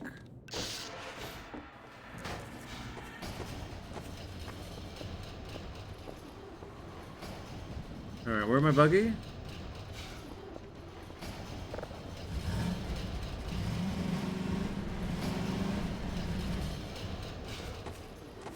That was it, right? Yeah.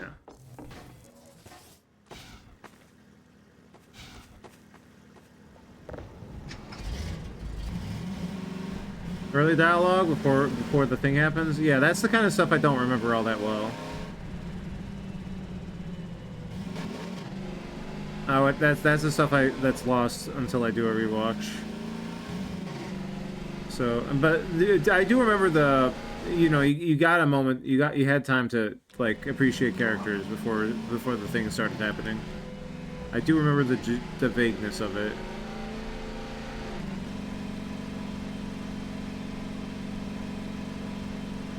We're finally here. The vague general direction of it.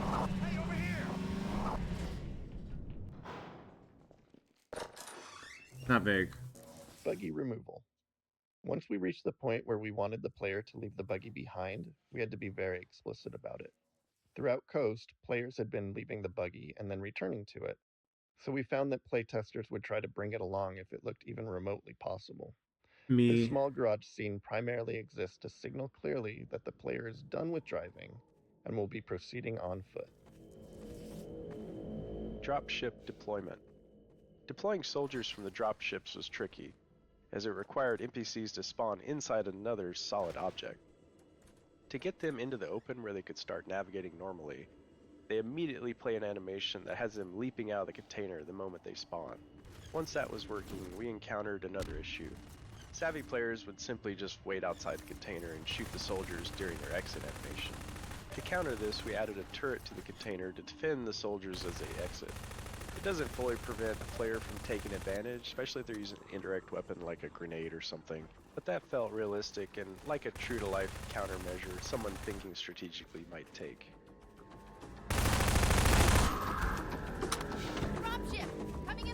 So that's why they did it that way. Yeah, it's just natural to want to kill enemies as they spawn in. It's just such a fun feeling to get the drop on them. Performance constraints. For the final Coast arena, we envisioned a big finale where the player and a squad of citizens would hold out against waves of combined soldiers, culminating in a gunship battle. Unfortunately, the computational cost of having soldiers and friendly allies moving around on terrain meant that the battle kept being scaled back to fit within our performance budget. By the time we were down to featuring only a single squad of soldiers at any given time, we were already late in development. Too late to make large-scale changes to the arena to accommodate more enemies. We had to redesign the flow of the fight to keep the number of soldiers to a minimum. No! Don't die. Oh, you're alive.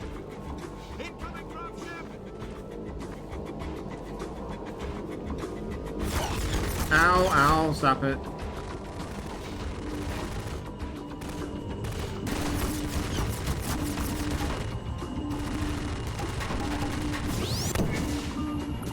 I missed. I'm not wasting those. Alright.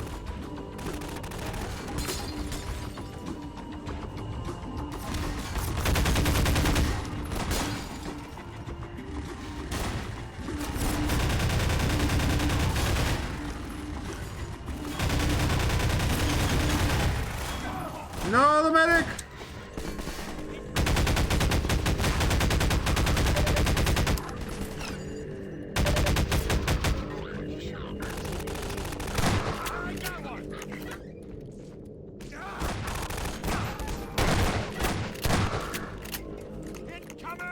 Well, that's unfortunate.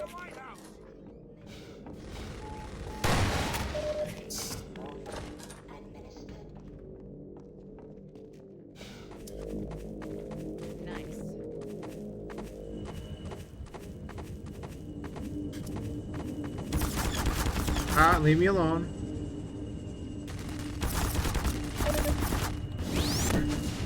Fucking nailed it.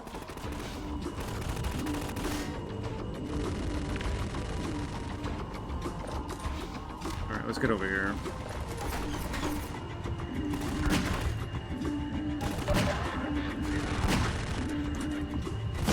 Fuck.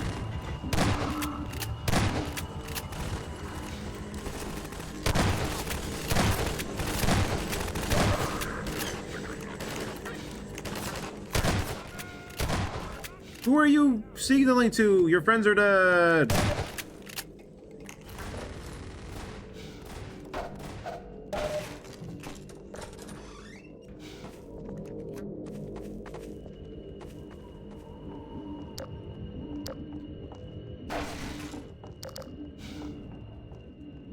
I will have to watch that latest one at some point, since I've seen them all already, right? All but that one.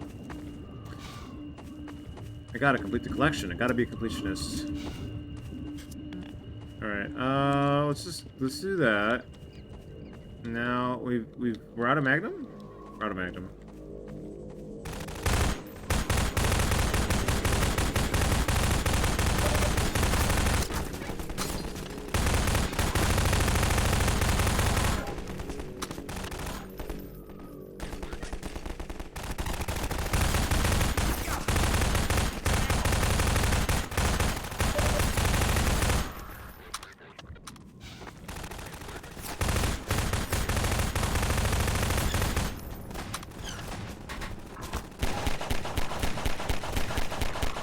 Why is the pistol so useful? Why am I so good with it? Is the better question. All right, we gotta go. We gotta go. Where are you?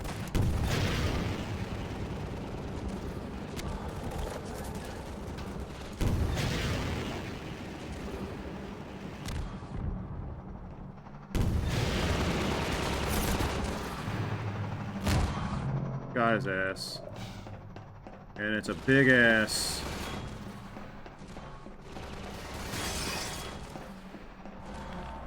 Lighthouse gunship. The gunship scenario here took some work to play out the way we envisioned it. We wanted it to unfold as it would in a movie. In the filmic version, a gunship would fire through the windows as the protagonist ascended the lighthouse, anticipating their movements.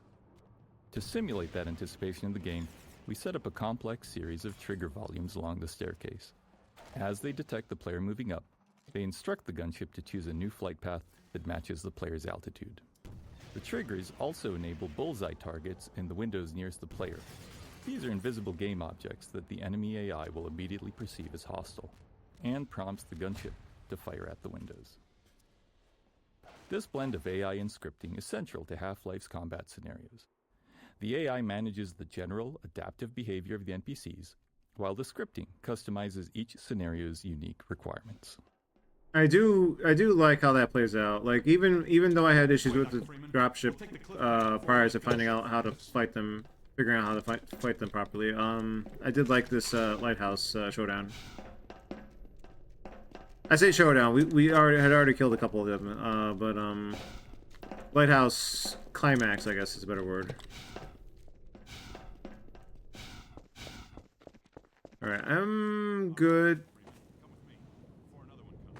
1 second, I want to make sure I didn't miss any commentaries. Did I go in here? I forgot. I think I just went in here, right? We can't miss any of these. These are so good. Like, I like how the commentaries are going as you play the game. Like, you could just stop and read them, but sometimes you want to just do the scenarios as they're talking about them. And it just feels so good. It just feels so good. I don't think many games can make this idea work. Like you can definitely make it work with a lot of games in the sense of you can have the commentaries, but to actually have them playing while you're doing the game, would be a very it depends kind of case.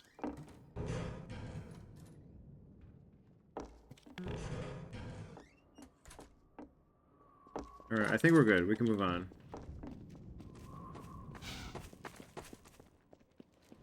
Written and directed by Alvarez. Also did Don't Breathe and the Evil Dead remake, which is one of my absolute favorite horror movies. Evil Dead. The name is familiar. Both of the names are familiar. Don't Breathe and Evil Dead. I don't think I've seen either. Oh, I know I haven't seen either.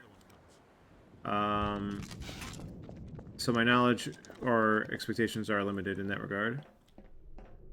Alien Resurrection, I don't think you mentioned that one. Also, there was Alien vs. Predator movies, which are not good, and I don't recommend with it. I like the first Alien vs. Predator. I don't know. I just like the idea of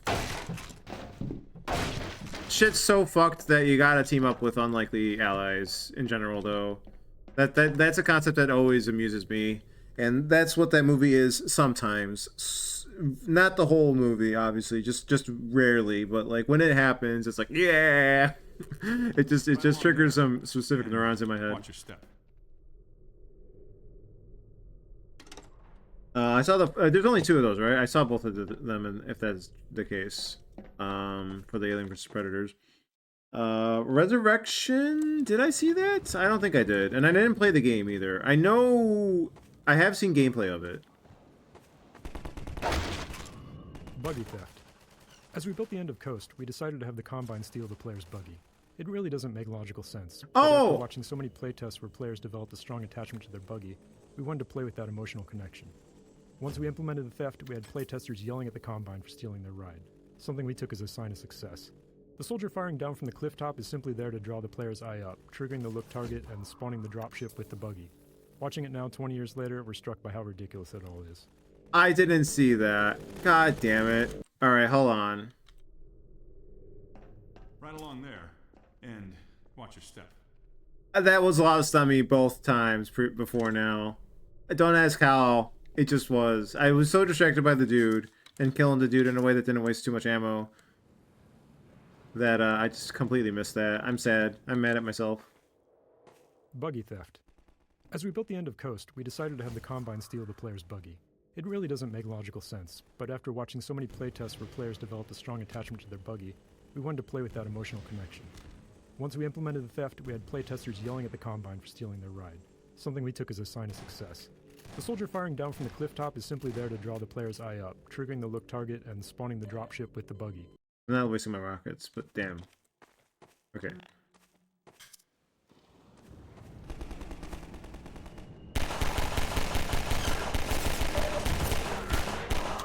I did realize on the second playthrough that, oh shit, they needed my help immediately after leaving. Sad to have left them alone. I did not, I just, oh, what the fuck. How dare you! How dare you. This is an unforgivable crime. I will wipe out the entire Combine for this travesty. But at least they have good taste.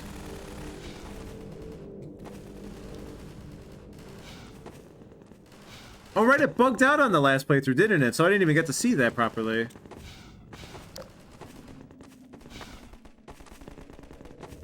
But then I did it again because I needed the caches. That's right, I remember now.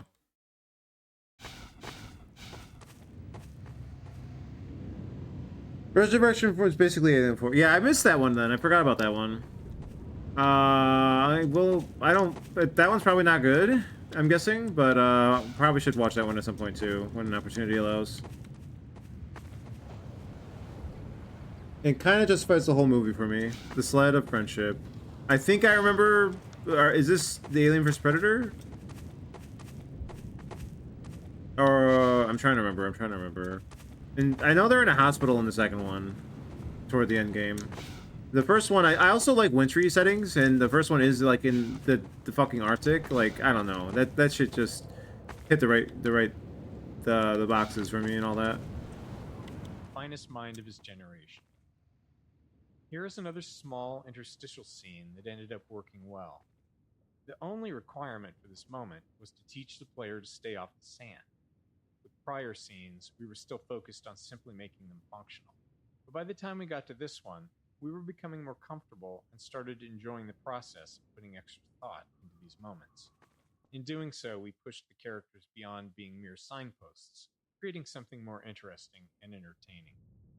After release, Laszlo went on to develop a larger-than-life following, reminding us how hard it is to predict what players will hold on to. Laszlo, the finest mind of his generation, to come to such an end. We were heading for the Vortigaunt camp, hoping to pick Hold on, I don't remember this dialogue. One second. Hold still, Laszlo.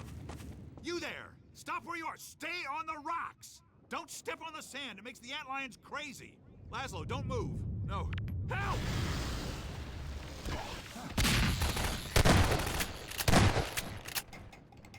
Dear God! Poor Laszlo! The finest mind of his generation, to come to such an end. We were heading for the Vortigaunt camp, hoping to pick up some bug baits so these damn things would leave us alone. But without Laszlo, What's the point? F for Laszlo. I know you tried to help. I'll stay with him a while. There's something I have to do. Go ahead. I hope you have better luck than we had. Oh my god. Incredible. Remember to stay off the sand. The antlions are edgy right now. Finest mind of his generation. Here is another small interstitial scene that ended up working. I haven't seen anything about The only Laszlo, requirement for this moment was to teach but the player to stay much off the respect, sand. much respect. With prior scenes, we were still focused on simply making them functional. But by the time we got to this one, we were becoming more comfortable and Can we started get enjoying Laszlo off the process of sand? putting extra thought into these moments. Oh, there's a thing on it. In doing so, we pushed the characters beyond being mere signposts. It's getting creating something more held back by interesting. the thing being on it. After Wow. release, Laszlo went on to develop a larger-than-life following, reminding us how hard it is to predict what players will hold on to.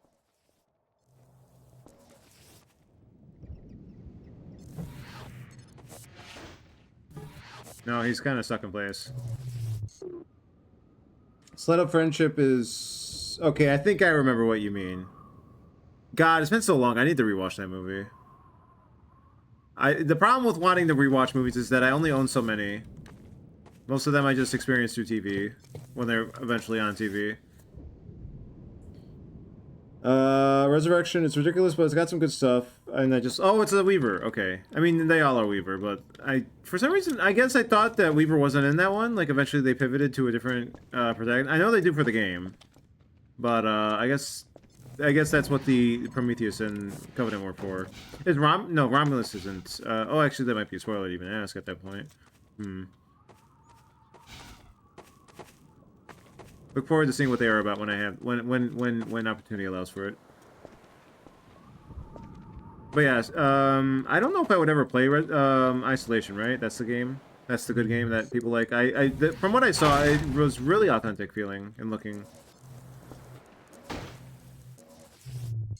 But like, I feel like I got enough of the impression of the game that I don't know if I'm also not like the biggest Alien head as a series, but it's kind of like Indiana Jones, the Great Circle. It's like, well, I'm not like obsessed with the series, but for people who are, this is the shit right here, kind of game. But there is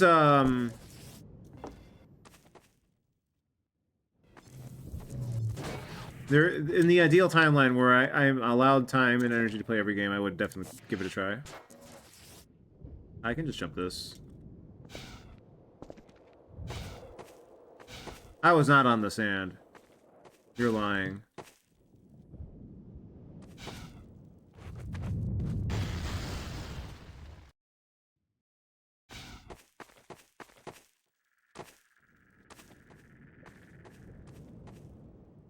She died at the three. Oh, yeah. Okay, that's why I thought that.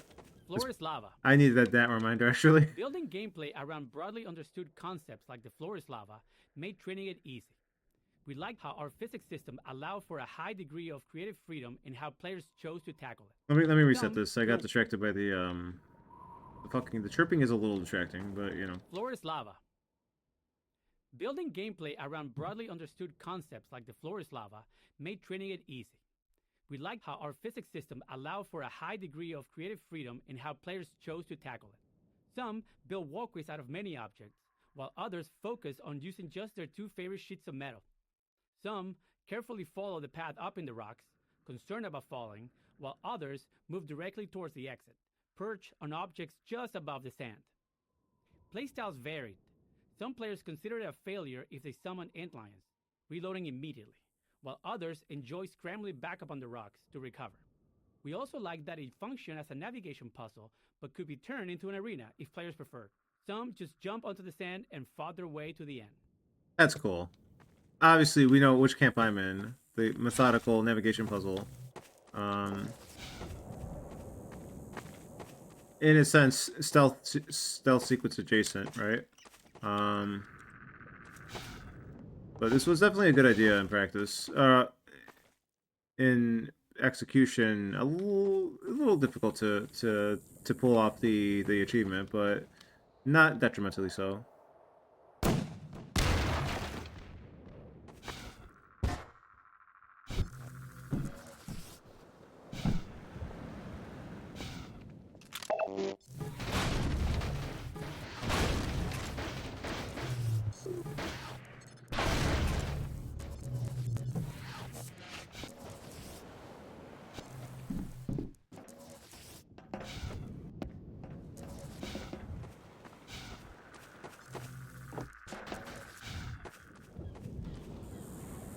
I wonder if this is meant to be a petrified tree or a rock, just a general rock formation, or something specific to the antlions. What happens if I shoot it? That's a little far. Oh, I guess I could just have done that. That's, yeah.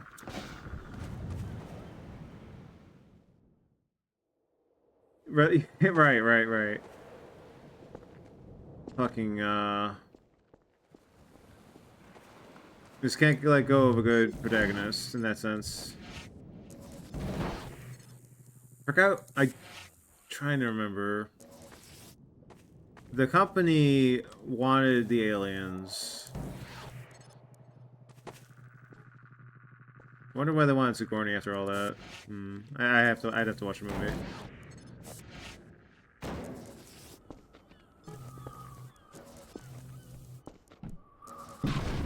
Oh, God, I almost had it. Okay, there we go. Easy.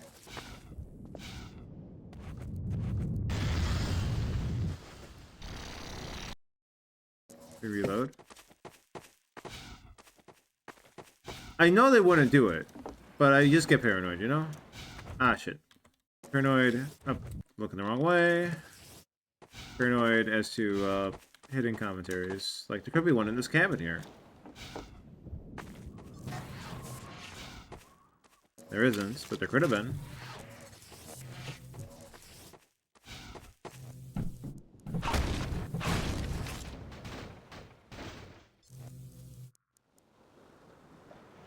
I'm trying to remember more about that movie. It's been too long. I gotta rewatch it. I just gotta, next time I get the chance to, I gotta rewatch it. The first AVP. Was that, what was the origin of that idea? Because I know there was a game. That wasn't the origin, I don't think. But it might have been.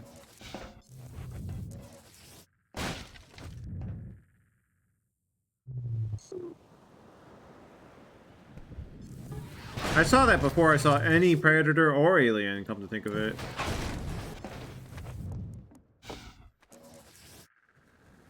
It took me so long to see Alien, I saw all these weird instances of Alien before Alien proper. So I guess my enjoyment of the first movie is definitely warped in many ways for that. But I did admire it though, even then. Where are my commentaries? There's a couple. Or there's one. More commentaries.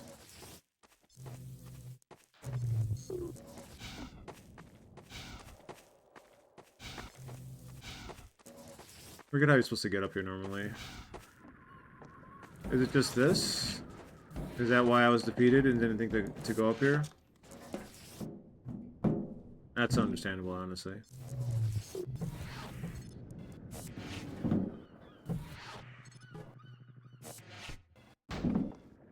There we go.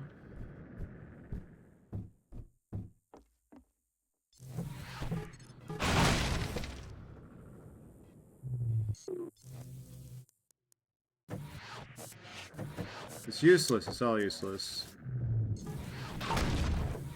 I don't need any of this shit.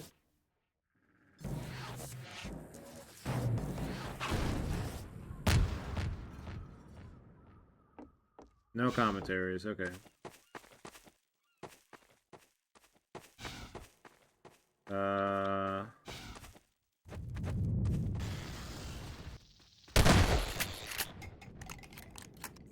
Well, we don't really need these crates then if we're this well off on resources.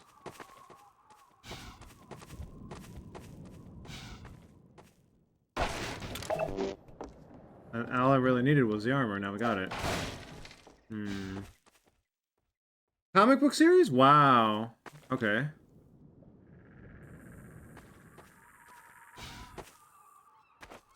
That makes sense, but for some reason, I didn't think about the fact that it got comics. Not either series, really.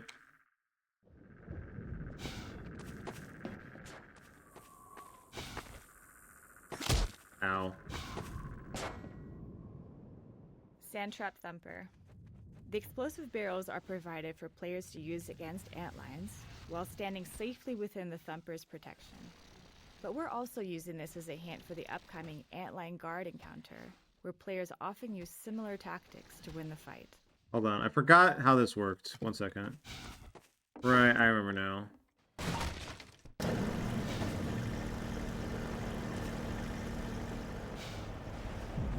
Sandtrap Thumper. The explosive barrels are provided for players to use against antlines while standing safely within the thumper's protection.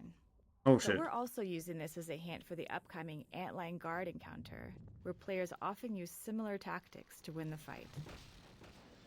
Optional player actions like launching explosives with a gravity gun can be forgotten if they aren't used regularly. With a wide range of offensive options we give players, there's no guarantee they've used this ability recently. So here we're subtly suggesting that they bring it back into their toolkit before they face the guard. Not something I would have needed, but definitely understand having that included.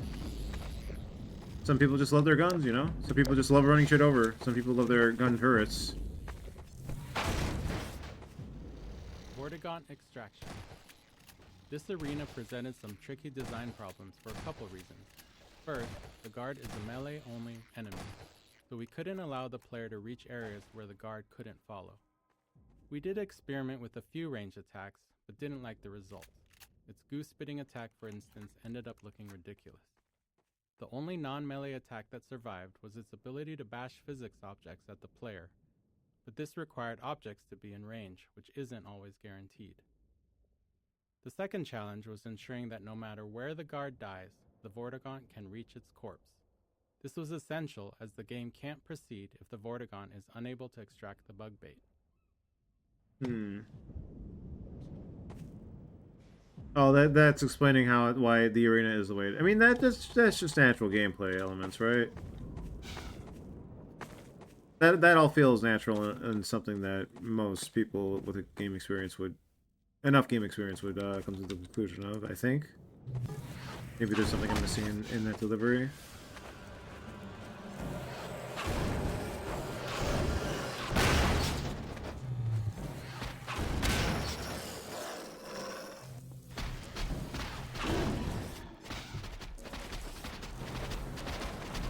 Ow, my ass.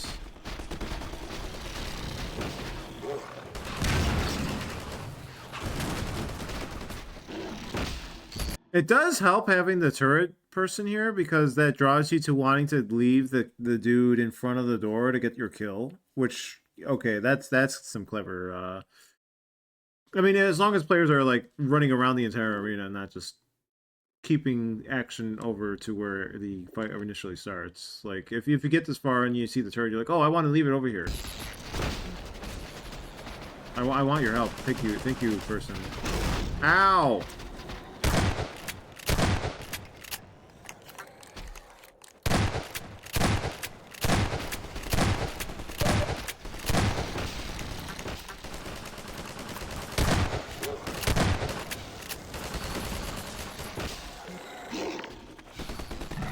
In rare cases, players could find themselves unable to kill the antline guard in this arena. This would happen if they ran out of ammo, or had misused all of the available physics objects, leaving nothing to launch with the gravity gun. To address this, we added a citizen on the mounted turret above the gate as a failsafe, allowing a stuck player to rely on a citizen to kill the guard. Oh, I wonder if there's unique dialogue for that.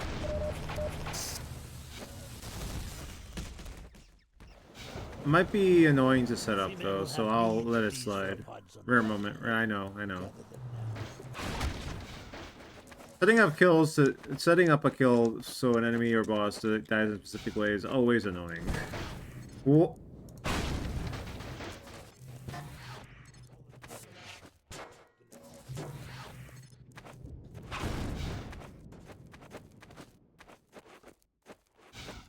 Comics are from 1989? What the fuck? Retrieve fallen theropods without delay. Expanded into toys and video games and movies. So the games did come first, though, before the movies. Alien reference at the end of Predator 2. Wow. Wow, it predated the toys too. What the fuck? Damn. I know a cousin of mine was into that. A different cousin. Actually, it might have been the Resident Evil cousin. Yes, it was.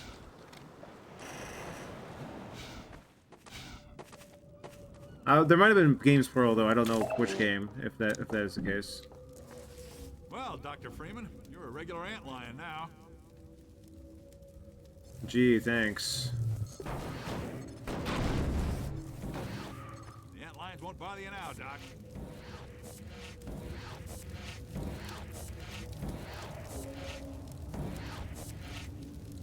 I swear by the theropods myself. Alright, hold on. What if we do this?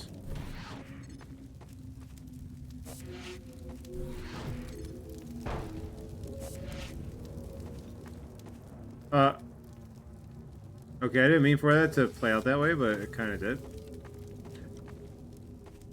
But the crate, it's not burning. Unplayable. Unplayable.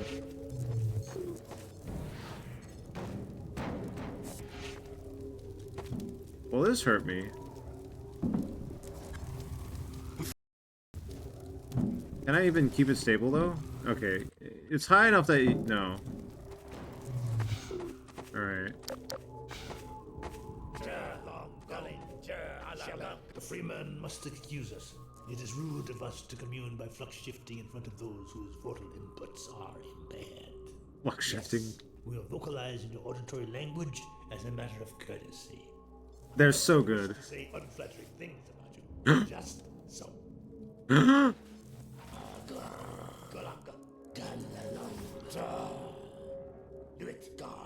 They would never. They would never. Wake up.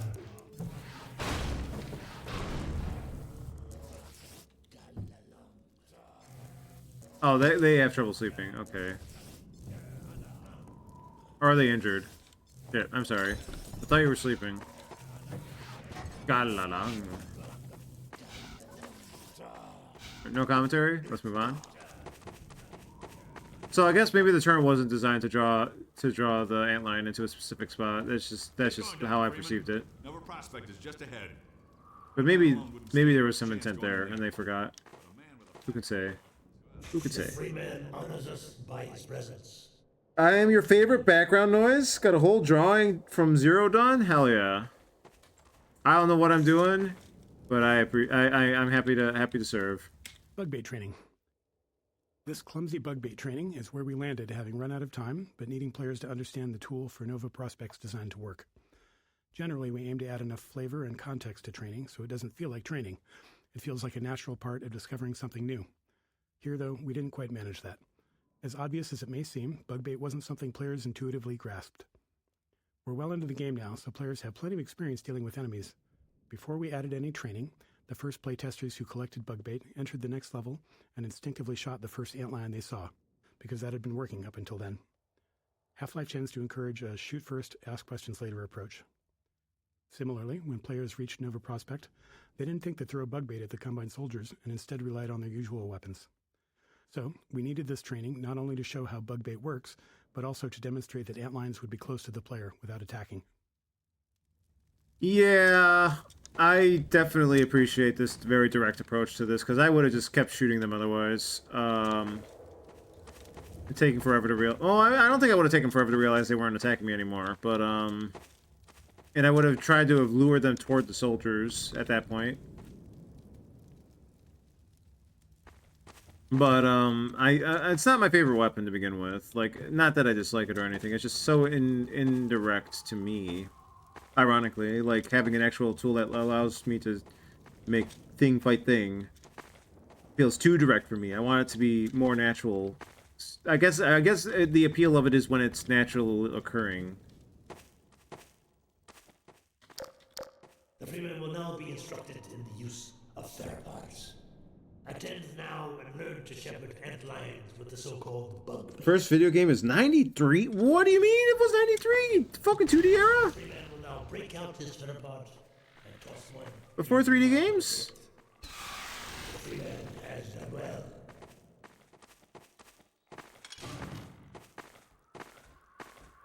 Did it? Okay, here's the real question. When was RoboCop versus Terminator? Did that? Which was first? RoboCop versus Terminator or Alien versus Predator video game? Very important question.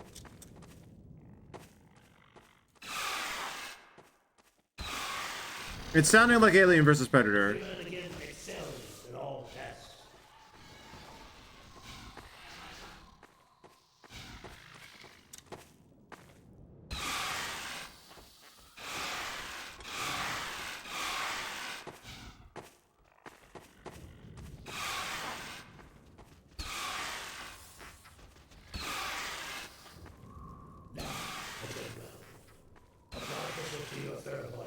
To signal the outliers in your command to follow you.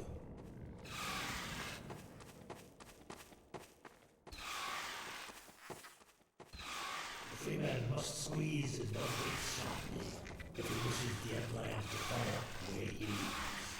Something about this doesn't feel right. As in, like, I'm uncomfortable, not like it doesn't feel correct gameplay-wise. No prospect lies just beyond. Remember well what you have learned here. The Eli Vance has greatest confidence in you. The Eli Vance.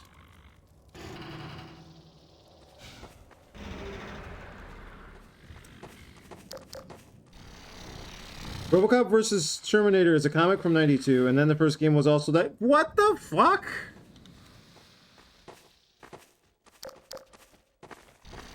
That's insane to me. The fact that those two coexisted and happened in the same year gaming-wise blows my mind. I'll have to look and see how that game looked.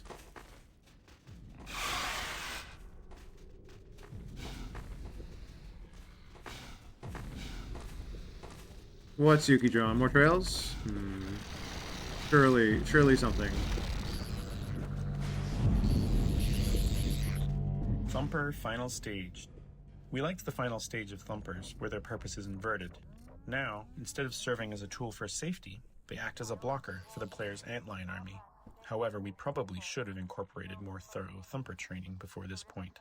While it was acceptable for players to only partially understand Thumpers in the earlier coast levels, the stakes are higher now because players are also trying out bug bait for the first time. Players who don't realize that this first Thumper prevents their antlines from moving forward may misunderstand how bug bait works. If they throw bug bait at soldiers in the first bunker and no antlines arrive, they might conclude that bug bait is unreliable or doesn't work as expected and switch back to using their weapons instead. Thumper Final Stage. Let's give it a moment to breathe. Okay. Thumper Final Stage. We like players who don't realize the first one was their purpose is inverted. Yeah. It all is conveyed pretty well to me, and I like the idea of it. I do wonder how much effort was spent in trying to navigate that guidance, because this is such a unique thing, weapon-wise, tool-wise. Assault on Nova Prospect. With an infinitely respawning lion army on a coastline assaulting a fortified combine base, it was hard not to try a Normandy-inspired level. You can't just say that, dude! Our initial prototype featured trenches leading up to Nova Prospect, with lethal machine guns forcing the player and their antlions to stay within the trenches to survive. It was thrilling to have machine gun fire and leaping antlions constantly passing above the trenches. Unfortunately, we couldn't make it work within our performance budget, and ultimately had to set it aside in favor of a completely different layout. However, the mounted guns remained, as their lethality proved useful in encouraging players to rely on their antlions.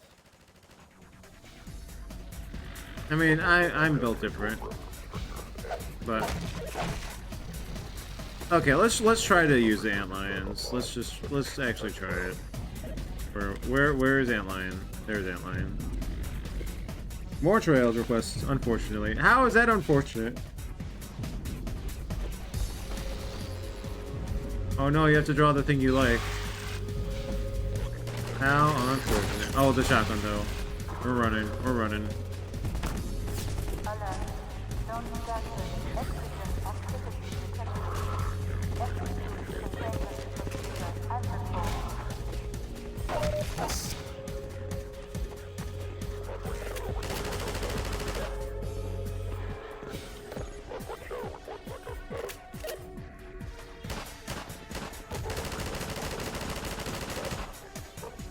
It feels wrong to use them in such a way at this point, but they were harassing us earlier, so maybe it's fine.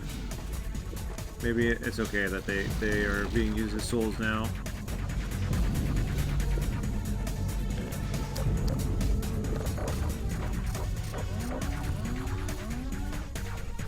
Ah.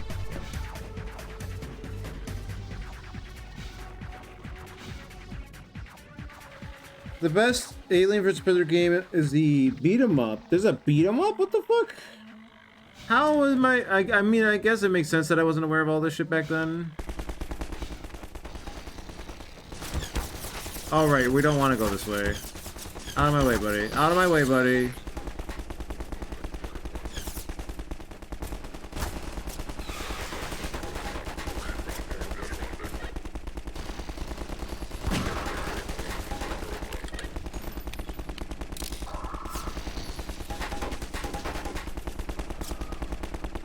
Yeah, you can't kill them until you get over there, as opposed to most other turrets. Go further.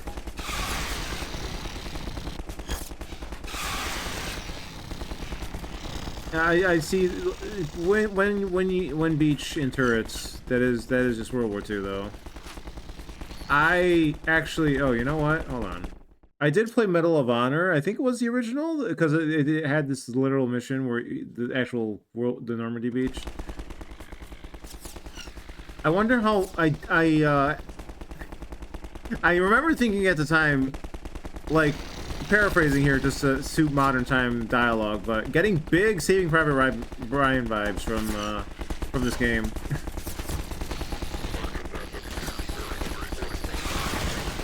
I wonder how true that was though, if at all.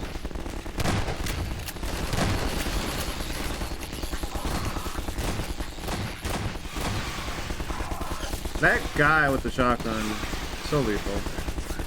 All right, use the bugs. Get his ass. Yeah. All right, can I get him over there?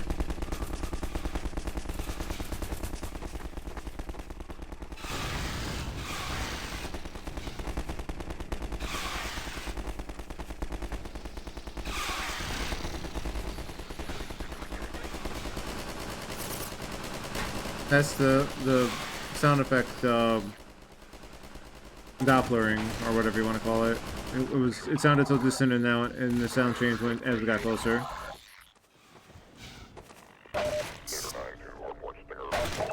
Oh yeah. Pardon me. What was that sound? That was some weird sounding chirp. Oh, was that the radio? Okay, that was the radio.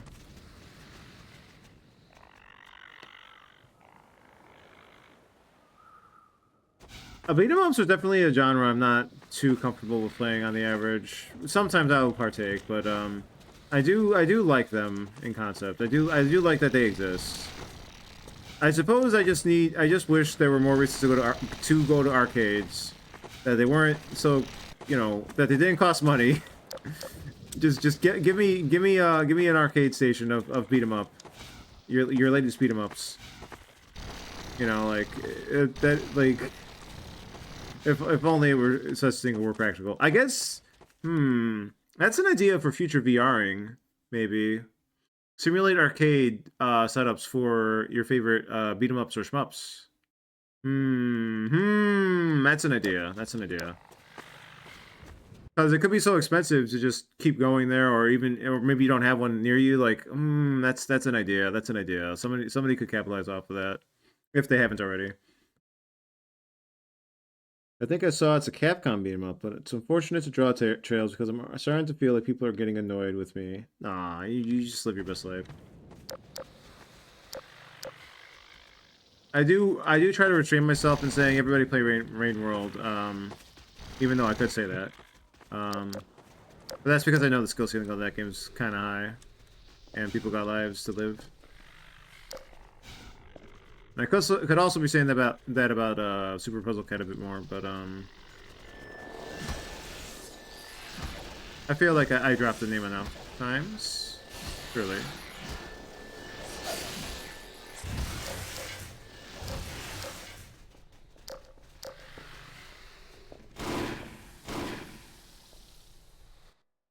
First Medal of Honor was literally made by DreamWorks Interactive because Spielberg saw his son play GoldenEye while he was working on Saving Private Ryan and thought a video game would be a good way to teach kids about World War II history. Wow. Okay. So the vibes were intentional. There were, in fact, big Saving Private Ryan vibes. Damn.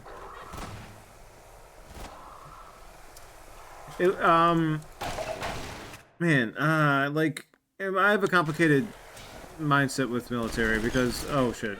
Back in high school, like, our high school had, like, a specific military history class, and the teacher was just, like, the best teacher at our school. Like, unfortunately, that was just how it is.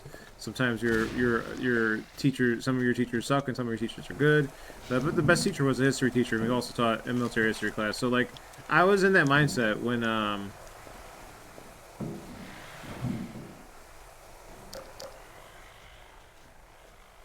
that movie came out. And I did see that movie, I think, relatively the same year it came out. Or close to. And I think that is what motivated me to buy the game. And I think I bought at least one other Medal of Honor after that. And that probably was the pipeline to Call of Duty, Modern Warfare 2... Modern Warfare and Modern Warfare 2.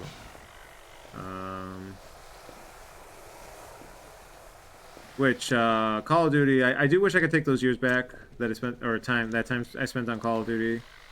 Also, that I do feel a little bad about myself thinking war cool back as a kid.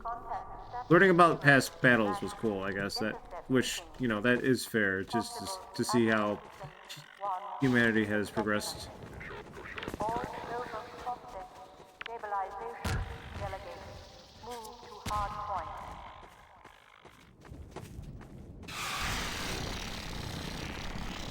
I think I've forgotten a lot of that knowledge, though, at this point.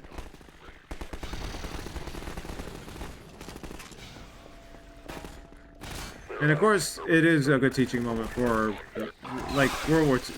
Like, it's overdone at this point, it feels like, in terms of media, but, I suppose there will always be new people existing that need to learn about it.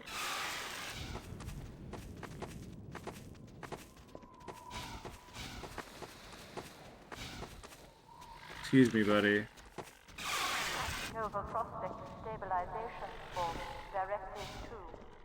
Have I missed a commentary? I feel like I haven't seen one in a bit. I'm paranoid. Wait a minute. I just noticed all the power lines going up to the thing. Huh. You know, it's kind of important for those to be there, huh? Because then otherwise you're gonna be like, where's the power coming from? Huh? Where's the power? Why power? Is that a dropship? Hmm.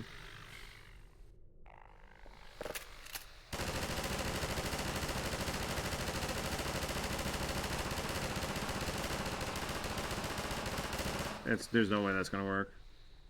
So we've experienced the first day in Night Cycle going through Raven Almost Night, and then we were out there, and then we had a big drive along the coast. That was basically the whole day of the second day, and now it's once again turning night. We aren't getting a cool sunset sequence though, which is It just kind of jumped to night, didn't it? I guess it's a little more of a murky weather kind of situation. Because, like, we see the night. I guess it's just getting really cloudy.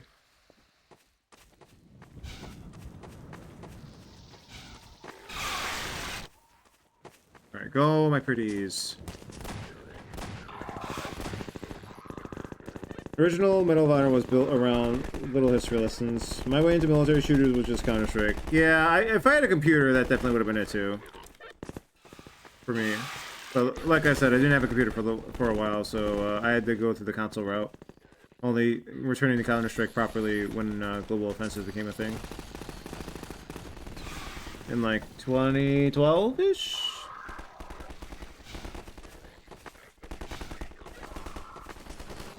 The most appealing thing about shooter multiplayer to me is, well, in general, multiplayer, Oh god, don't do that. Is having round systems. So like you can't just wail around. Like I do like the Quake 3 arena shooter, but that's dead right now, right? That people aren't doing that right now. But like the search and destroy kind of Counter-Strike kind of mantra of you have one life, use it wisely, and work as a team with others, and then you get to watch the teammates who are still alive. Which is why Lethal Company was such a it worked for me, right? Because it follows that mentality but applies it to a PvE kind of prospect.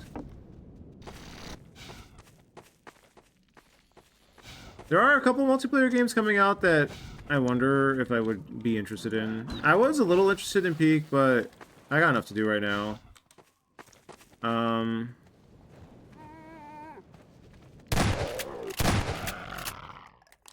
The one by the house, not house, who's... I forgot the developer's name. The Goose game devs. The game they're making. I wonder if I can get some people to do games with.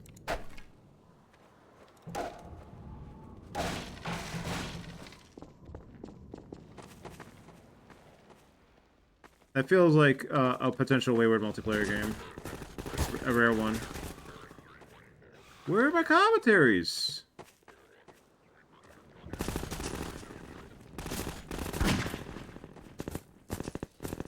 Did I get them? No, I did not.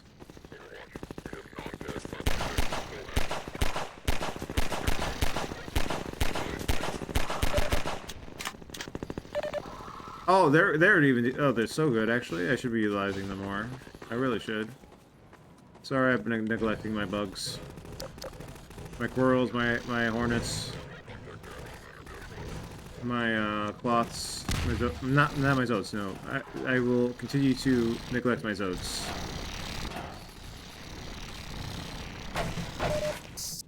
Really, no commentary this whole time. Wonder if I could like snipe it from all the way over here. No. Probably not anyway.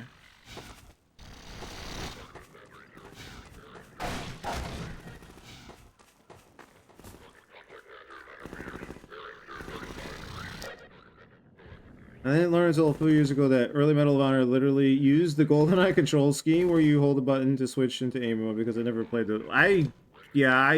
I always have trouble remembering and contextualizing control schemes, especially for games that long ago.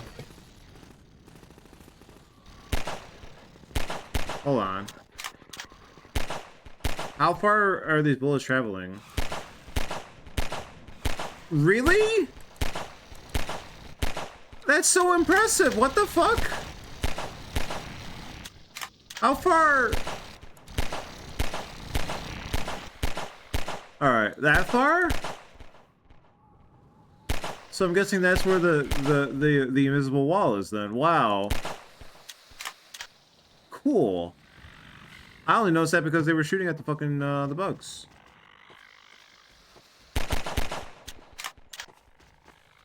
Ah shit. Alright, we're fine.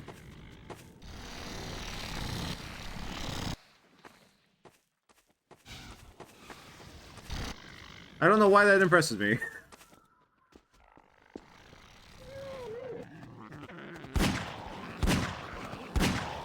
Oh my god, just die already.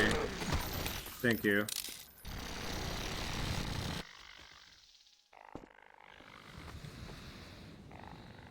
Hold on. Okay, no, stay. Where's my thing? There it is. Okay, you stay put. You stay put. Can I jump on you? No. Can I jump on you if I'm good? Oh, hold on. Dude, hold on. Alright, don't move. Do not move. Yes, okay. Oh my god. Surely this is doable. I mean, they're up here too. Oh my god. No! Alright, hold on. Okay, we're up here. I need one of you to stay here. No. Please. I need just one of you here. I think I'm hitting an invisible ceiling. No!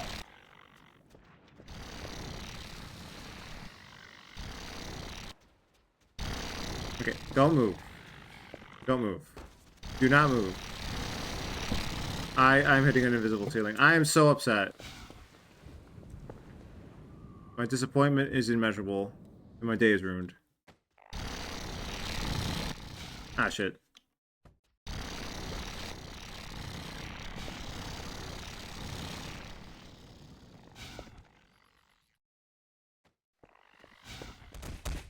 Oh, wait, what? What was that sound? He just fucking he fucking died? Hold on. Can I get a better view of that?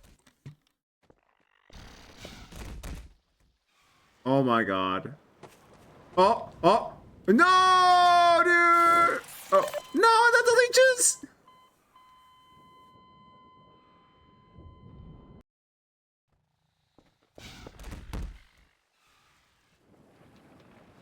No, okay, this is doable though. Hold on, hard saving. It's been a while.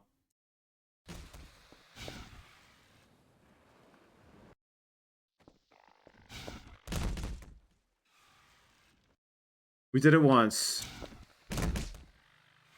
Nope. How did we pull that off? I don't know. The fucking lifeless thuds are so good.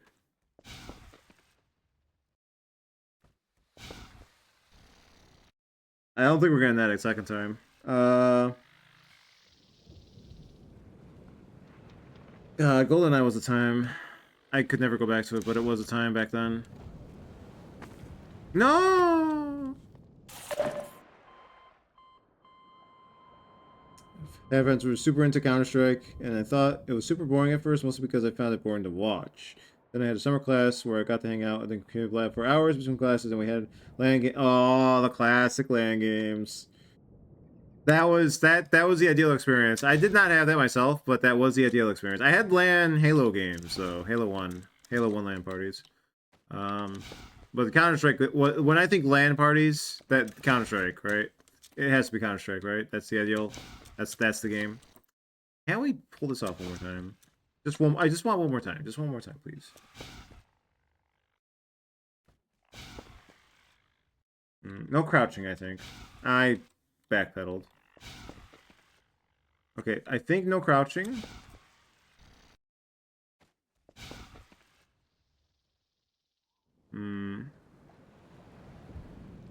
Okay. Slow. Easy does it. Easy does it. Easy come. Easy go. Just gotta go slow. Just gotta go slow. No! Fucking dude.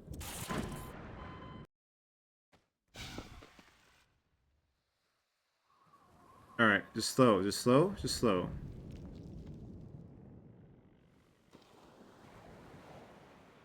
No.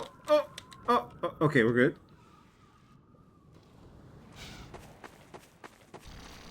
Alright. So we quick saved up there. Can we just fall safely back down here? Oh, we can? Okay. Music to my ears.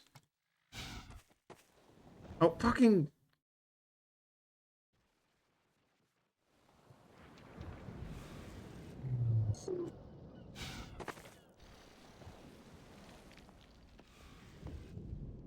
Wait, what? We're not in the water yet. Oh, we got out of the leash water? Let's fucking go. Oh, oh no, we're out of the water. Oh, buddy. This is a good one. Oh, man.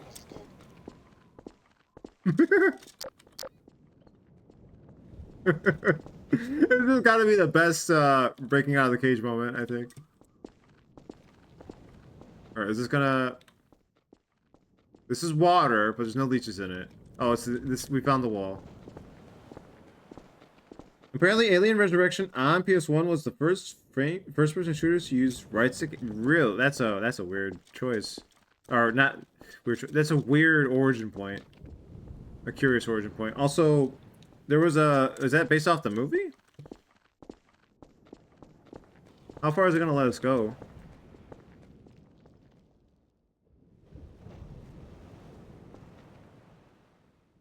I see the water in the corner of my eye. Oh, and now I don't.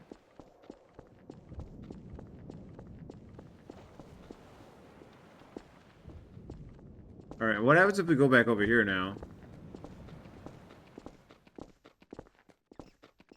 Not counting the 2 controllers set up for GoldenEye. Oh god.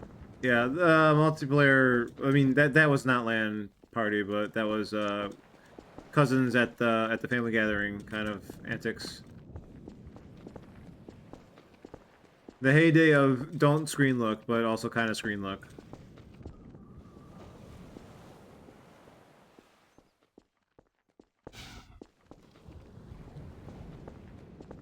I hear them. They're trying to get to me. Oh, there they are. Oh. They're trying. Well, let's take some screenshots to remember this moment. Should have did that sooner, actually. Based on the movie, yeah. Although it came out 3 years after the movie. Wow, that's a bit of a discrepancy. Normally, they try to push those out really early, before the movie, sometimes even.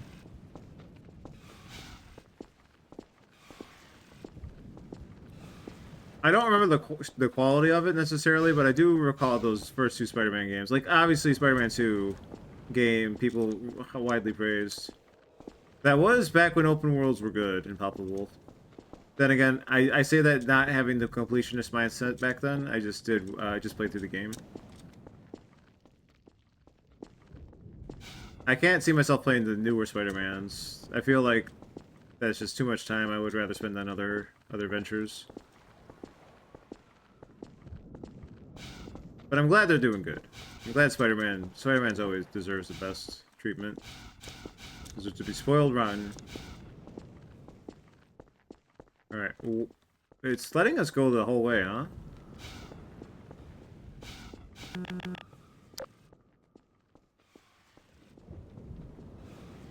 Well, I mean, it had the GameCube port, too. I mean, I played it on GameCube because, Nintendo kid.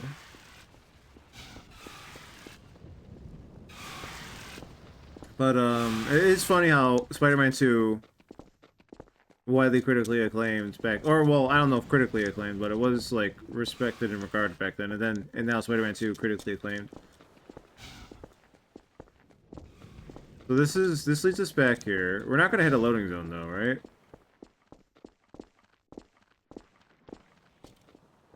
Sorry for the tangent, I just, you know me, I see an opportunity to do this shit, and I do it.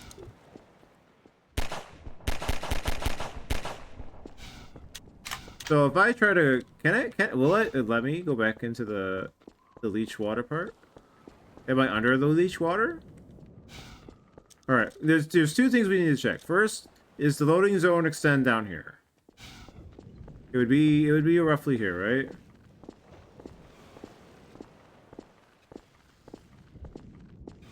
I don't think it's, I don't think so.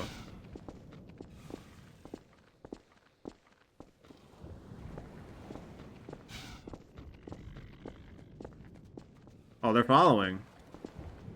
How far can they follow? Hi, buddy. Oh, hi!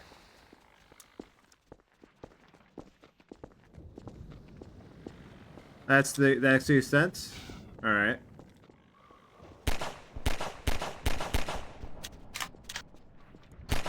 Oh, sorry. Just wanted to see if I could hit you. They can get pretty far. Alright, can we get under the... Can we get into or under the leech water? That's the only other thing I want to look into here.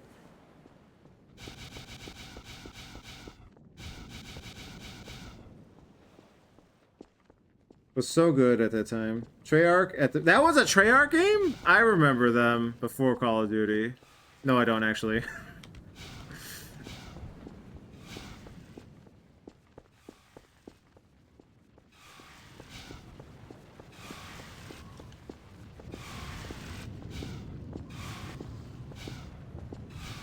I can only imagine how it must feel being able to oh, we found the leech water. Oh, it got me. All right.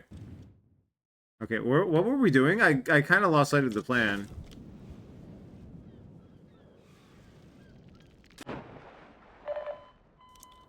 All right, we don't need to do that a second time. I wanted to do this though.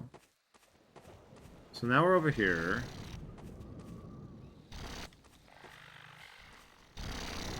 Okay, we can walk over that safely. Hi, buddy. Okay, this is a solid wall. They'll never see me coming in from this angle. I don't think I can. This is the wall. Damn, this is a solid-ass wall. We can't clip our way through. You hate to see it. Oh. Hold up.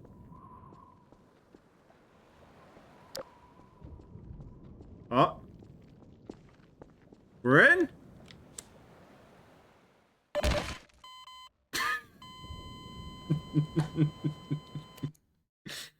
We're not in.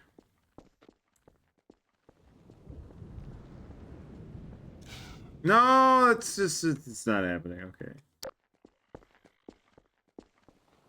Okay, but what if... Hold on. Uh-oh, am I stuck here? Here we go. What if we can climb up this?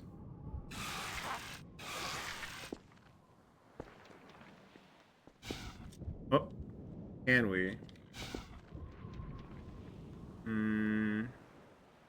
I would have needed to bring something over here, I think, because I don't think they want to come over here. Oh. Never mind. I think I found a new way to fuck with the game. Unfortunately, these antlions are only here for so long with us, right? Here, I need you to go over here. No. Wait, hold on. You're cheating. Don't cheat. Stay put. Stay put. Stop respecting my space. Alright, we're gonna have to quick save, I think. Okay, stay put. No, stay put, you fuck. Unless I can actually get on. Okay, what if I do this? Get him to come over here.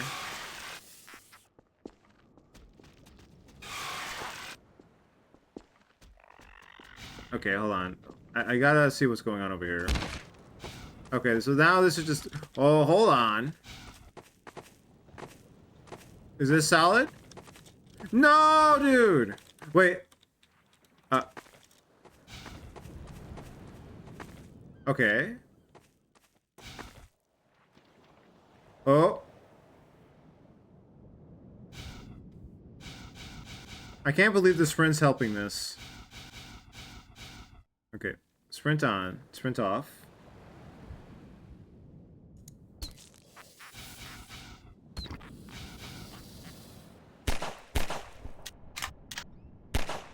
Okay, that's not solid, though.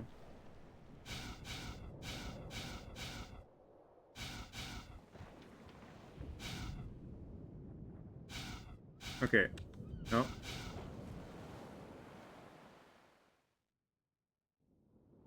No. I know the second I clear this, I'm gonna just fall, hard fall. So, can I get on the seam?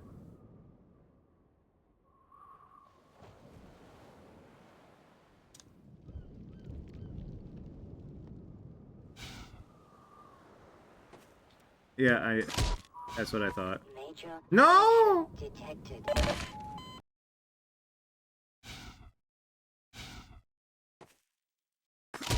Okay, let's see. Minor fracture detected. Hold on.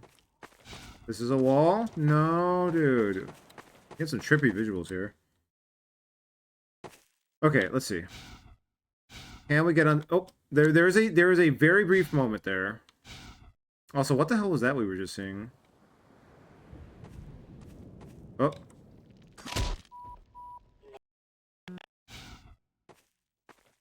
Okay.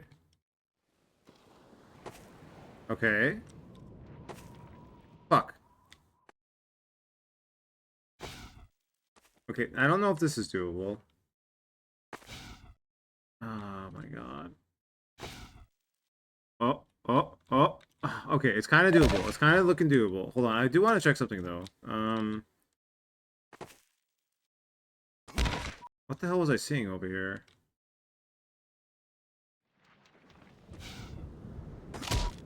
Whatever it is, it's gone.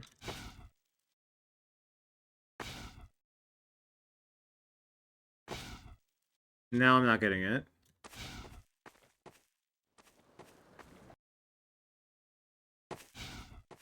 How the fuck?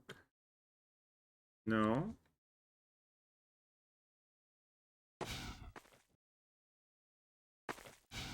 There we go, we got it. It looks a little steep up there. I don't think we're getting over this one, Fadi. They figured out the web slinging in that game in a way other devs just could not recreate. The new Spider-Man games are pretty close. Get pretty close, but they fake it a bit more. Don't let you do as much dumb shit. Yeah, I mean, you got the big money. You gotta keep it nice and refined for the AAAs and the suits, right?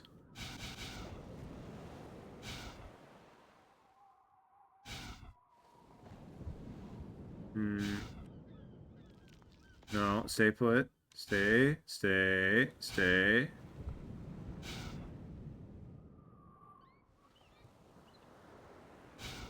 It's over. Is it over? Hmm. Hmm. Is it over?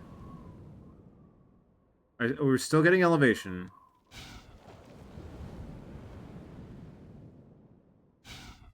We're still getting elevation. I am terrified that we're still getting elevation.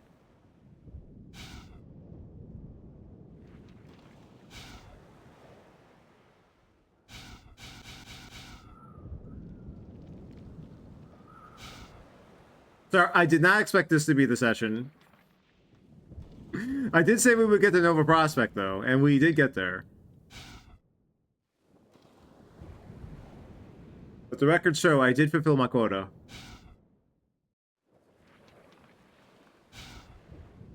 The string physics in general, like, it's funny to think that Spider-Man had one of the more technical limitations set upon him for a game, that people would have for devs to figure out, and he continuously gets the better games compared to, like, say, Iron Man or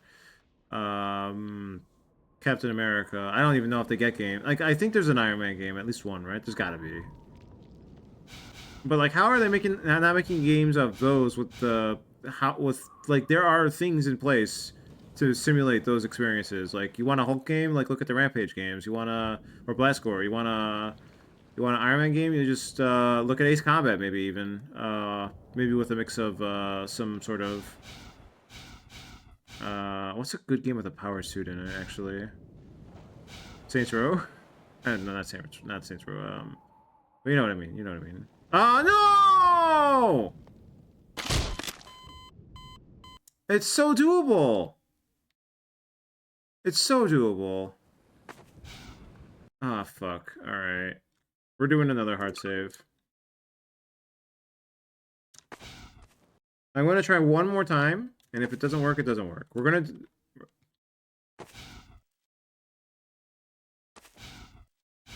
Oh my god. Because, like, if it goes up to the top there, we could just recreate this up there. Probably.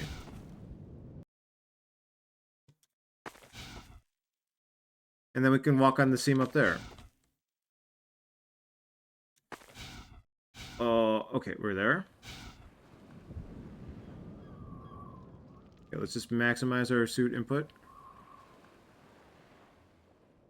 Output. I mean, I guess in that sense, we're in a power suit right now. I fucking goddamn it. All right.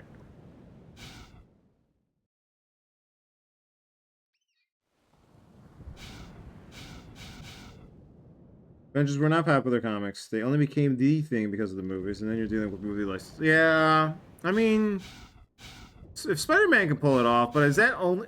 Are you saying the Spider-Man games only became a thing because Sony was holding on to that thing for dear life? Because if so, then fucking hell. Good job, Disney. All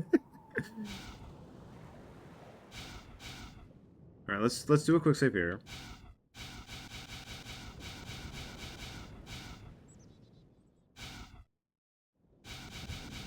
God, the fact that we see movement, some movement,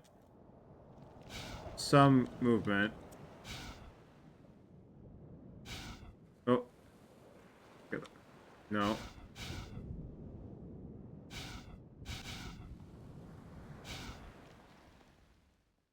Do your best, Gordon.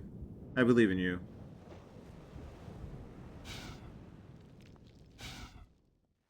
Wasn't there a bad Avengers game? And then an okay Guardians one? I don't keep track of that anymore. Like, I barely keep track of Spider-Man. And I only keep track of Spider-Man because of the award. It was getting all the nods. I do... I feel like sometimes when it comes to the Game Awards, like they go out of their way to find a Sony game they can put on a pedestal. Like whether or not the games that the Sony nominations they give are deserving of the quality, I couldn't say. But like sometimes it just feels like, oh, here's the Sony game of the year. And I definitely felt that way about Astrobot till I saw some actual fucking gameplay of it. Then I understood.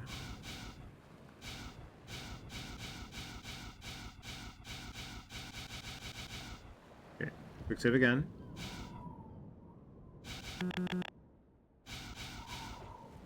Okay, we're close.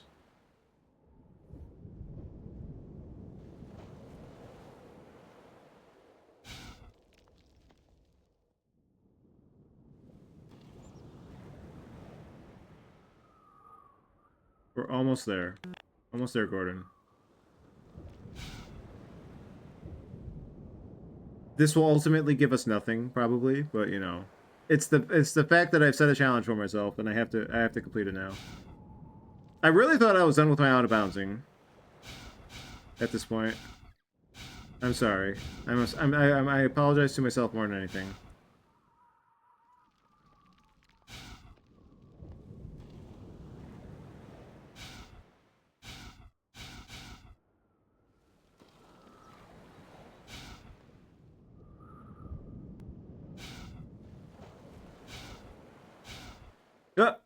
Okay, well that didn't work.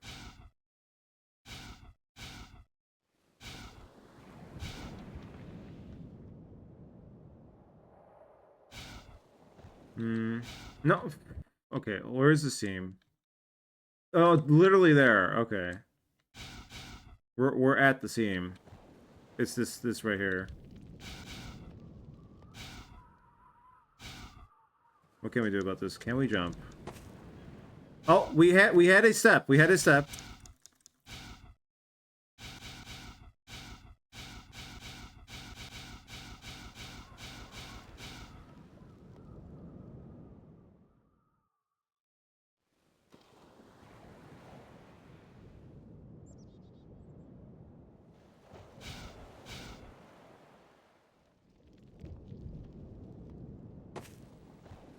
I heard the step. I heard this.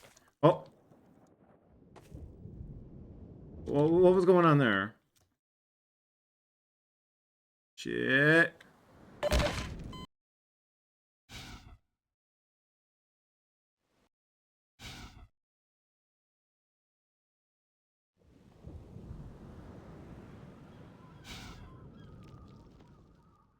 There must be some specifics to this.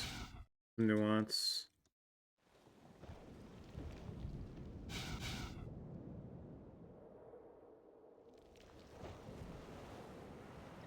Come on. Come on. No, I had it. I had it. God damn it. God damn it. That was on the seam. There's a very small measure to pull.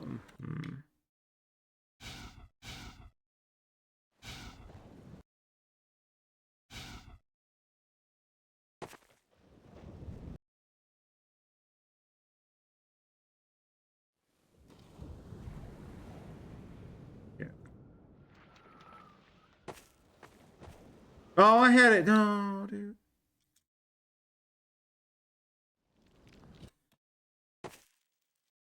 Oh. Let's fucking go.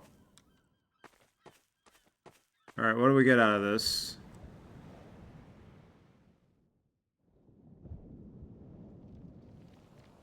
So this is just gonna fall, right? Yeah. That makes sense. Okay, so we could ride seam to seam here, right? No. Oh! Hold up. Where is this? Okay. How long are we good for? Here? We're here now. So this... Oh. Is this fine? Ooh. Ooh, though. Alright. Now what do we do? Oh, hold on. I see it. I see it. I see it. Okay. Okay. We have cleared the wall. Oh, shit. Oh.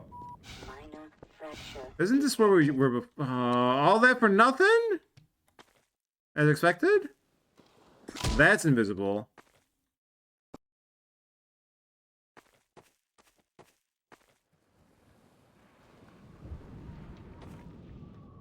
That too is invisible, huh? Do we get nothing out of this? Really?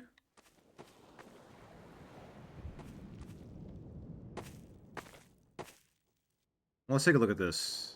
Okay, clear view of this, whatever this is. This is the more combined part of the facility, I suppose. That fucking body's... They're all dead! Dead and out of bounds.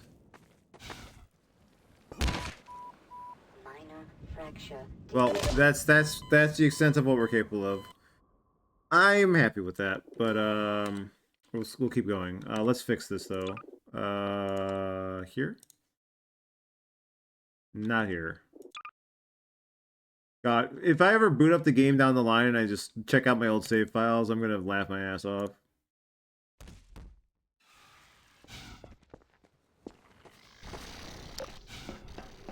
Alright, enough with that tangent. We have to actually get inside Nova Prospect before I'm willing to say I'm content. Unless internet decides to cut out, tragically and timely.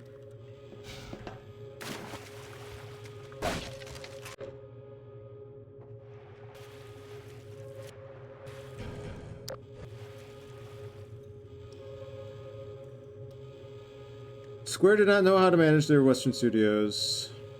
Avengers game was made by Crystal Dynamics, who is also owned by fucking Embracer.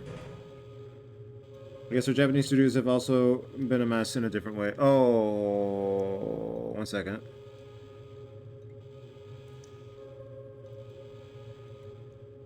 My mouse pad's hanging off the side of the computer. I was so immersed in that fucking climb.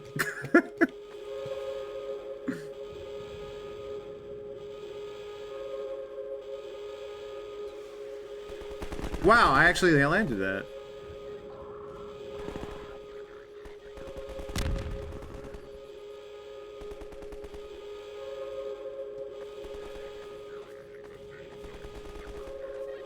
Nova Prospect Yard. The combat throughout the Nova Prospect Yard was largely inspired by our early observations of antlions fighting Combine soldiers. The antlions' high mobility and melee attacks paired well with the soldiers' range lethality and vulnerability up close. Antlions look great under fire, with particle effects flying everywhere, and when they finally reach a soldier, the resulting ragdoll effect is incredibly satisfying.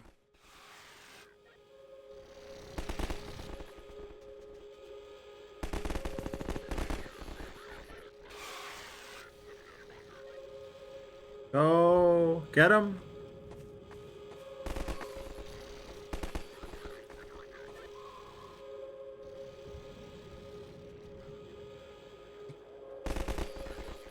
Damn, they're so good.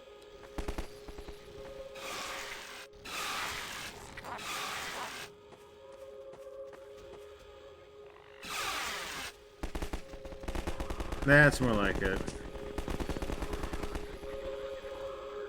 So cooked.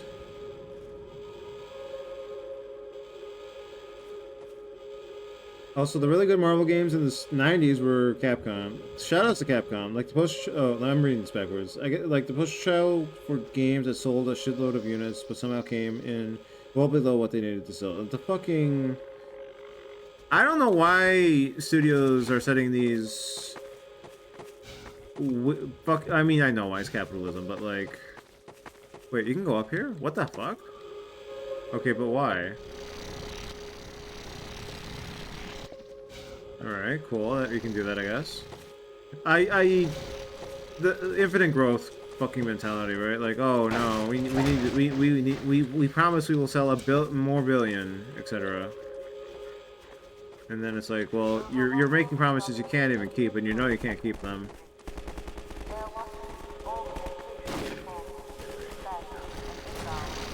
Oh, that's them summoning the helicopter again.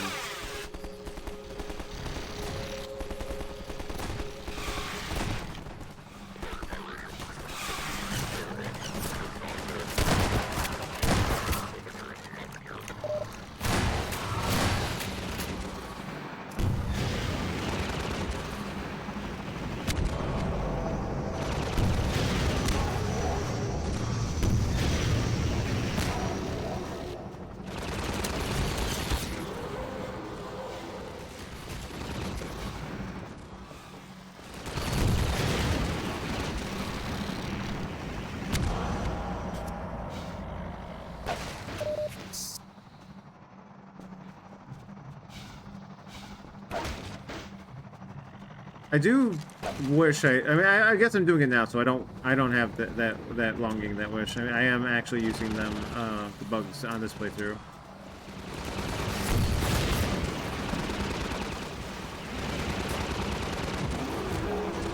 Well, fine, fuck you too.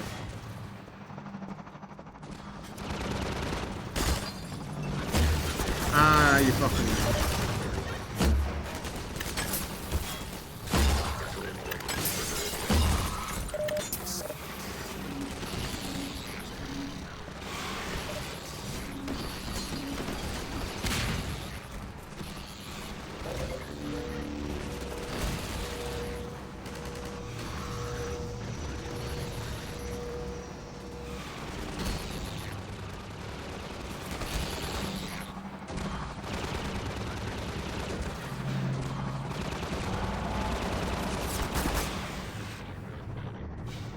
Grenade timer.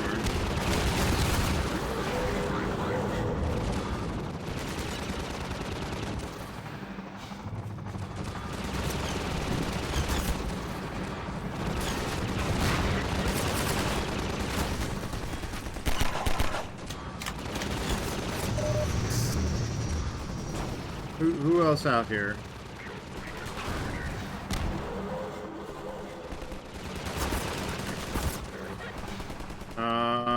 Help me?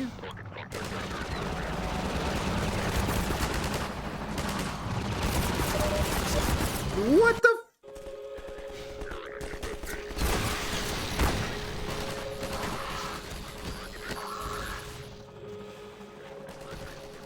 Okay, I guess it's a mistake to even engage with them at this point.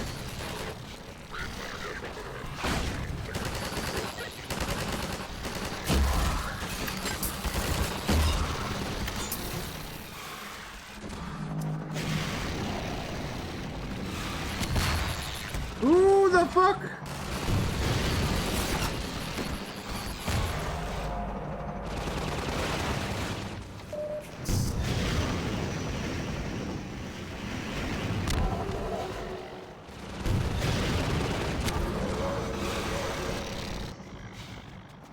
Y'all gotta get out of my way. I got a plan. There we go.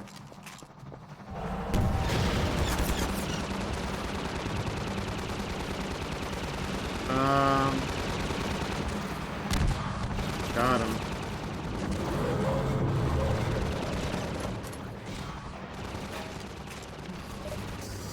If I can get this guy before one of these guys before getting to the actual rocket replenisher, that'll feel like something of a victory.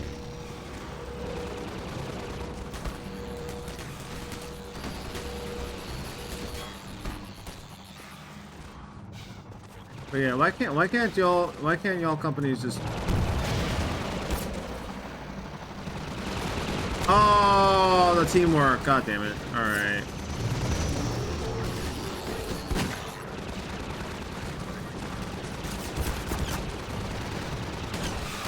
Please kill this guy.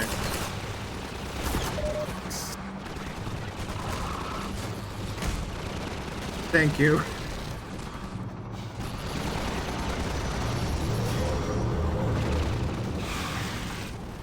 Oh.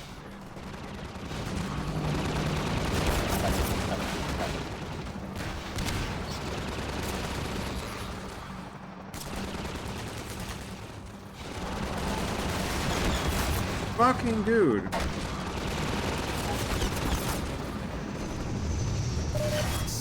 Alright. Where's the smoldering one?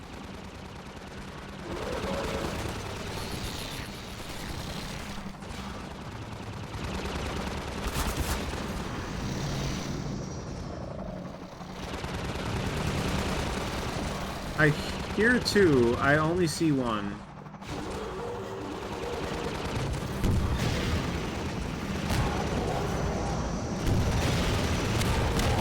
Got him. Alright. Got him before getting to the, just barely, but we did. Where is the exit once we figure it out? Where does it... It must crash somewhere specific, right? I think it's here. Hold on.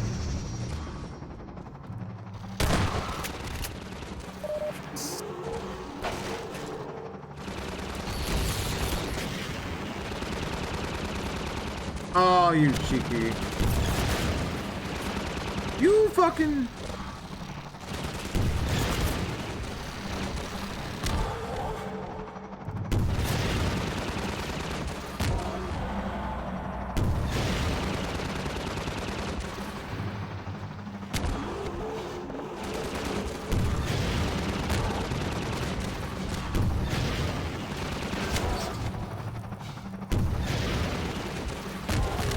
Oh, they opened it for me. Magic wall. Like many of our combat arenas, we needed a gate of some kind to prevent players from moving on before they finished this fight. Now, this one you can't just... Unfortunately, you'd have to we add a ran out of time bounce. and had to move on to the train station, so we ended up with this bit of magical bullshit. A wall that just explodes after the second gunship is defeated, revealing the way forward. It wasn't defeated. We reassured ourselves that most players wouldn't notice, as they'd be busy fighting the gunships, and our playtesting had shown that generally they all finished the fight before they reached this point. With enough explosions throughout the arena, the destroyed, burning wall felt pretty natural, so we threw in a couple of simple gas puzzles on the other side to justify it. But no, we're not exactly proud of it. Destroyed before they get there? What do you mean? That I don't understand that, because, like, there's barely enough rockets to kill one. Oh, do they have less health on easy, actually? They must. I have not played it on easy at all. That would make sense. Because it takes, like, what, 6 rockets on hard?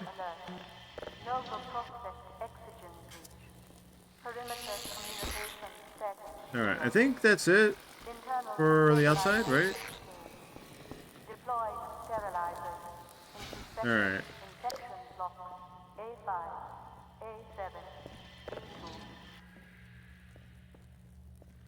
So after Nova Prospect, we have the big cutscene moment with Mossman, or well, a mix of cutscene, and then Alex with more Nova Prospect, or at least more of structure.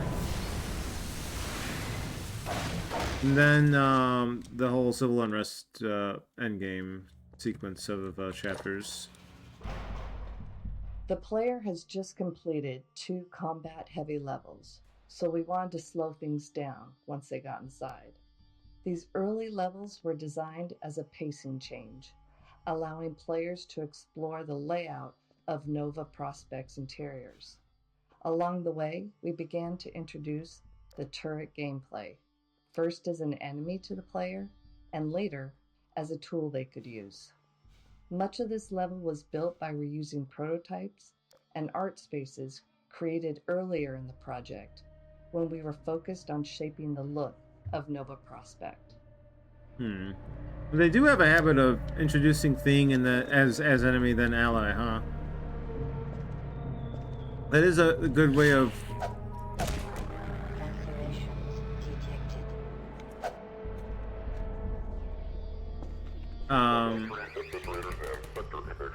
making sure players know exactly how something works.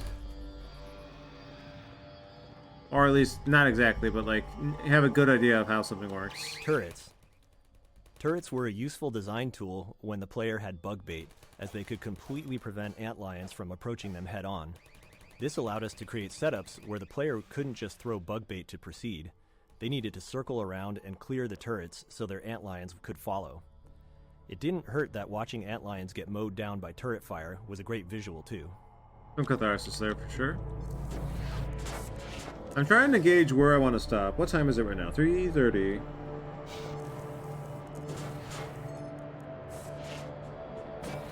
I also think I didn't play too much of the comic book kind of stuff, but I do remember the SNES. Like, the SNES era was a Wild West in the sense of just playing a different game every once in a while, because I didn't have any real attachments to anything yet.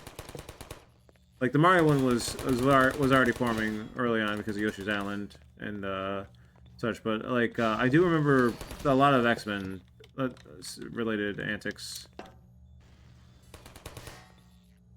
I forgot the exact game, but there was like an X-Men game where you choose one of like 6, so they can defeat the turrets. Good job, buddies. Nova Prospect process. Like Ravenholm, Nova Prospect was initially designed with significantly different gameplay than what ultimately shipped. The first version focused on player versus combine soldier combat, with no involvement of antlions. Unlike other areas of the game where gameplay and art evolved together, Nova Prospect received a large art push early on. This produced a set of reusable, polished sections of level geometry with art already applied. Assembling Nova Prospect from these pieces worked well, as the prison's layout was naturally repetitive. And then later, when we returned with antlions and bug bait, we had to repurpose the geometry to fit the new gameplay. I was surprised to see the antlions were still involved at this point of the game. It is a welcome inclusion, though. I feel like if it was just a prison section with Combine, it might have... It has more personality, especially Half-Life related personality, to have done this the way it did.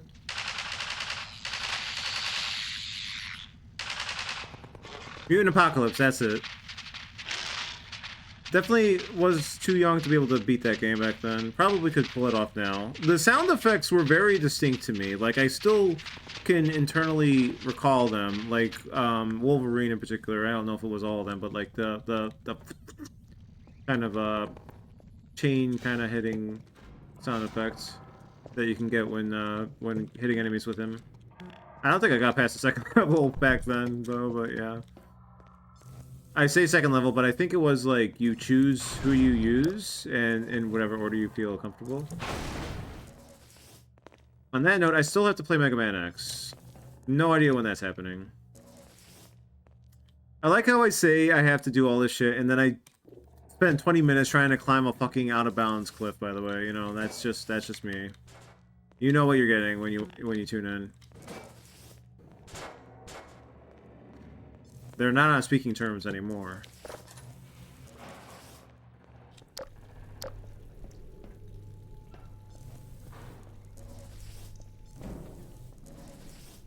That game is hard. Every character had their own level. That's, yeah, I just remember Wolverine, because obviously, right? Wolverine, the iconic. I think Rogue was another choice. Cyclops for sure. There were 6, I think, but I don't remember. Oh, Beast! I remember Beast. Beast and Wolverine are the ones I remember the most, actually.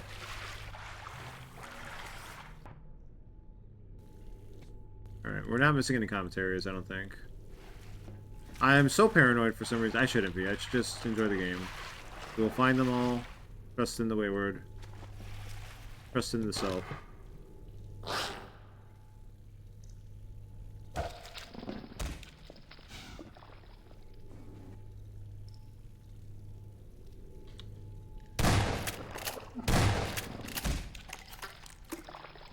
Shotgun really is useful, huh?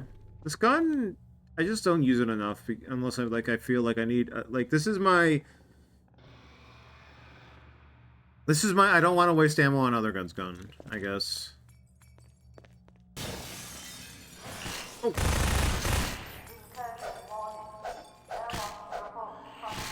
How are you so good? Cut that out. But yeah, that G-Man I did not know about until I watched a compilation video. I forgot what the other ones were, but I did miss a couple G-Man for sure. Happy about the ones I did catch. But that dude is very elusive and sneaky.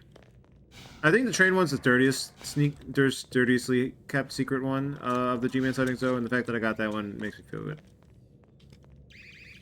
Can we knock you down?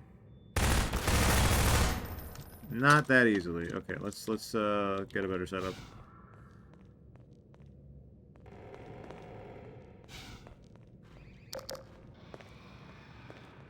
I definitely wouldn't do the second half of no. Like if I got to Alex today, I would stop there for sure.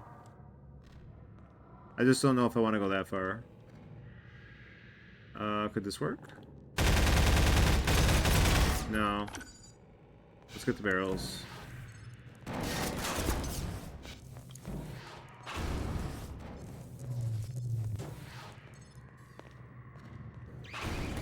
Oh, there we go. Okay, how about you? No. No. Yes. I hate how I'm watching my go-to streamer play Death Stranding 2, and it's making me want to play the first one, even though I know the story. I hate this urge. I'm trying my best to suppress it. Definitely would not stream that if I somehow, in some ungodly scenario, were to play it, though. Sometimes you just want to roam around and shit. And that's like, that seems like a good game to just roam around and shit, and... Insert joke about roam around and piss because... Oh god, Kojima. It's just 5. Oh, it's 5. Okay, why did I think 6? Not sure why I thought 6. Psylocke. Gambit. Oh, Gambit! God, why does Gambit not get his own shit? Gambit was so cool in the 90s cartoon. And whenever I saw him. And, like, he barely gets any proper representation in the movies. It kind of makes me mad. But maybe he's just too cool for that kind of shit. Like, it's too obvious. They feel like they couldn't do him justice, kind of thing. I know he's shown up in it at least a couple times, but and I was happy to see him in that most recent appearance. I don't know if it's a spoiler to say, but you probably know.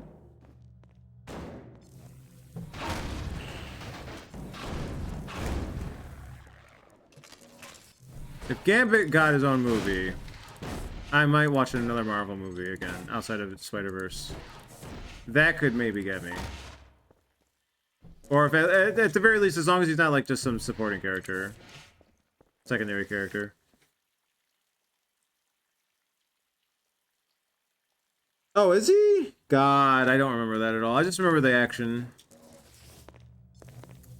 I mean, he's that archetype, right? Oh god, that was a loading zone. He's that archetype, the Zelos archetype, Zelos Symphonia. So you gotta like and hate him in that regard. Like in the same way Joseph Joestar has very glaring character flaw. Or unless it's like really bad. If it's really bad, then that's unfortunate. Maybe that's why they stay away from him then. I'm tourist, X-Men tourist in some way, in a lot of ways. Like I've seen the movies. So I don't know the specifics. Alright, done with drawing, so I'll take a short nap. I need you to stream for at least another 20 minutes till I fall asleep. As long as the internet doesn't get in the way, I can happily oblige. It's what, 3:30 right now? Yeah, and then I'll call it, and then I will eat my I don't know what I should eat actually. I don't want some ice cream, but I need to eat something. I'll figure it out later. Oh, I got some pastries. But I can save this for tomorrow. Right, let me make sure I'm caught up here. It's just 5. So Beast, Cyclops, Wolverine. So Psylocke. I don't remember much about Psylocke. She doesn't show up in the movies often, right? There was also War of the Gems, which had Spider-Man, Wolverine, Captain America, Iron Man, and Hulk. And Thanos was the final boss. I'm so much of a tourist with Marvel that I didn't know Thanos existed until the movies. I don't know how obvious he is as a character if you're a comic book fan. Like, oh yeah, Thanos, of course. He's so iconic. To me, it was like, who the fuck is this purple guy?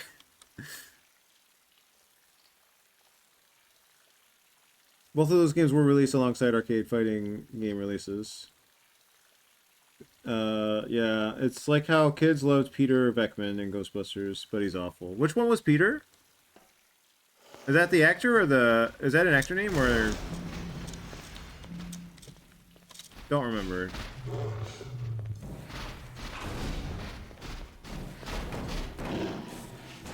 Nice.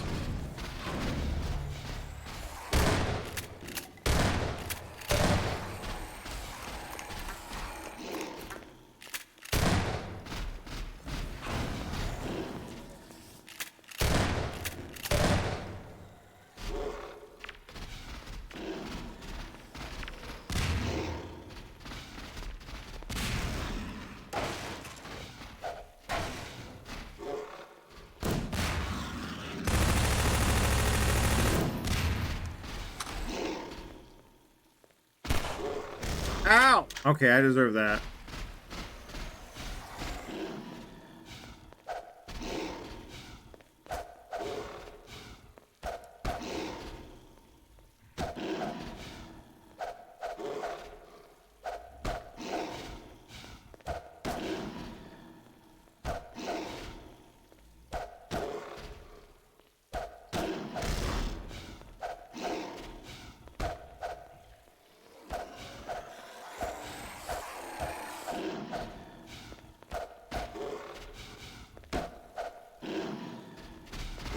Ow, my ass. I deserve this.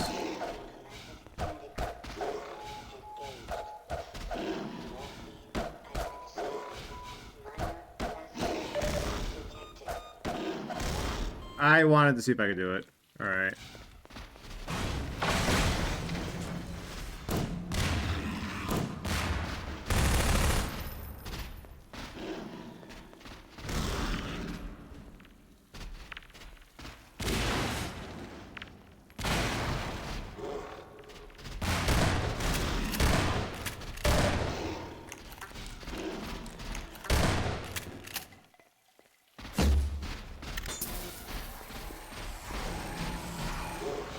Ow! Alright.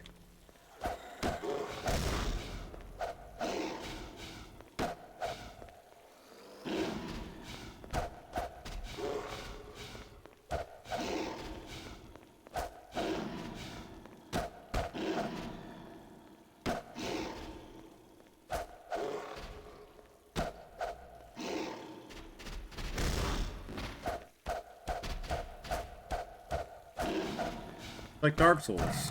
Hey, we did it!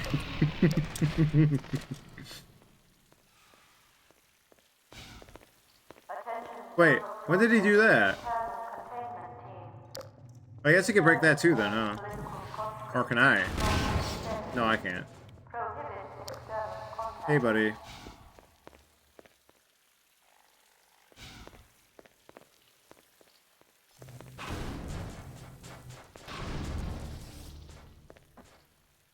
Bill Murray's character? Damn. You know what? Hold on. I want to say that sounds vaguely familiar. But I might be thinking of a different Bill Murray movie. Which, I don't know if that's a good thing or not.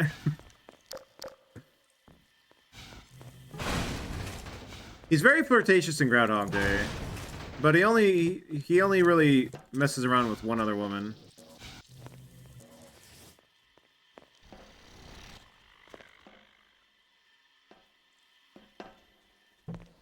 Though it is kind of fucked up if you think about it. Was there that? Is that all? I thought there were more resources around here. I guess not.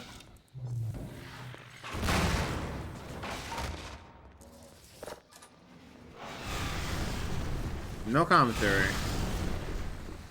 Oh, here's one. Allied antlions. Having an endlessly respawning antlion army attacking turrets and soldiers meant we had to spend time figuring out the player's role in Nova Prospect's combat. The player had already faced plenty of combine soldiers, so we decided... It's interesting to think about, like, oh, so we can cause these situations, but what about the player's input? What's the player going to be doing? What's the player going to want to do? That's an interesting way of looking at it. Since once you settle down, oh, well, a lot of this is going to be combine versus antlions. To make combat here feel more like a puzzle and a spectacle instead of a combat challenge. With that in mind, we created setups that remained in a steady state until the player intervened. By directly killing enemies, the player could tip the balance in favor of the antlion, but we wanted to make bug bait usage especially rewarding. In many scenarios, when a player threw bug bait onto enemies, we activated additional antlion spawners, unleashing a rapid rush of new antlions into the fight. I feel like I noticed that outside in the towers, because it was like, oh, where did these guys just come from? The resulting carnage was the reward. I was thinking that, at least. Satisfying to use.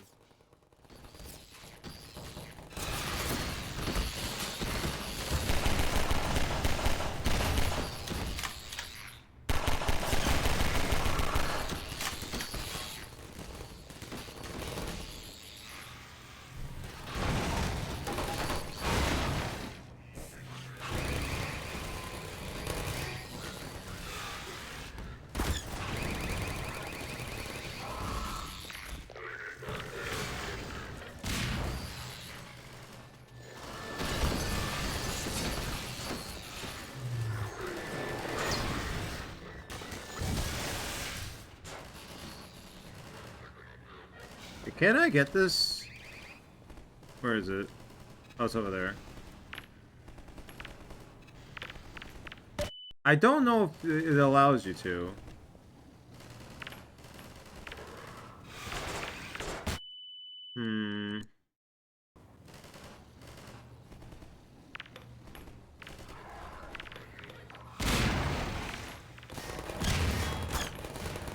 I don't think it's going to.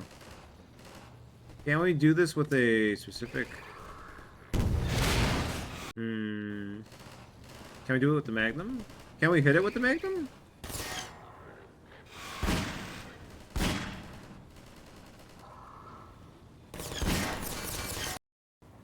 They really don't want you doing that, huh? Yeah, I can't think of a way to get it. Hold on. No. That gate is just too damn stubborn. Unfortunate. Hi, Lunite. Did you ever play Titanfall 2? I watched a playthrough via Blorbo Streamer. Shout out to Blorbo Streamer. Has my back all. There's a ladder here? I have experienced many games I had no intention of playing, or might not have had the chance to play for one reason or another through Blorbo Streamer. Probably part of why Blorbo Streamer is Blorbo Streamer, because the perfect complement of, oh, I'm never going to play this game, or, oh, I really love this game. Sometimes there will be games I can't watch, for one reason or another. Couldn't watch his Inscription playthrough immediately, which was very, very heartbreaking, but, you know. But yeah, Titanfall 2, like, I definitely am in agreement with everybody who wishes for a Titanfall 3, like, if they could do anything close to that again, they should be given the necessary resources to pull that off.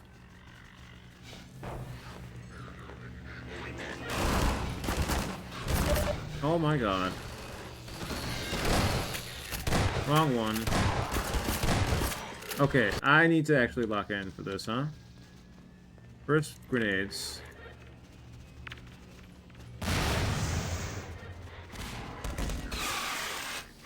Get their asses.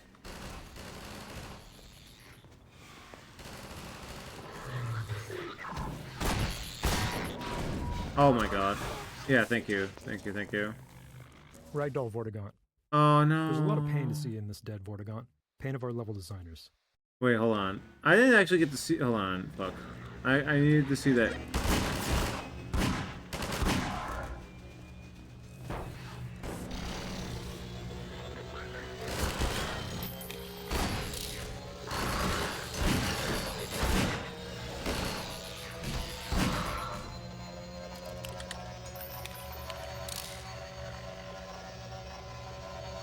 Ragdoll Vortigaunt. There's a lot of pain to see in this dead Vortigaunt. Pain of our level designers. At the time, our development tools didn't allow us to directly pose a ragdoll, which is to say, when an NPC dies and it systemically ragdolls to the ground, we didn't have any control over what pose it ended up in. Right. If we'd had some animator time, they could have given us a single frame animation and roughly the pose we wanted, but we were late and our small animation team was already overloaded. So a level designer positioned the Vortigaunt above the chair, pulled it to die as the level loaded, and waited to see what pose the ragdoll settled into. Then the designer moved the Vortigaunt slightly and tried again. We can't remember exactly how many attempts it took, but it was way, way more than you'd think. Really? I guess I kind of believe that and see that. Can I move it then? Yeah, I can. That makes sense. I've fucked enough around enough with corpses and just item physics to know that it takes forever to get the perfect pose. So shoutouts to the devs for going through all that effort.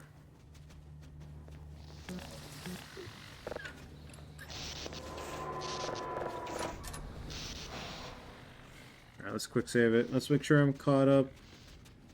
His character exactly like that. Yeah. God, it's been so long I don't remember Ghostbusters at all. Memory is too fucking dusty with that movie. I remember seeing a clip of it again, and I was like, "Oh shit, what's his name's in there from Honey I Shrunk the Kids?" I think maybe I'm wrong about that. God, that's how bad the memories are. Oh, we have enough. We have max of these. That's the problem. We gotta fix that. Laser mines. We really enjoyed bringing these laser trip mines in. I am right. Okay. They were a weapon from Half-Life 1. We hadn't managed to include in Half-Life 2, but at least they found a place as a puzzle element. We liked how they served as a kind of personal morality test when the player had an antlion army. Some players immediately threw bug bait past the trip mines, sending antlion bodies at the problem, while others had their little buddies back until they'd safely removed the trip mines with other tools. We didn't judge. I mean, I don't have anything that could do it right now, so...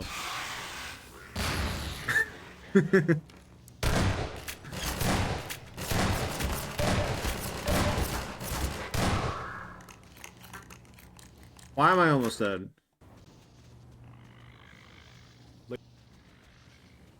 Actually, hold on, I forgot I was gonna do this. Where is it?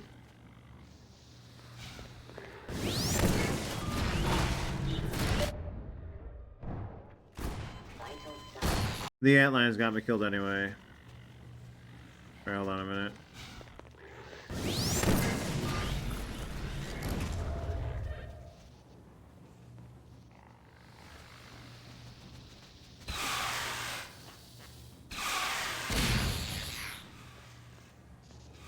Are they all dead? Oh, I got them all. Nice. That was a good use of that, whatever energy cell thing you want to call it. Okay, open that.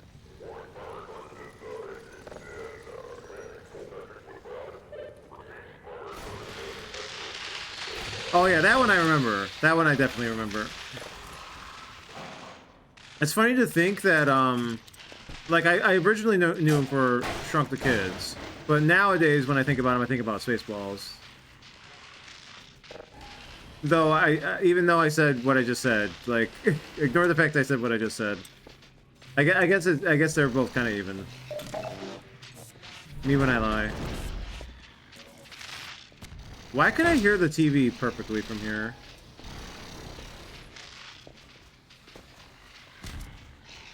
Let me put the TV back on.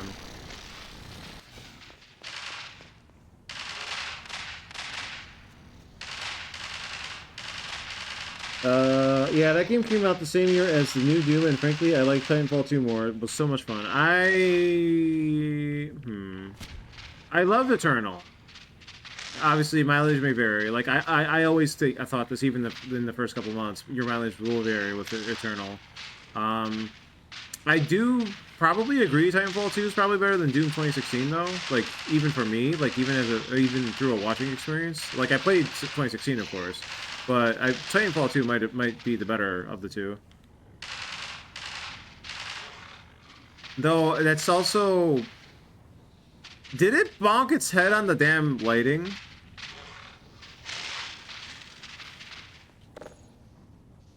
What was I gonna say? The problem with judging the two is that I'm such a Doom head. I played all the older Dooms at this point.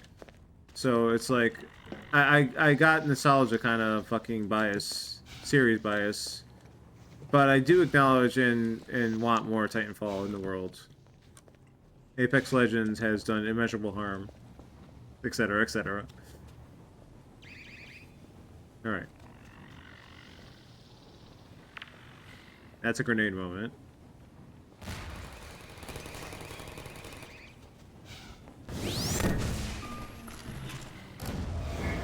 What?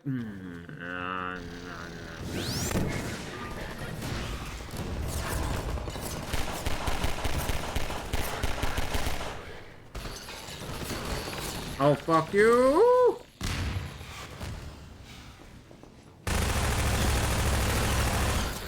That got nothing. That did nothing. Oh, that's why it did nothing. There we go.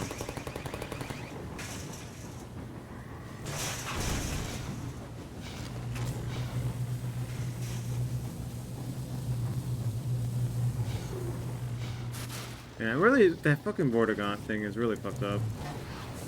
I'm glad they don't show too much of that.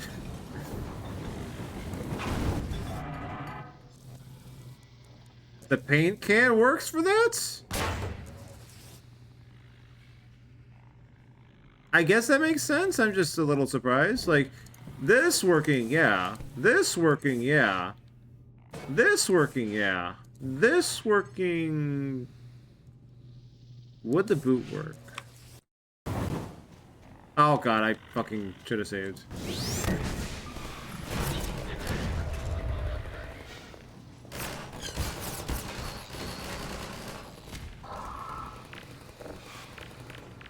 Fuck. God damn it. Alright, whatever. Okay, we got him.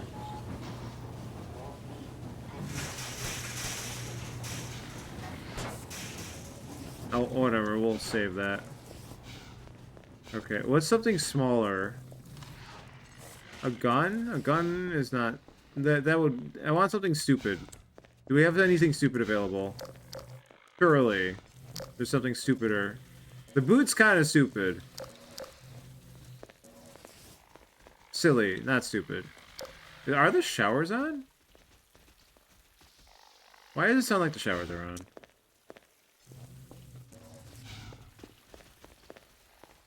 Maybe something failed to load. That's a good movie. Yep. Dark Helmet, though. Yeah, like fucking...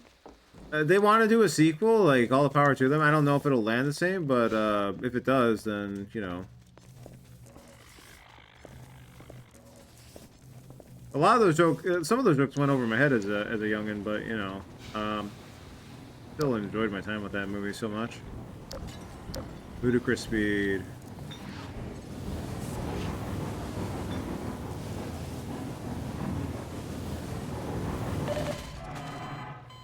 Oh, that stops it! I stop it! There was a sillier option than the boot.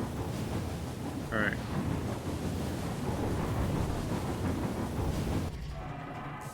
The boot works. If the boot fits. Hell yeah.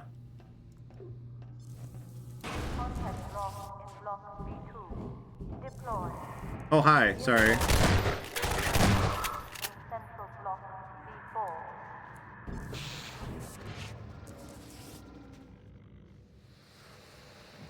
Novelty by mixing things up in a way that's in the lineage of this game, which is why I thought of it.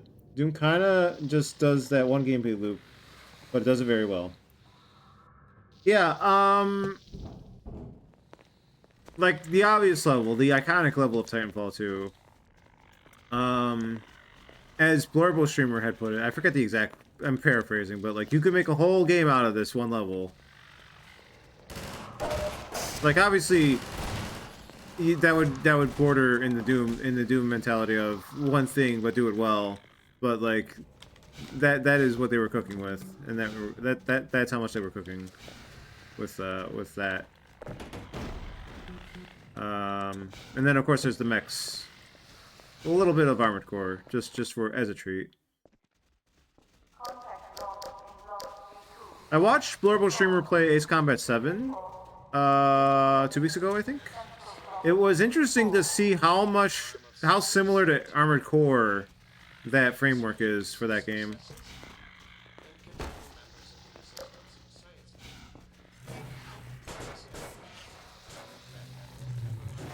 The only difference being that you're up in the air doing you know, Ace Pilot stuff as opposed to mech combat. Though there is a similarity in the movements. You never touch the ground, of course, when you're doing Ace Combat. Okay, you gotta go. You gotta go. I forgot about my things. D2 Prison 04. Throughout development, our artists created small vertical slices of environments, which we called art zoos. These zoos laid out how to use textures and props to create gameplay spaces that achieved our visual goals. However, when building the prison's gameplay track, the repetitive layout allowed us to use the art more directly.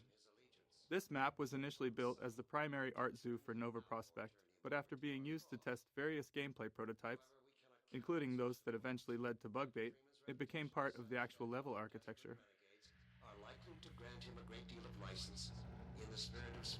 D2 Prison 04.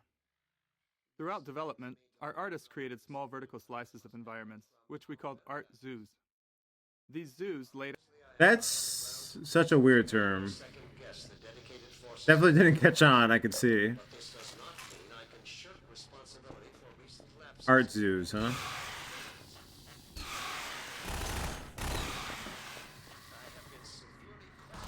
Get his ass. Yeah. Huh?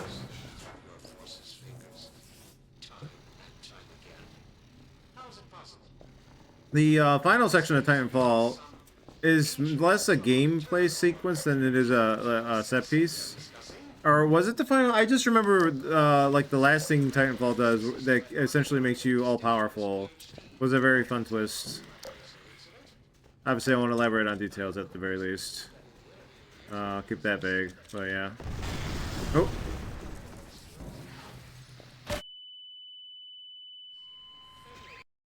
D2 Prison 04. Wonderful. Throughout development, Just wonderful. our artists created small vertical slices of environments, which we called art zoos. These zoos laid out how to use textures and props to create gameplay spaces. Yeah, the visual goals. Streamer was given a minor track, background about the series story up to that point, and I don't remember much. Like it didn't say much. It was a short, like 2-minute thing, but the fucking nukes thing sticks with me. The nukes were mentioned, how they were utilized. All right, go kill that guy again.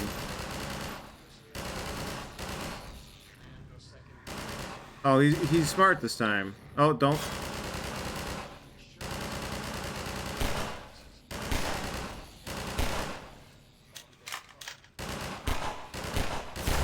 Ah, okay, you're smart. Stop being smart.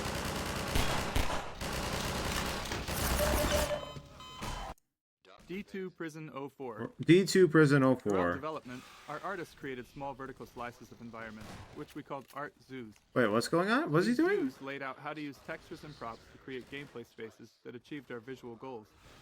That is such a weird way of dying, my dude. The repetitive layout allowed us to use the art more directly. This map was initially built as the primary art zoo for Nova Prospect, but after being Art used zoo. to test various gameplay prototypes, including those that eventually led to Bugbait,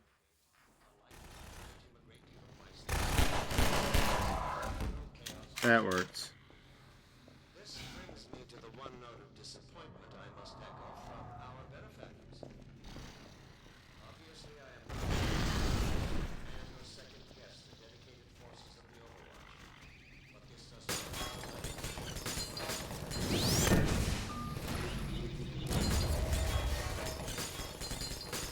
Oh, I see what happens.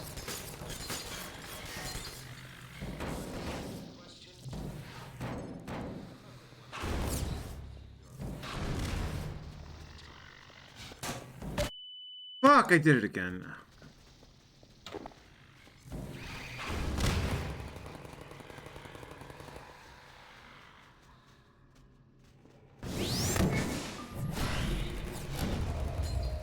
Feels like such a waste to use it for that, but it's effective. Alright, I forgot to check these.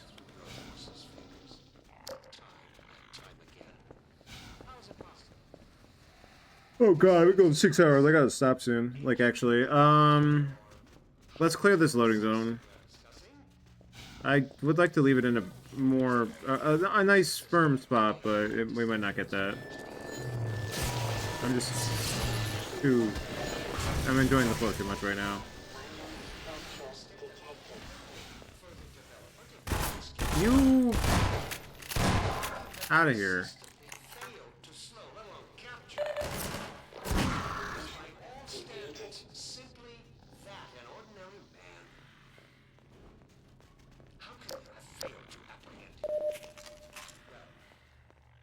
This is the guy who will eventually be killed by that man.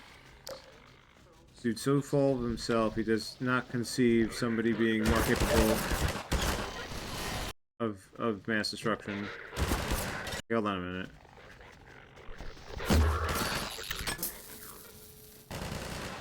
Get his ass. Get him, boys. On it, boss.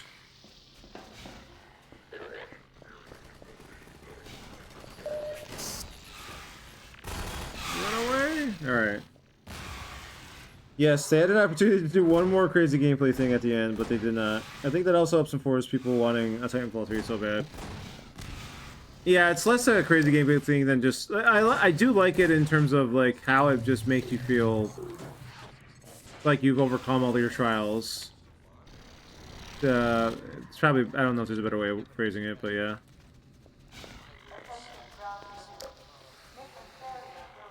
Fuck, what was the guy's name? The mech, was it? It wasn't BT, right? I mean BT because that's the Death Stranding term.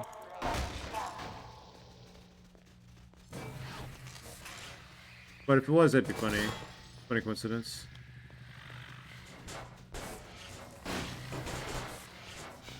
No.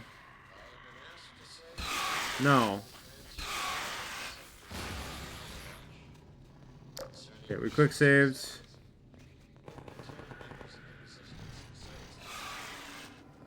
Don't charge. Don't be stupid.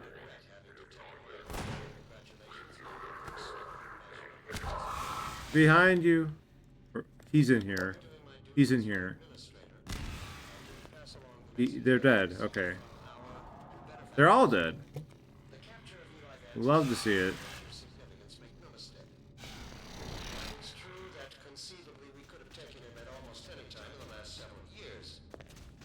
Excuse. Oh, hold on.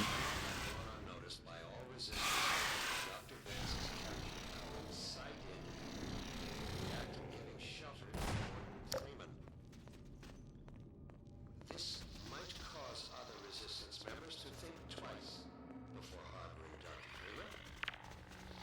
Might cause them to question his allegiance. Oh, the shotgun. No, go away, go away, go away. Ah!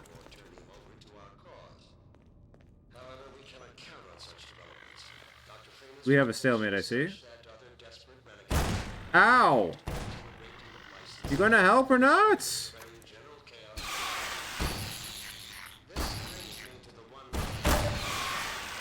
Did he just do double shotgun immediately? Oh, fuck. What you deserve.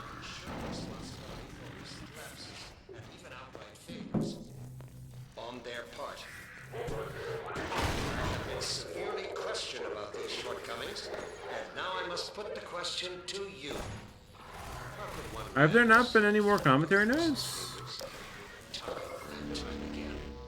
How is it possible? It is BT. Shit. This is not some agent BT was Titanfall was Death Stranding all along. we are discussing. Who could have guessed? Gordon Freeman is a theoretical physicist who had hardly earned the distinction of his PhD at the time of the Black Base. Why I gotta dismiss my PhD? Fucking. Good reason to believe that in the intervening years he was in a state that precluded further Where's this one? There we go. skills.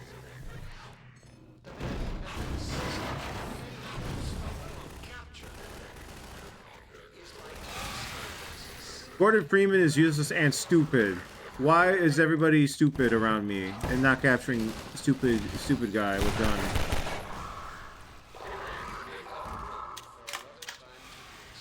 I am very intelligent. I'm very intelligent, subservient human to greater alien species. He loves talking so much, I fucking hate him. Where's the mute button?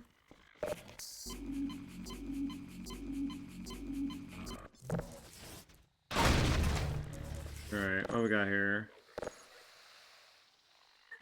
It's showing up on the monitor! That's so funny, actually. Jack Cooper. Door is too much for them. They're just scared of the guy, you know? I'm scared of Shotgun Guy, too.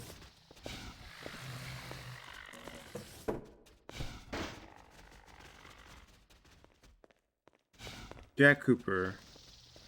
Jack Cooper. Jack Cooper. I forget. Was it a Matt Mercer role or a Troy Baker one? D2 Prison 05 start. With the player able to move a large number of objects, we often ran into challenges, especially given the limitations of 2003's CPUs.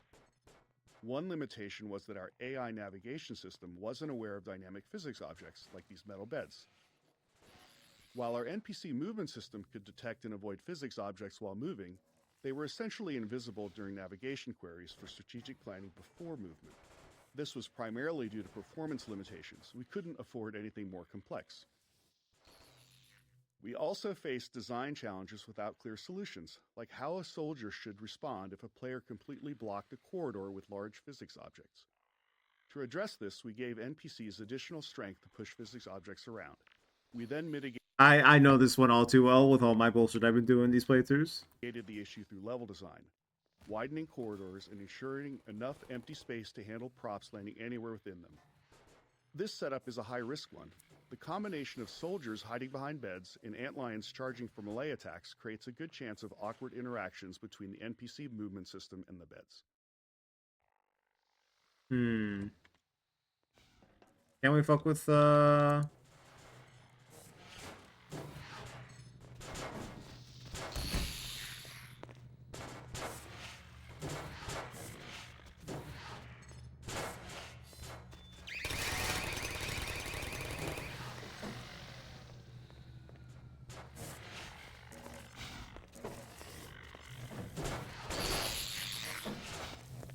Antlion, pain. Antlion, pain.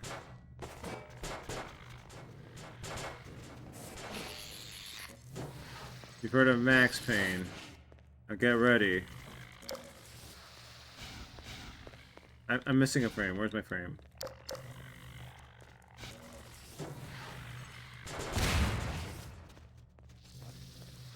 Oh, we got another table. Hold on. Oh, what? I didn't even mean to do that. I'm so good. Alright. Let's see how they react to this. Pardon me. I think we're actually at the end of the first sequence after this room. So this is actually a good stopping point. Once we get through this. Alright, we've quick saved it enough times, right? quick save one more time. Matt Mercer. Alright, shout out to Matt Mercer. I can't get it? I can't get it.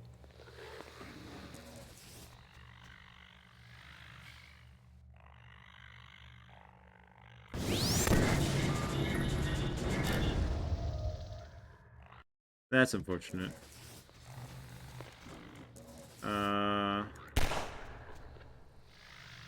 Okay, what if I do this? I want to get them to react, and I have to kill one to do that. Where's my crossbow? I know they're hiding.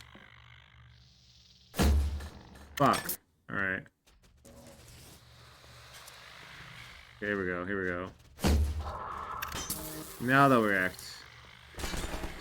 Alright, let's see.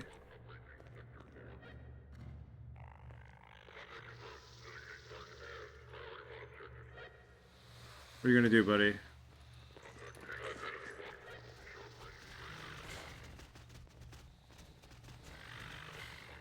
What's the matter?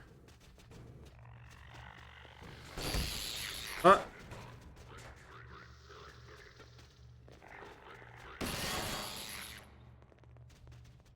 not sure if the antlions are helping them.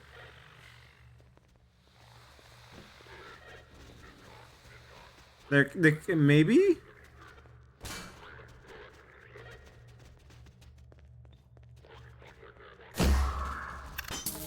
Okay. Buddy, move.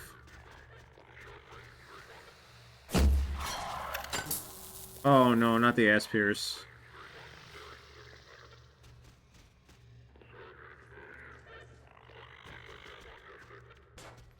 Oh, they're trying the grenade. Oh, they kind of conquered it. Can he walk through though? He's trying. Oh, he's stuck.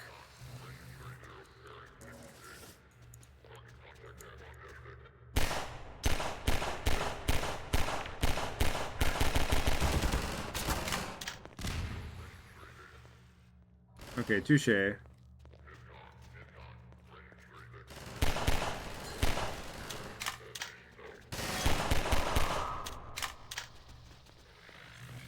Well, you can if you're good enough, but they did more damage to that blockade than I was expecting. So you know, we'll call it a draw.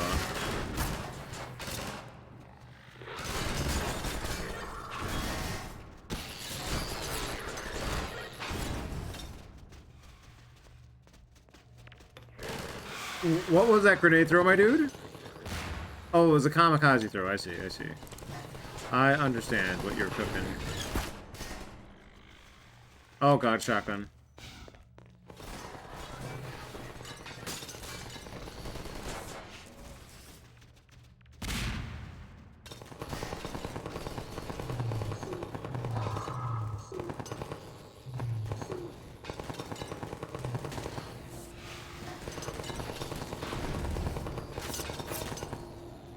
Good enough, good enough. Laundry.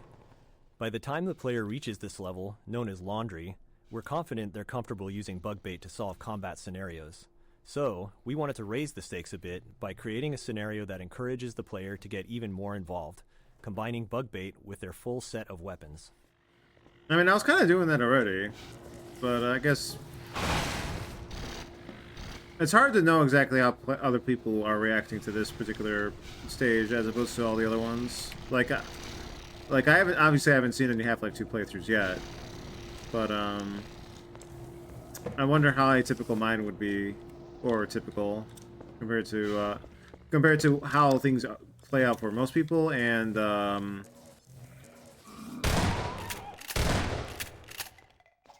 how the devs anticipated they might play out.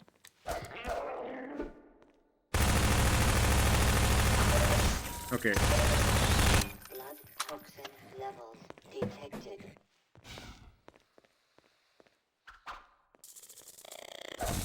Side zombie. This poison zombie was always a highlight in playtests. Players so focused on Combine soldiers, antlions, and turrets hadn't seen a poison zombie in quite some time, so its sudden appearance in the dark often created a moment of shock. It is a bit surprising, yeah. I do like that this little alcove's here, this little side area, because it's like, oh, hey, I'm getting around the action. It's like, nope, surprise zombie. That is fun.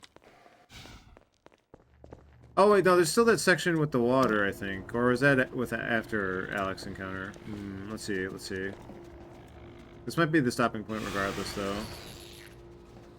So we did this one, right? Laundry. Yeah, yeah, laundry. Laundry. How is the sky looking at this point? It is technically still daytime, it's just really cloudy. It's just murky. Pardon?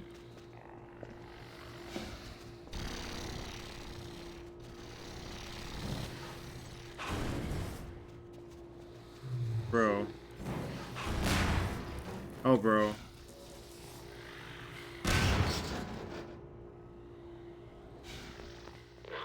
Oh, fuck.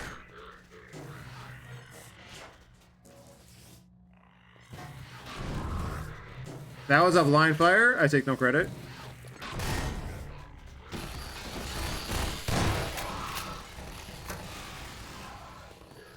Oh, fucking...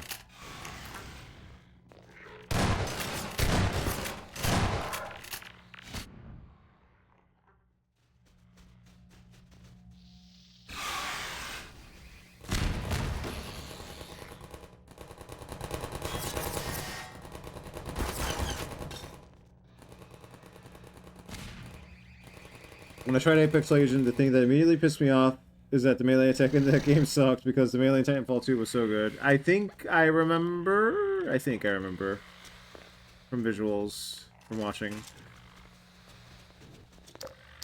I'm glad I didn't get sucked into that one. Oh my god, there's so many of these. Hold on a second. When it comes to those multiplayer types of games, I was curious about, what was it? The Shadows of Chernobyl? No. Was it that? Manhunt Showdown. Like, the urban combat stuff. I don't think Apex would have gotten me. Like, I like the idea of fast movement, don't get me wrong. Like Quake 3 Arena, but, that's a battle royale, right? I don't. Maybe that's why it wasn't... I think I got my battle royale filled with PUBG. That went the like 6 months period of PUBG I did. Ow! I forgot. I'm sorry. I forgot. I'm so sorry.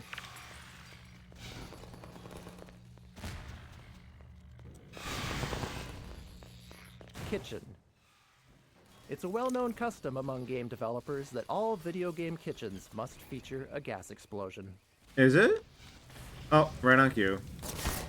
Shit.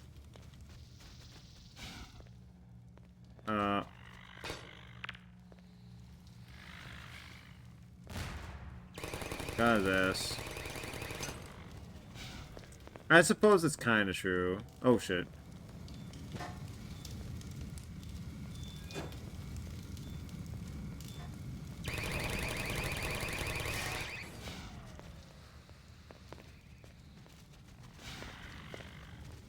Either that or very funny platforming. Oh god, hold on a minute.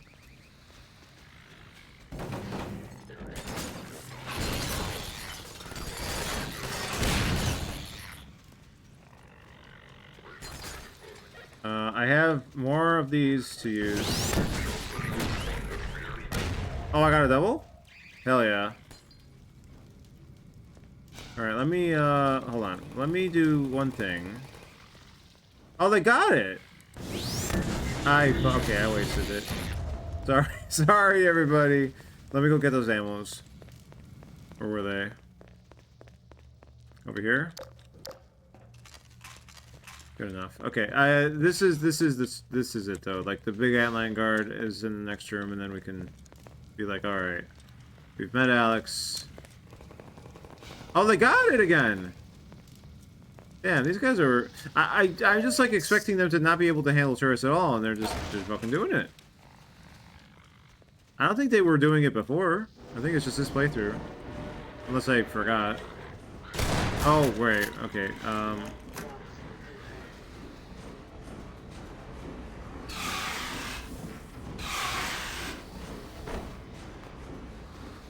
Please go. Please go.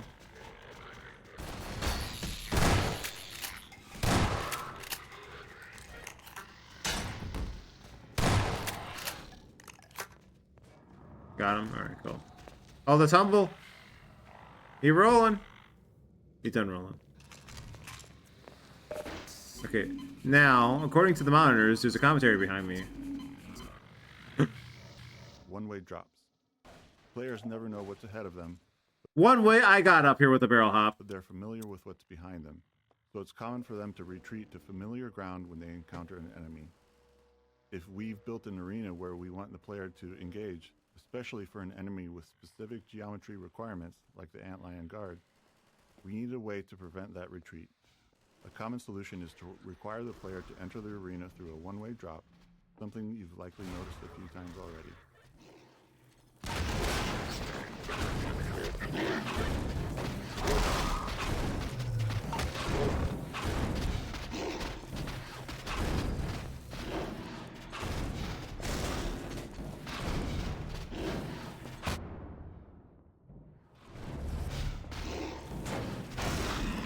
Oh, you can break the pillars? I forgot about that.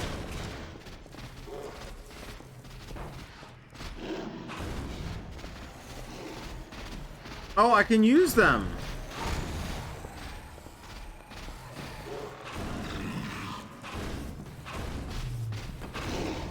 Ow, my ass.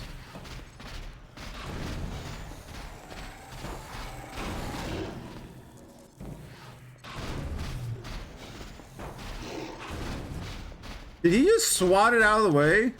What happened there? Ow, okay, I might die.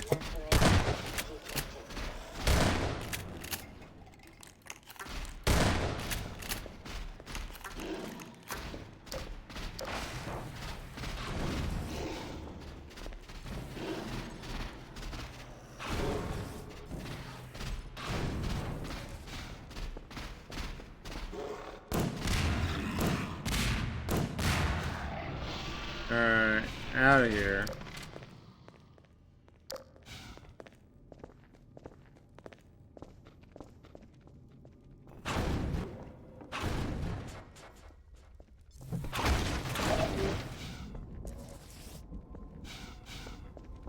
Alright, how are we looking?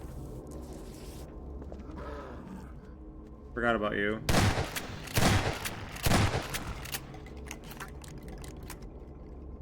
I don't think most players try to escape the geometry at every chance. Most players.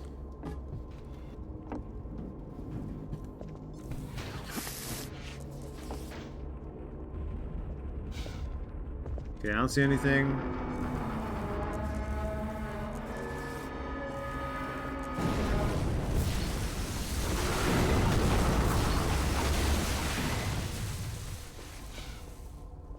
I don't see anything. I'm gonna trust we're fine. Quantum entanglement. You know, when we teleport with Alex later, it's like maybe that wasn't a smart idea to teleport two people at the same time. Maybe, just maybe. It worked out, but like, I guess we were in a hurry.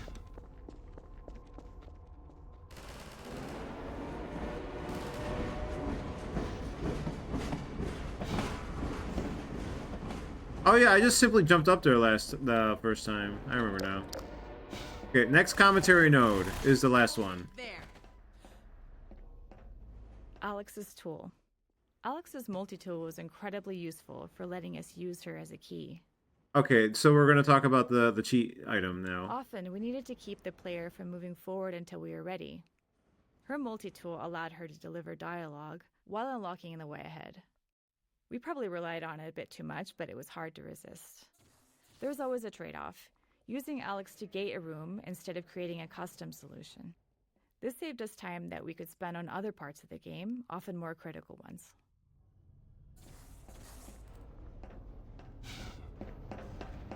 This is back here. Okay. So if I wanted to be annoying, I could be annoying about that, but I think it's fine. As long as, like, it's a one-time thing. It's just this game.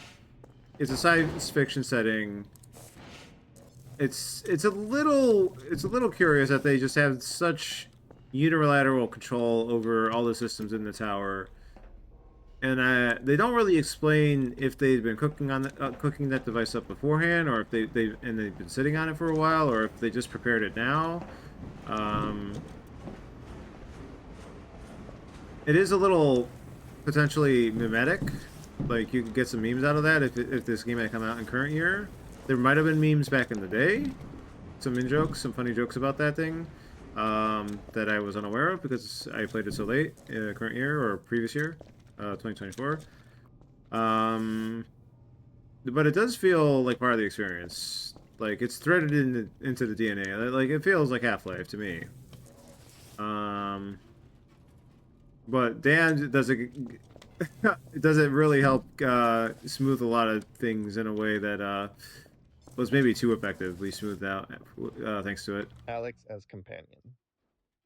This section became an unintentional prototype for what Episode 1 would eventually feature. Alex as a companion, moving smoothly along a path that blends dynamic combat with scripted choreography. We didn't yet have a clear model for how she would fit alongside the player in these scenarios, but even this brief section taught us a lot, despite not having enough time to iterate on it. In that sense, definitely gave, like, some of these ideas given way to what would become Episode 1 and Episode 2. Though I wonder if Episode 1 and... I think I mentioned this before, but, like, I wonder if Episode 1 and Episode 2 were things they were even thinking about already before this game shipped out. Or if it was like, we want to do more, how do we do more? What if we do these kind of things called episodes? It definitely felt like it was such a brief section with Alex here that, you know, it was probably inevitable that they'd want to do something a bit more expanded upon with that this game couldn't allow because they were doing so much for the first time with it that they didn't have to worry about episode 1 and episode 2 with foundation set in stone at that point. Judith and Eli both teleported. Oh, that's right. It is weird though that the teleports are that just reliable, I guess, to me. Like, like, it's fine, but like, obviously it's fine. Like, it's not an issue. It's just like the teleport technology seems like they're still trying to figure it out, right? But I guess once it's figured out, and they can do mass teleportation once with the proper resources, or at least group teleportation, maybe not mass. Okay, we saved it. Let's save it again for the hell of it. It was a long day for Gordon, 6.5 hours. Holy shit! I did not expect to go that long, but we didn't run into any network trouble, so this makes up for yesterday. I did get a little distracted at times, but I feel pretty fulfilled with how that played out.